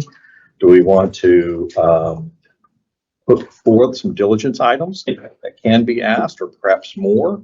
And then what happens, I have some questions here about the failure to know this information by some of the property owners that you may have known that have inherited the land or just somehow or another acquired the property. So I have some general questions, but I see a lot of structural issues that we've got to resolve here first. The information here, I think, is good, but I think we have to decide what do we want to do. We normally don't educate in the forms, right? This is a lot of education for. That's what I'm trying to clarify. Those are the exact notes that I had, disclosure versus education. Right, but even, the way it's written, it says, use this if there's a water course. Okay, that makes sense to me, and I know where that's gonna be, right? That would be anywhere there's a water course. But a water course is not a well unless I've read this. So, and we care about wells too. So what do we do if there's a water well? That's the groundwater addenda. Right. There's two of And the them. way we draft, I want to answer your question. The question is, I think this needs to go in at least farm and ranch and unimproved lot, and maybe 1 to 4. Every time, answering yes or no. Every time. If it's an addendum to be used every time, why isn't it just shoved into the contract? So it's not an addendum. But There's it both. could be, but we thought it was way too long already. Okay. If you could, there's only a couple of questions asked, and you're right. It is educational language, and you guys know much better than we do on how that ought to work in your forms and your. Well, have you ever drafted a contract, right, where you're educating the other side? Right. You don't do that. Right. Now, you can give out brochures, information, refer people to whatever it is, but structurally, you want to get down to the items here of saying contractually, if you don't do X, Y, and Z, then here's your in default or whatever the case is. If you're trying to do your diligence questions and ask how many wells do you have out there, how many abandoned wells, and those kind of things, those should be taking place during your feasibility period or prior to your time of contract. So I think structurally, we've got a lot of questions to ask. While the information is extremely valuable here, and I think good, and I appreciate y'all's hard work in summarizing this, because I think you've done a good job here, a well done job coming here in terms of providing the information succinctly. Question is, what do we do with it? How do we apply this in the contract form? Well, and I have a question too, real quick. What do you think you're going to ask the legislature to do? You said you came to us first. What are you ultimately going to ask them? Is it a new disclosure requirement, like PIDs or anything? Congressman Wilson's after us. I'm just telling you that I have heard suggestions from legislators that matter, that this kind of stuff ought to be in the real estate contracts. And There's a couple in I'm not Leanne. saying that our organizations, if we fail with you, wouldn't go and ask our membership whether we wanted to go to the legislature, because we might, but we're just not there yet. And the reason I ask is if it became a mandatory disclosure like a PID or a MUD, that'd be one way we would have to address it. And with Ron's point of education and the length of the contract and really looking at the confusion that might be caused in the 1 to 4 versus, and I'm interested to get the farm and ranch broker's perspective on it.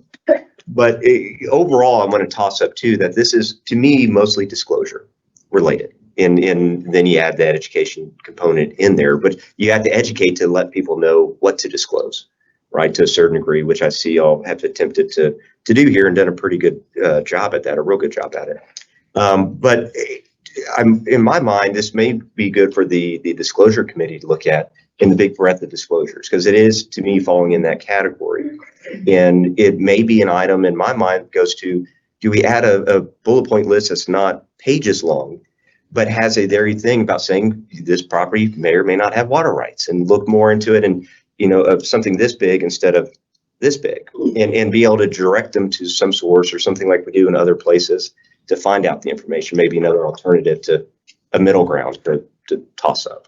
That's what I was looking at. The definition of groundwater and the definition of surface water, we may not have to put in here, but we can have the questions. Is it groundwater? Yes, add the addendum. I mean, it can be a very simple, if there is. If they know though, and I think that's a point, I forgot who raised it. You may not know, you just got the property and. It says seller has no knowledge. They can mark it there. I mean, that's how they have it. They just have a whole bunch of education in front of it. I'm down a couple more pages. I think on the 1 to 4, I guess, which is all the work for real estate agents and brokers in the state. I think the real issue is just if the source of water on the property, if there is a source of water on the property that's not coming from a public water system. They have a well, are they relying on a well, or are they relying on something else coming from a neighbor? We get shared well agreements all the time now, seeing a lot of litigation on those issues. Because you and I live next door and we worked out this great deal, but then you passed and I'm dealing with your kid and, or. Well, we have the same thing on the sanitary sewer issues as well. But I think that's the big issue on 1 to 4. If you got public water system, which has to be 95% of the, residences in the state, you don't need you to answer anything. So how to thread that needle, I don't know. And our seller's disclosure notice contains that, right, of the water source. Right, has the water source. So I think, as, It doesn't say, no, not ours. Not ours, the Texas Realtors. Yeah. And maybe that's where you put it, surface water. We don't. Groundwater. Add to our disclosure. Isn't that on the water provider? That's not ours. That's tall. Not ours. Well, no, it does have well on there. no, it does have. It does have well. Our disclosure does have a well disclosure. I have a well on my property, and so a grandfathered well, right? I don't have the meter and requirements and everything else from where I'm at. But buying the property is built in the 60s or 50s, and so it's there. But going into it, I wouldn't have known at the time I bought the property the right questions to ask. So I do see and appreciate. If I would have bought it and I had all these meter requirements, that may have held me back a little bit, right? And now I just, I don't have to, fortunately. But I do see how it could be beneficial potentially on the 1 to 4. But I don't think it's a big enough issue that gets out of that 5% bucket. But that's not to say we can't add in a little disclosure there to point people that this is an important issue in so many words. The farm and ranch, though, get into that. SJ and others, how big of an issue, Tony, is this? Water's huge. It's huge, but also, I mean, and my husband is a ranch broker and I do a lot of it from a legal standpoint myself, but most water, at least the surface water, so water courses, they're pretty obvious, they're open and obvious. So I don't really know how much disclosure has to happen on that, that they exist. Yes, if there's regulations, but I don't know that we've ever put and I don't think people do put the seller in the position of being an educator on how the law works in the state of Texas or in the, United States. And I don't like that change. So that's problematic to me. Now, the existence of a well, again, that's going to be disclosed, maybe, not in the farm and built into the farm and ranch because it's not in the seller's disclosure. No, Maybe we don't have the seller's. Well, if a farm and ranch doesn't require. There's that, not a house, but we built that in, right? To Right. farm and ranch, the existence. So. And I agree. You can see that if you're out there inspecting the I will tell property. you, I've never had an outcry for someone wanting. So Tony, anything to add to the? It's my whole life. Let Tony. But The only reason we put that in there, do you have a water course on the property or does it border the property, was to trigger the requirement whether you even have to go over to the surface water. It's a gatekeeper question on It's whether you quick- need to do a surface. Quick question for you real quick. On that language for the water course, I saw that language in the Zerfrost case. Is that out of a statute that's the definition of water course? Is that or where did that get? There's a Fourth Court of Appeals case that has that exact definition that I've seen it in the past. And I've used it. The language in your form that we provided, it's not straight out of a definition and statute of the case. We tried to be a little. You combined it with case law and Yeah, statutes, regulations, and it's court trying to be cases. distinctive to purchasers and agents so they know what we're talking about. Okay. Hey. There you go. I'm here, I'm in Leander, Liberty Hill, this is huge. Because of all the quarries that are digging and they're wasting all the water and people cannot build where they buy their acre or 2 acre lots because they can't get a well. Well, they can get one, it won't have any water. So I will tell you, there's 2 congressmen, one is Wilson. They are on a war path on water. And, you know, when we do Realtor Day, he brings you into a room that's probably 3 times the size and just nails the agents on how important water is. So it's not even just farm and ranch. I mean, it's happening because everybody's can't afford Austin. Something for They're you? moving up. Does this address something for that? Okay, it's big, but what does this address? I for would- you? I would say basically on the well, and they also have to know about the groundwater rights because what's happening is the people that are, you know, doing all the quarries, they're stealing the water. And I hate to say that, but But that's this what's happening. this does not disclose the rights. They just need to know about it. And I don't know how you You want. get everything on the table. Leah or Stacy, do you have, would like to add? Maybe just jump in a little bit on the groundwater. So my name is Leah Martinson. I'm the. Can you stand up so we can see you? Sorry, Executive Director at the Texas Alliance of Groundwater Districts. We actually represent 93 of the groundwater districts in Texas, and have a lot of associate members who are groundwater professionals. We have seen a huge increase. Our districts have seen calls from potential buyers or after they've purchased property, not realizing what the limitations are on their ability to use groundwater. It could be that they can't locate a well on their property because the lot isn't big enough. It could be that they didn't comply with reporting requirements. Really, we look at this as being, we also as an organization field calls weekly from folks who don't understand what it means to want to access their groundwater after they purchase the property, what it means that there's a groundwater conservation district that regulates their access.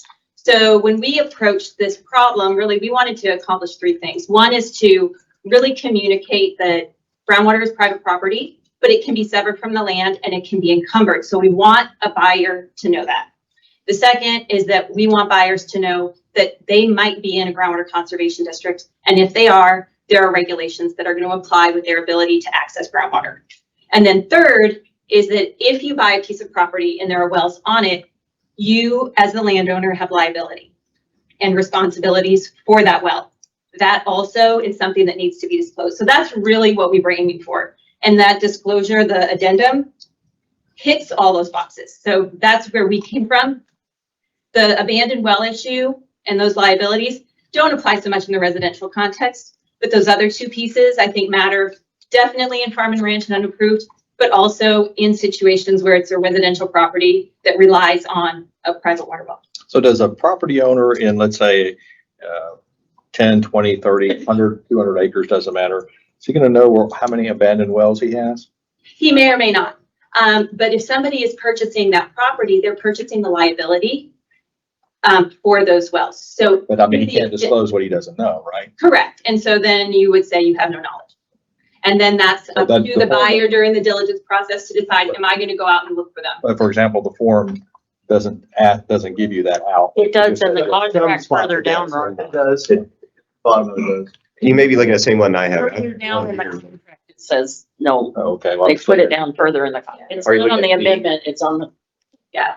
And I understand where you're getting to, but really the idea is to trigger that potential purchaser to say, hey, if the seller doesn't know and I'm purchasing liability essentially, or responsibility. Maybe I want to have somebody go out there and look for these and see what I'm. Right, what so I'm these are really diligence items that you ought to look at before That you I- get bound by a contract. Because if I'm all of a sudden liable for $20,000 earnest money that I might lose, Yeah. then I haven't asked the right questions from the beginning. So the education actually has to take ahead of time, right, is what you're saying. I agree with, yes. I mean, I see this as being disclosures so that a buyer can do their diligence.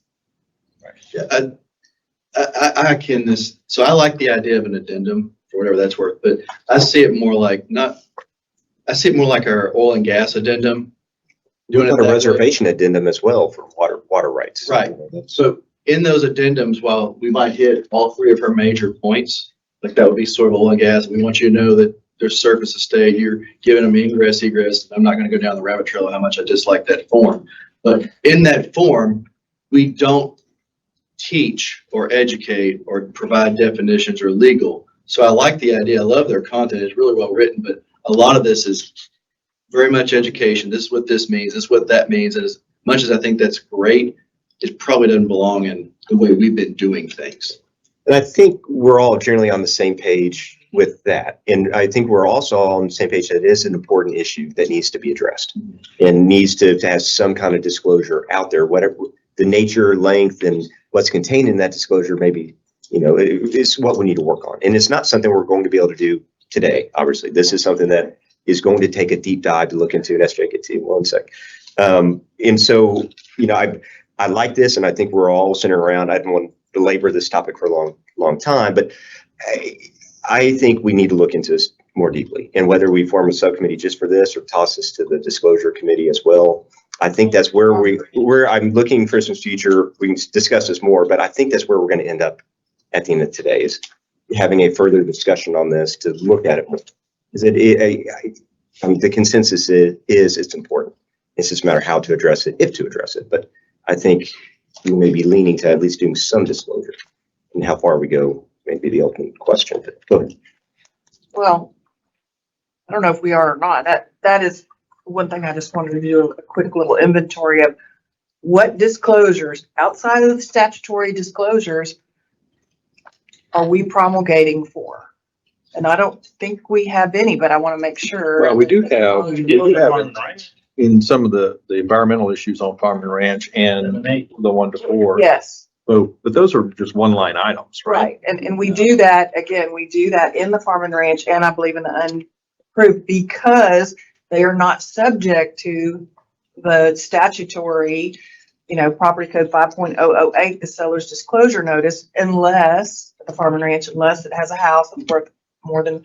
Well, that's where I Whatever was all. kind of going, because I was Right. thinking, So- if we get some basic issues in the terms of the disclosure, like the wells, I am or am not aware of wells out there. I am or am not aware of abandoned wells. I think those are fair questions. In the contract you're talking about. Right. And Yeah, but then we the are rest is promulgating. educational. Right, and I just don't, I want us to be very careful about following our own rules. If we're not making up new disclosures, or adding to the seller's disclosures, and every time we've prepared a disclosure, I believe this to be true, I'm really asking to make sure.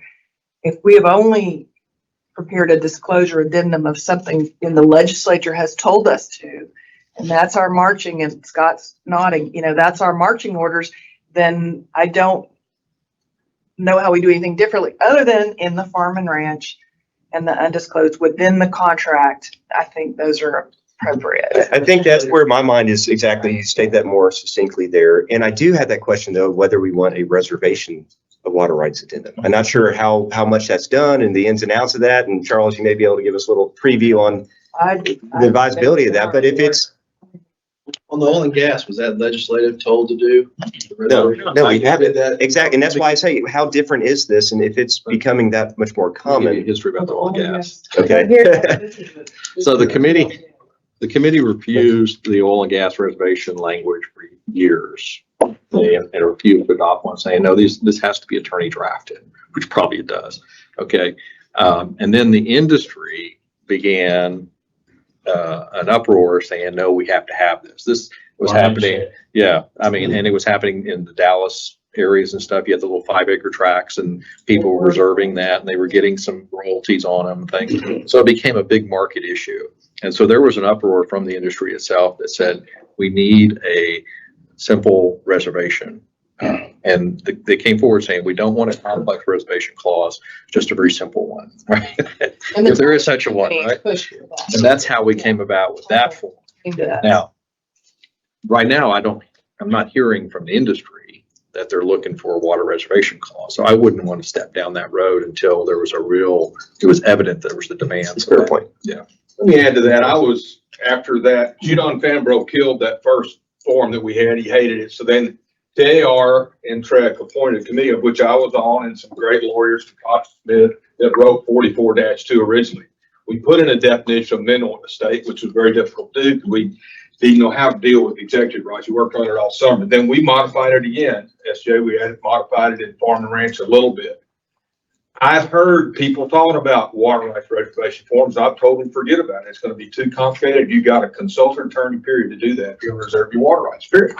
No questions. I don't know how we draft one of those forms. People still hate the 44-2 form. You heard Tony say it right now, right? It really was designed. I teach a class on minerals, 3-hour class on minerals, and every single slide, consultant attorney, consultant attorney, consultant attorney. But some brokers, in fact, maybe it's your time I talked for you, one of your brokers said, we fill it out anyway, just in case we might have a mineral right on a lot in River Oaks or something, that kind of thing. So, but back to this, I think what we're trying to do, if you look at the title notices, so many say, if the property is located, if you're here, if you're in a propane district.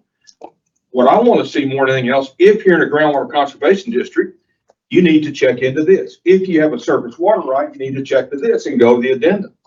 And there is some, we do define and give some education about what it is. What is surface water right? What is a groundwater right? Here's an example we wrote about a long time ago. I wrote some articles about it. When Kirk Holland was head of Garden Springs Groundwater District, if you had a groundwater well in the back of your yard, and you could do 10,000 you could take 10,000 gallons a day as long as your well is not capable of making more than 10,000 gallons a day. The moment if a public water line comes in Brody Lane, you tap that line in Brody Lane. Before, that well was exempt. Once you tap that public line, then under their rules, that well in the backyard needs a permit because it's an irrigation. I'm not saying we try to tell her by all these odds and ends. I sure hope not. But they need to go. But they need to go to the groundwater, and a buyer needs to sit there and say, "Wait, I need to check with the groundwater conservation district." By then they're the owner. I'm sorry. Right. In your story, by then they're the owner. No, while they're making a decision to buy the property. I've been teaching the water rights class. The broker needs to warn them to go to the groundwater district. In the future, if a main ever comes through, you need to go to the groundwater. We're going to do that. I'm just an example of how you could be caught if they don't go ask about those questions early on. And the brokers have a duty to employ prudence and caution so as to avoid misrepresentation anyway. Back to commission or omission. I think it's no omission if you don't ask, tell your client, go check into what the groundwater rules are, period. No way. That's what 531.3 says. Looking at our existing contract for the farm and ranch, a couple things come to mind to shorten this, and it's really looking at what's done in 7G and 7H, right? 7G, the environmental matters that Ron brought up earlier, says buyers advise that the presence of wetlands, toxic substances, including blah, blah, blah, blah, might be on the property. And if so, this other addendum should be used. So if we went the addendum route, it could be something like that, or just a disclosure without pointing to addendum. This is at least as important as Oak will. Yeah, and then an H, right? Then it is or is not aware of those other issues, right? So that's a second way to do it, of just saying whether they're aware of these things out there. That leaves off pointing them to where to go find more information, but at least it's the first step of disclosure that could be limited to the farm ranch and the unimproved property. And we have a history of having different disclosures in 7H. It's not 7H in every contract, but the new home didn't have everyone that the farm and ranch did. We've changed that recently to make them all uniform, to have all the same 8, I believe. But that's another place we could put it there. And that's an actual disclosure that it would fit right in. Yeah, can I make a comment? Just my experience, I've been in the title business for 30-something years. And I wouldn't say this is a 5% issue in the areas I've been involved. It's less than 1%. But there are areas of the state where it is absolutely relevant. So it's geographically relevant in certain places. It seems to me like I think we should have some sort of subcommittee address it from the farm and ranch standpoint. On the unimproved, I don't, I'm in Dallas. If I want to buy a lot to build a house on, I use the unimproved contract. It has absolutely no relevance, right? But I can see it's going to be relevant in Leander, Liberty Hill. Okay, I had this last week. What do you do? And I've had it multiple times. Again, with the whole generational situation, there are people losing ag exemptions all the time because they're not using the property. It is no longer a farm and ranch if it is not agricultural land, right? So it's the unimproved. I mean, that was the discussion. Which contract should we use? And there may be an unimproved lot in your neighborhood, in your subdivision, but it also could be that big, huge commercial tract or ag tract that's not ag anymore, a transitional type of tract. So that's why I think they really have to be paired, in my opinion. Yeah. Yeah, in the Metroplex, the issues we're seeing, and I represent all the groundwater districts around the Metroplex, or have. And yeah, it's not if you're in Dallas County. Yeah, unless there's a well. We have the biggest problem is that they're no longer plumbing for water and wastewater outside of those main areas of Collin, Denton, Dallas, and Tarrant County. The problems are the concentric circles of population density are growing down to Midlothian, Cleburne, Weatherford, Hudson Oaks, Aledo, Decatur, Granbury, and they're not putting in central water, public water or wastewater systems. And I'm in enforcement actions against innocent, unimproved lot owners who bought a 1 acre tract, and they can't drill a well without 2 acres. My next question to you was, is there a way to say, yeah, you don't need to worry about this unless it's 5 or more acres? The smaller, the more they need it, the smaller the lot, the more they need it. Okay. If they don't have a public water system. And if I could, I don't want to belabor this. I appreciate y'all so much. I'm Stacy Steinbach. I'm with UWCA. I always appreciated what you all did. I appreciate it a lot more after sitting through this day. We are very willing to work with you. I anticipate that, our kind of not awareness of the contracts, it means that we will need changes, and maybe it's not in the right place or in the right language, but I wanted to make 2 distinctions. The first is the existence of a water course versus the right to use it. So Leo talked about wells, right? So, and also the existence of groundwater on the property versus the right to drill a well. So we just talked about that. You might buy a 2 acre lot. Some districts, you might not have a right to drill a permit for domestic and livestock use on just 2 acres. Most you will, they understand, but some you won't.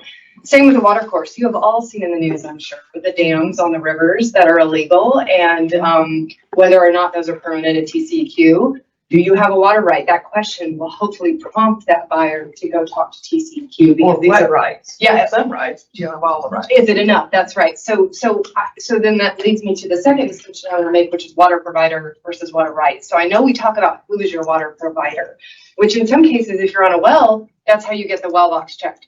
But if you say, what is your water on, because you're rarely going to have a pipe in a surface water for your home water anymore. You're generally going to have a water provider.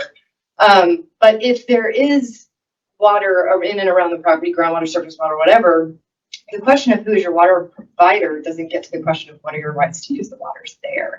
And so that's, I think, the distinction that we're trying to get at. And maybe we haven't gotten, in that lane exactly, but it's really important because what Brian said is, TWCA, don't let our name confuse you. Conservation comes from 80 years ago when we were created when conservation meant water supply. So we are the Water Association of Texas. Our members provide water and or wastewater service to the vast majority of Texans, or they're the groundwater districts that regulate it. Our members are the ones that are getting the call from panicked new owners that are saying, wait a minute, you're not providing me water, or wait a minute, I can't drill this well. And so whatever we can do to help new buyers buy with knowledge, we recognize that we don't maybe know the right path, but we're here to help doing that because it's only going to get worse. Great.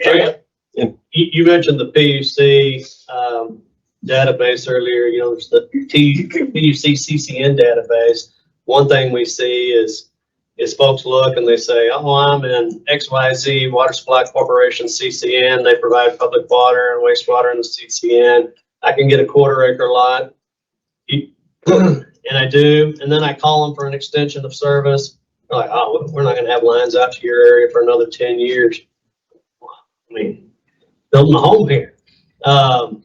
And then I bought a lot that's too small under whatever groundwater district it is rules to even drill my own water well. So I'm just screwed. The biggest investment of my life, and I can't get water to it. It's worthless. So, well, I'm on I think, Yeah.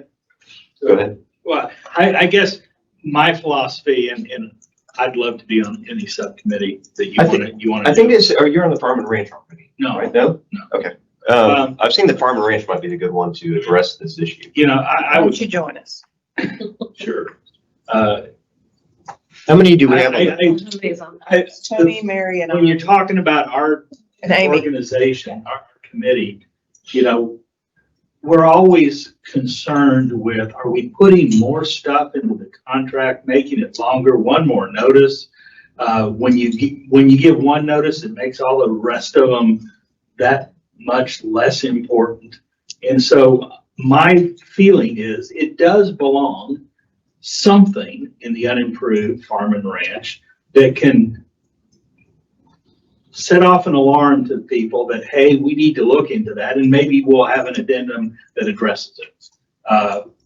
But at the same time, we have to narrow it down because there are so many of the transactions, it's just not relevant in an unimproved property contract. So I can see that it is important for us to have something, I think, in the contract forms, just to nudge people, hey, I need to think about whether I can put a well on my property. Hey, I need to think about whether water is available to this unimproved lot. And I think that's what y'all are getting. And I think it's all there, useful, good information there. And we've talked about it a lot here. So I think it's time to probably move this to the subcommittee. And I would propose to do it at the Farm and Ranch. Maybe we need to adjust the membership of the Farm and Ranch subcommittee here. So we have 4 and it would be adding 5. Too high. We're still under so we're good. So we'll add Brian to the subcommittee, and then if you can take a look at this issue as a subcommittee before the next meeting, we can pick it back up. I do have one follow-up question since, thank you for your time, by the way, too. I know that's a lot of work. We appreciate how much time and effort you put into that, and the fact that you came to us, right, as the committee to help get this out there to the public. So I really appreciate the time you did for that, and I wish more would. That helps us be better and helps the contracts be better. So thank you for that. And for sticking around this whole time. Yes. And so, but I think that's helpful too, so you can see how we work, right? And what our concerns are in these contracts. So I think that was a useful exercise to sit through this, so you can, when you draft things, and for everybody, all associations can take that to heart. I would like to ask if you have any input on this big issue out there of where people find the information on mud districts. Since you're in that ecosystem, where and how can we provide education? What can we do to help solve this glaring issue that everybody's complaining about? Do you have any thoughts on that? Specifically the water district form, or water districts. Yeah, so you're talking about MUDs, WCIGs, like all the different types of water providers that we have in the state, right? That are covered by that particular chapter. Just 54, just the MUD chapter? Just the MUD chapter. My concern, I'm asking very specific, is there's an issue out there that buyers or sellers and agents don't know when the property is necessarily located within a district. And because not all districts are easily found. Secondary is if they're in a district and they can't find the information, what do they do? It's a problem. And so, 49 is the chapter of the water code, as y'all know, that governs all districts. And then the district type of district that I think gets the most grief is probably a municipal utility district, which is I think 52 or 54. That's the one that has the high taxes sometimes, that people buy a home and then panic because they didn't realize their water bill was going to be so high. But even a river authority is a water district under chapter 49. But under this new law that they have, it's either a water district that has a special tax assessment, or I'll tell you what the answer is we can look at the language and either get you the answer or get you in touch with the record. I would love to do that. 'Cause that's one of the top issues we have right now. Everybody, in terms of day-to-day practice, this is a huge issue. Yeah, it's a developer kind of initiated issue, and we have the same issues at the Capitol that y'all do, for sure. Can I ask And- one last question? When they do the title search, how many of these issues will be disclosed, if any, by a title search? You're talking about the earlier issue, the water rights? Yes. None of it will show up in the title search.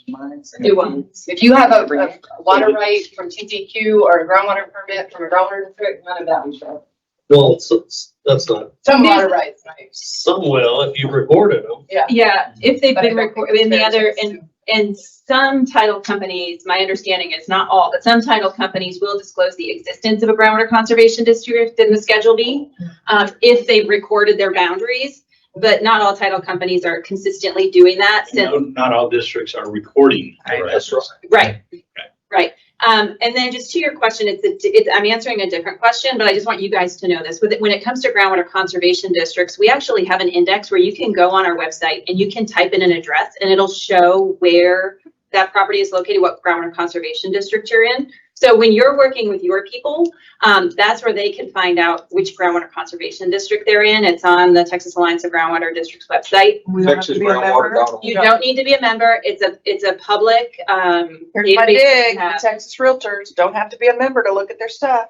You can find that there, and then it doesn't entirely answer the mud No, it's question, gonna happen. but the Texas Water Development Board, which is located 2 floors upstairs, actually does have a map viewer that shows all the water service boundaries. But it And- doesn't though. It's not complete. I found Right. several that are not in there. Yeah, but I don't think it captures all of the muds. It captures the category that they deal with.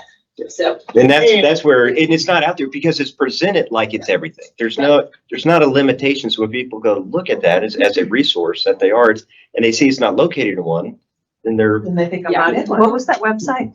Texas. Texas Alliance of Groundwater Districts, yeah, texasgroundwater.org. Oh, it's on, okay, Yeah, but if you can just, you can find it there. Two quick things. Blake, Ben and I are working again. We feel like Blake brought the PID problem and all these different notices. We think it ought to be at the comptroller's office. We think everybody has to update those. Action Authority should update it at the comptroller's office. There will be a one-stop, one-shop place for everybody to go. That's who should be responsible for it, not people chasing around individual districts. And I so appreciate, Brian, your comment about putting in Schedule B. Most title companies usually have, subject to the septic tank regulation of Wilson County. There's no reason why, and that was the next thing, we'd catch every property, and I begged the TLTA guys to do this when I had me do a webinar for them. Please change your program and say, look, if you're in Wilson County, you're subject to Evergreen Groundwater District. That's all you gotta say, and put it in Schedule B. That'd pick up everything, not just residential What property. about the other 253 counties? Well, it'd be all Are we the just counties, gonna blow them off? any of them. I mean, that's a county has regulatory groundwater. matter that's not necessarily, that's a regulatory matter. I know. It's not necessarily. I mean, that'd catch all the properties in. So that's, and most of the districts are on county lines, but some of them aren't. But you can find them out now, pretty easy where they are. Yeah, my question about titles was more geared to the point that it's not going to be in every commitment, which is a reason why you do want to have some sort of disclosure. Right, especially if they don't have the water right, it certainly wouldn't be in there. And then I guess, yeah. Well, water rights have been reserved. That should be a record. It should be. well, that's a very informative discussion. And thank you for, again, bringing this to this is I think we all learned a lot, and the Farm and Ranch will pick this up and run with it. So It's huge. It's it is, and so we're going down the right path, I think. With that, we'll move on to the next. There isn't. I think we have one more. On, that we did, That was it. at the very end, No, that was it. thought there's one more comment.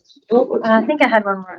So one more single comment. Yeah, right at the end of the, Everything is all here now.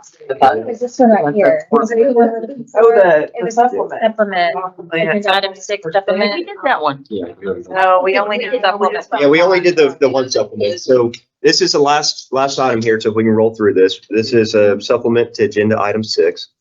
And this it raises the issue of paragraph 60 exceptions. 60 exceptions, I personally think is one of the most powerful paragraphs in this contract that parties can use that is not often used. And it's not often used because it's so legal in nature.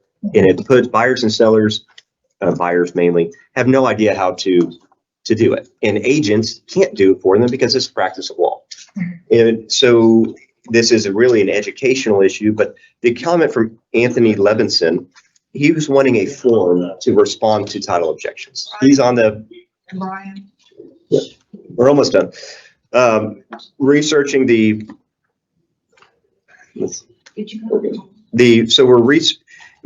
wants a form to be able to respond to the title objections on the sell side, I believe. But this is one obviously we're not going to do. We're not going to promulgate a form, but it is an issue. And in this paragraph that could be used so much more, it just isn't because of the legal nature of it.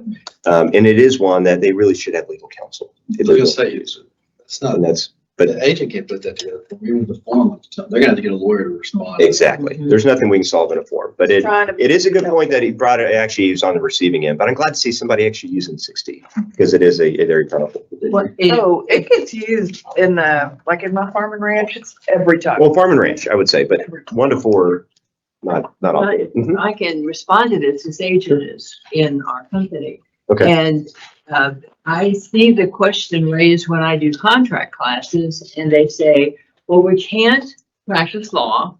We are not supposed to put anything in special provisions, so we've done a good job of training. But in paragraph 6, part of the contract, it says that the buyer is supposed to respond in writing. Well, where's the form? And then, of course, we say there isn't. So what do you have to do? The buyer has to send an email, something has to be in writing. So the vagueness of that is, I think, what prompts agents saying, well, why don't we have some kind of a fill-in form because it's part of the contract? That's kind of where that comes from. and goes down to the educational side on that ultimately to understand what that is and what it means. So the agent can then tell their seller or buyer, you really need to handle yourself, go get an attorney to respond. Because what more explanation could we put in other than you have to respond to in writing? Just because you're somebody's agent doesn't mean you do everything that they're required to do. It's a seller's disclosure notice and you all are very clear on the fact that you don't touch that form, right? Well, of course. Okay, so the buyer has to respond. And so the question that the agent has when the buyer asks them, well, how am I supposed to do that? That's, if you don't know, then you need to hire an attorney. Yeah. And that's post-contract too. I don't think it's not clear at all. I think it's very clear. Well, it's very clear, but they're looking for, is there a vehicle? Should there be a vehicle? It's not there for a reason because it's the buyer and it's post. Well, it's just legal advice. It is legal advice and it's post, and again, it's post-contract. So is there anything that the agents do post-contract? It's not the agent being asked to do it. It's the buyer who's being asked to do it. Yes, but I'm to respond in writing. My question to the world and my, head is there anything that the buyer's agent or the seller's agent is supposed to do after this contract is signed? And I think the answer is no. Right. Unless there's an amendment, something to that effect, but y'all are not your monkey. Okay, so we're gonna take no action on that. We look at the next agenda items that finished up 6. We've already done agenda item 7 about the report. Discussion and possible action item number 8 regarding future agenda items and meeting dates. For the next meeting we have set on April 12th and a proposed future meeting on July 12th. And so if we look at the proposed meeting on the 12th of July, We said it. It's already. it's already said, okay. Said it. The one proposed July has not been set. Yeah. That's what I'm talking about, the July one. So if we look at July 12th, sorry, I didn't realize you were both 12. July 12th? Correct. Good. And that was picked specifically. That's the next one? No, the next one's April. I is. But the April one, we already have set in stone. It's the July one we're looking at. But the July 12th date fits with the commission's meeting, for us to publish, Not that y'all have to Not stay for published. me, but I'm Put forth. going then. promulgate. It's in the schedule. It's in the schedule. Does anybody else have any conflicts with the 12th? No. July 12th? Correct. and you suggested that we block the whole day, because you said it was gonna be a long. They used to be 2 days. Yeah, that one, because we're pushing out all these contracts, presumably, that we'll get the comments back on for that meeting, will be a longer meeting. It will be important on that one. I'll just give a heads up now of staying focused in containing the discussion to the actual items to keep the meeting moving on. When we have smaller agendas like this, we can let it expand a little bit. But on that July meeting especially, staying on task and limiting the bunny trails will be very important. Okay. Since we usually have a meeting in October, should we look at the calendar for that? Yeah, we can do that. Let's see. When is the October of August commission meeting? It's in November. November? Is it November? Yeah, so you would have an October meeting. Yeah. I'm guessing, and I know Amber's listening, that you would likely have been slated for the 11th of October. Yeah. Yeah. They do. 11th? October 11th? Let's see.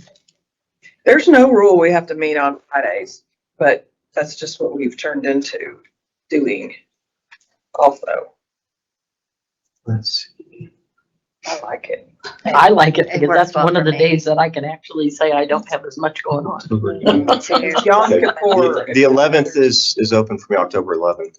That's what we're looking at. Yep. Yeah. Let me make sure with Amber real quick. I'm just chatting. Yom Kippur begins at sundown. I don't know if that's following, but. We're still here at sundown.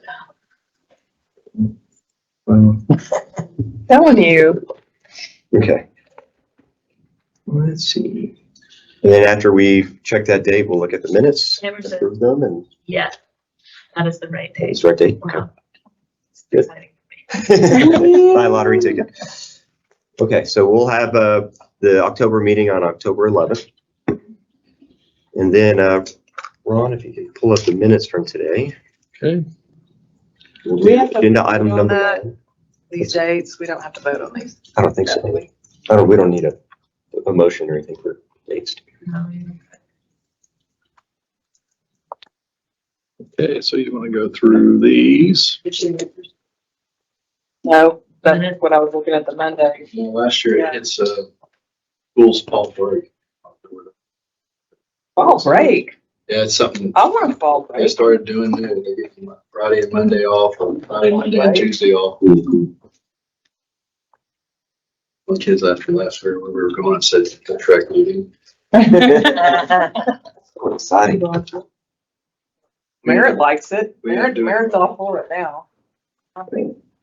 She'll geek out on contracts like some of us. One day. I would love Cody, did you say that the July date does not work for you or it does work for you? It did not, but I'll figure it out. That's You can phone in. not that long of a meeting. You know what the Big Sky Festival is? No. It's like an ACL in Montana out in the middle of nowhere with all the bands, and we're doing Glacier National Park, and we're staying through there with the whole crew. Did everybody 10 days of their overlap, so. I went through there on my summer trip with the Glacier, Cascades, Rainier, and we did 23 national parks. And the Glacier was my favorite of all 23. And then Yellowstone and probably Yosemite. That's where I was when the last time we had to zoom in. I was Really? in Glacier and Yellowstone. Yep. I think I was in Rainier when I called in 2 meetings ago. Yeah, but you're traveling people. Okay, so we had the Knowledge meeting, is getting covered. or are we adding a couple more? No, I can add these later, so I'll add the others. Can I say something? I know it doesn't involve everybody, but I'd like to set the farm and ranch meeting and these other two committee meetings. I don't know what people think about, I don't really want to wait till the day before, but if we're coming, that could be a thing to have all those. When are we coming? We're coming in April? What if we maybe get the minutes done, then we can, you can get the calendar. Still working on them, that's why. No, I He was just said he was adding ready. names. He said he- I was just adding names. Y'all can start looking. Just, Okay. Maybe before that, I teach. Need a comma professional after 2024. that doesn't like me. I don't think you do. That's not That's why independent it, sentences. that's why it turns blue. Grammar. Word grammar. I've always struggled with that one. Date, comma. And then I'll add the names on here that I'm missing from the list. Okay. Where's Kelsey located? Here. Or new? Here in Austin? Mhm. Okay. I don't know where she was based. Oh, yeah, she's here.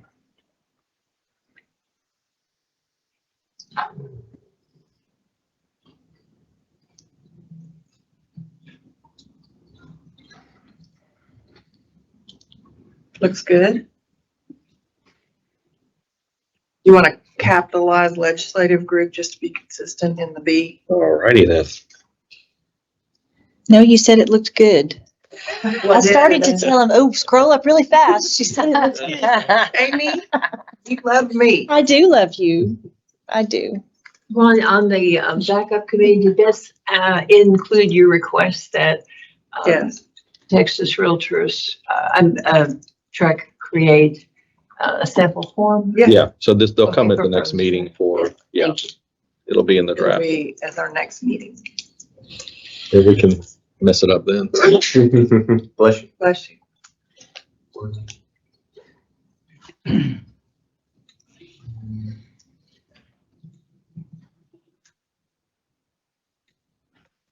Looks good. No commas needed. Going quickly.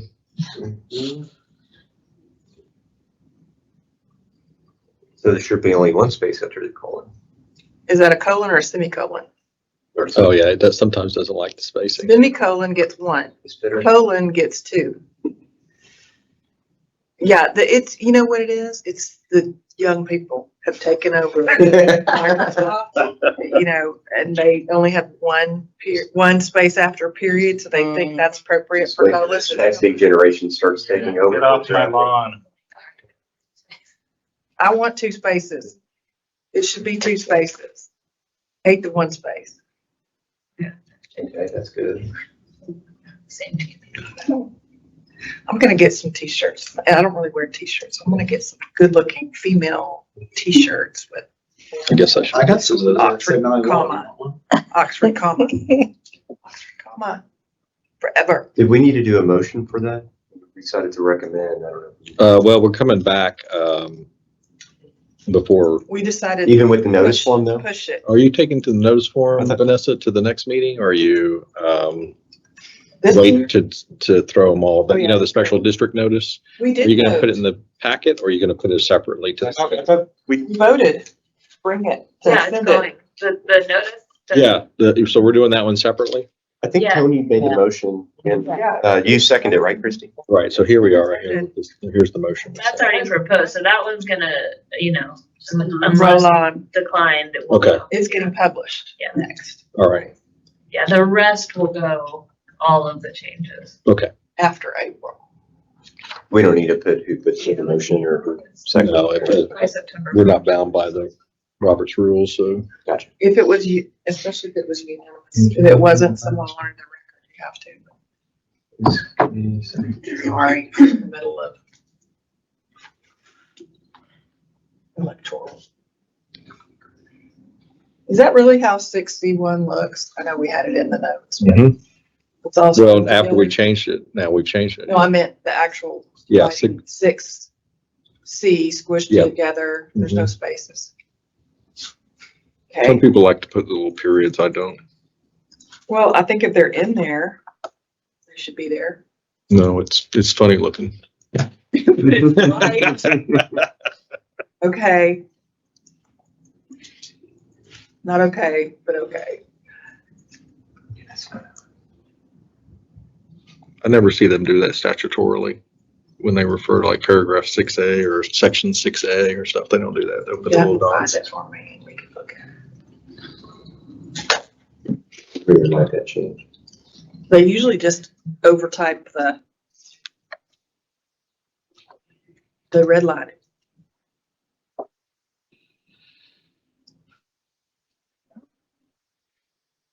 Is third party financing addendum with a dash? Yeah. Is it a severe weather alert? Yeah. I'm gonna change this. And make 30 it, mile per hour winds. Yeah, there's no calculation.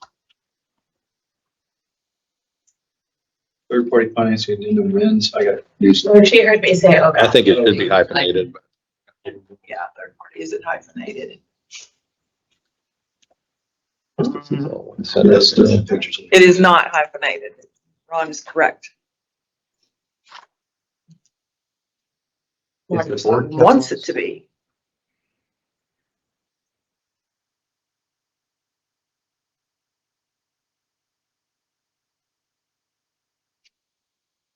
I think it was capitalized, but I may be wrong. It is.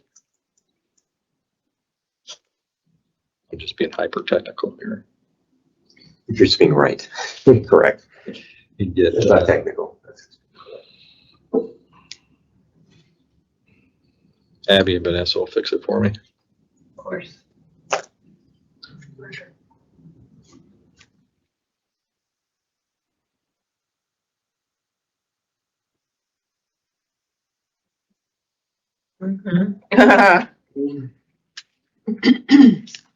Go girl. I like it. Can she come and do the rest of my No, stuff? Yes, Did she already send us April? Cause that's not showing up on. I just got it. she just did. It just came through. We did the October meeting as well. Did we not create another one or two working groups? Yes. Yeah, there are a few Are others, they but listed in there? Well, we didn't get to, one of them is the disclosures. No. That occurred Yeah. during the discussion of the But we need to put the work group. changes. And is that October then, 11? Correct. and then Which ones did you say that we need to include? The disclosure working group. That you and I are on? That goes, And I don't- Didn't we do it when we were talking about the form? In all that conversation, is that when we decided to do it? It was before the item six Tony. discussion. So it had to. we're on it. Did you get And you off of wanted to it? get off of it. oh, that was in the water. Oh, no, it's in the water deal? We can put it there. It doesn't. You must You did it. have said you want- and then you said you got off of it. That's later. Yeah, I was like, Court case discussion up as well if we're doing. Yeah, I was. You're just the doing that chairman. one. You still wanna be- I was trying to keep them according to the agenda items. Oh, gotcha. So, Right. And so I you am. want to say, I'll this say went to order. Farm and Ranch. So what went to the disclosure group? So that's the. Tony quit. You can't quit. Yeah, working group. California Hotel. Quit. Global disclosures, I'm scared. Hotel California. So we. Humans put it. It wasn't with the resale. No, you got Oxford It was Comma Group. with, You've literally London got the Kids. Oxford Comma Group. It's, should be part of what is the standards group, which already existed, which was Oh, me by myself. I think maybe that you could do it here, right? Committee decided to, well, was it a working group or were you just doing it? It was, Oh, on the Oxford comma. Yeah. Yeah, so SJ and I were going to tackle that. Okay, so we're gonna leave that out then. We won't put that in there. We don't? Yeah, I don't think that's, That's just I'm work just on bringing your own. information, I think, to the next one. I don't think that's an actual working group. Okay. it is But we do still have the real. working group on the disclosures. Oxford Comma's Okay. real. Up here then. Oxford Common saves lives. It does. Let's eat, Grandma. Yeah. Instead of. Well, and it's, Grandma. you know, I may make John help me with it. Will that be enough? There was a standards Did we give them working group something? way back in the day, which I have Oh, I think stopped we on, but this is one of the biggest parts of it. formed it. Have the new So members that, seen yeah, I the think that's what he's saying. statement? Yes, the principal. The statement.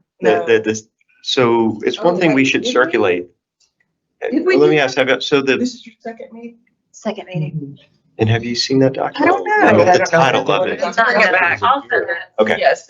So when Charles Kramer Yeah. left the committee, one of Yes. his last things he did was pull together a document that states basically our purpose and goes into some detail that's unwritten. And we wanted to have something in writing. And so he developed that and we all signed it kind of as his swan song. It's It's I'd a love lot of to. the main stuff, but. I'll send it out. I'm excited to see this. You were here when it happened. No, he was. Yeah, it's right before him. The skipper? No, I did not. skip He it. left early. John, we're adding it right there. No, I don't think Oh. you're They right. decided to form a. To review Okay. I'll send the it to potential, everybody. They didn't see review that one. disclosures. Who's the man. chair? Really pretty on broad, the disclosures in the contracts. Yeah, review Lawyer side. disclosures in the contract. Okay. So it was in a meeting That was before. it was in a meeting we had in the big room downstairs. It was the Yeah. last He meeting wasn't- he of wasn't his on it. term. No. And in fact, Do we you- usually say who's in it or just leave it at we form? That was, yeah, that was Put the before. names of the people. I just- Yes. Yeah, so we have SJ, Diane, or you're on Is the, SJ not on a working group? Is there a working group? that are you on the FA is working not group for on? disclosures? Yes. Okay, and Tony, I would respectfully request to bow you out. want to bow out? Okay. Hey, you have to talk to your subcommittee members and they're, Who's my? Let him out. let them out? Okay, Tony. Let him out. Do you know what I have to undertake now after water rights with SJ and Miss Quiet over here? Okay, what about, Who else is on there? Ron, do you There's two. want to? Appointed, making it last longer. Be on it instead? So your last name, I can't. Haley. I'm sorry, Haley, Haley. Haley. There we go. And who else? Brian? Diane. Brian Duke. Watts. No, What? no, no. No, Brian wasn't on that. Oh, you just got nominated. He got added to the firm. That's what I But want. Tony How might about pay him off Ron? to take his farm. How about Ron being on, we need history. All right, I can get on there. Brian is not on that, he is on Foreman Ranch. I'll serve if Brian serves. Oh, can't have both of y'all. All right. Would you throw an extra N in there? Yeah. Said that. And then, No, I think she meant on. oh, his yeah, name. there we go. I'm sorry. Just default there. I don't know why I did that. And then on Foreman Ranch, at some point, we added Brian to the Farm Ranch. Yeah, but you're not, are you going to go on the farm and ranch permanently? I don't know. You have to ask SJ if that's This, okay. this may be the, I thought I was just gonna do the water stuff. But Fine. can be joined as a guest. Yeah. Yeah, he That's a- can be a that's a- guest. Subcommittee of it. Yes, why don't you? Okay. In fact, all of us can, and then it'll drive Vanessa crazy. It's fine. So, we have a motion to approve the minutes. Wait, we haven't seen the bottom of the notes. Thought everybody's looking. It looks like we already did it. One. Oh, we need to add an and right in between July and October dates. Oh, I like getting these invites right away. Yeah. Amber does That not know. color there. Oh, yes, well, we got that, yeah. 2:30. 2:34. 2:34. Oh, that's such a good time. 2:34. My favorite is 12:30. Mid-afternoon, so we stayed roughly on schedule. Okay, so I move that we adjourn. Oh, we have to approve the minutes first. We have motion to approve the minutes. Buddy? Well, we can't really Second. put in the minutes that we adjourn. Okay, all in favor? Now we're adjourned and it's still Okay, 2:34. now, the Farm and Ranch So group. it's all good. Farm All right, and motion to Ranch adjourn. Others, I want the calendar about when we're gonna meet. Okay. And do y'all Anybody want to come early and meet in We person? Need official motion to I adjourn? teach professional. I did it. Go. Yeah. All right. Get it. Well, thank you, everybody, again, for, what's that? I appreciate So it. well.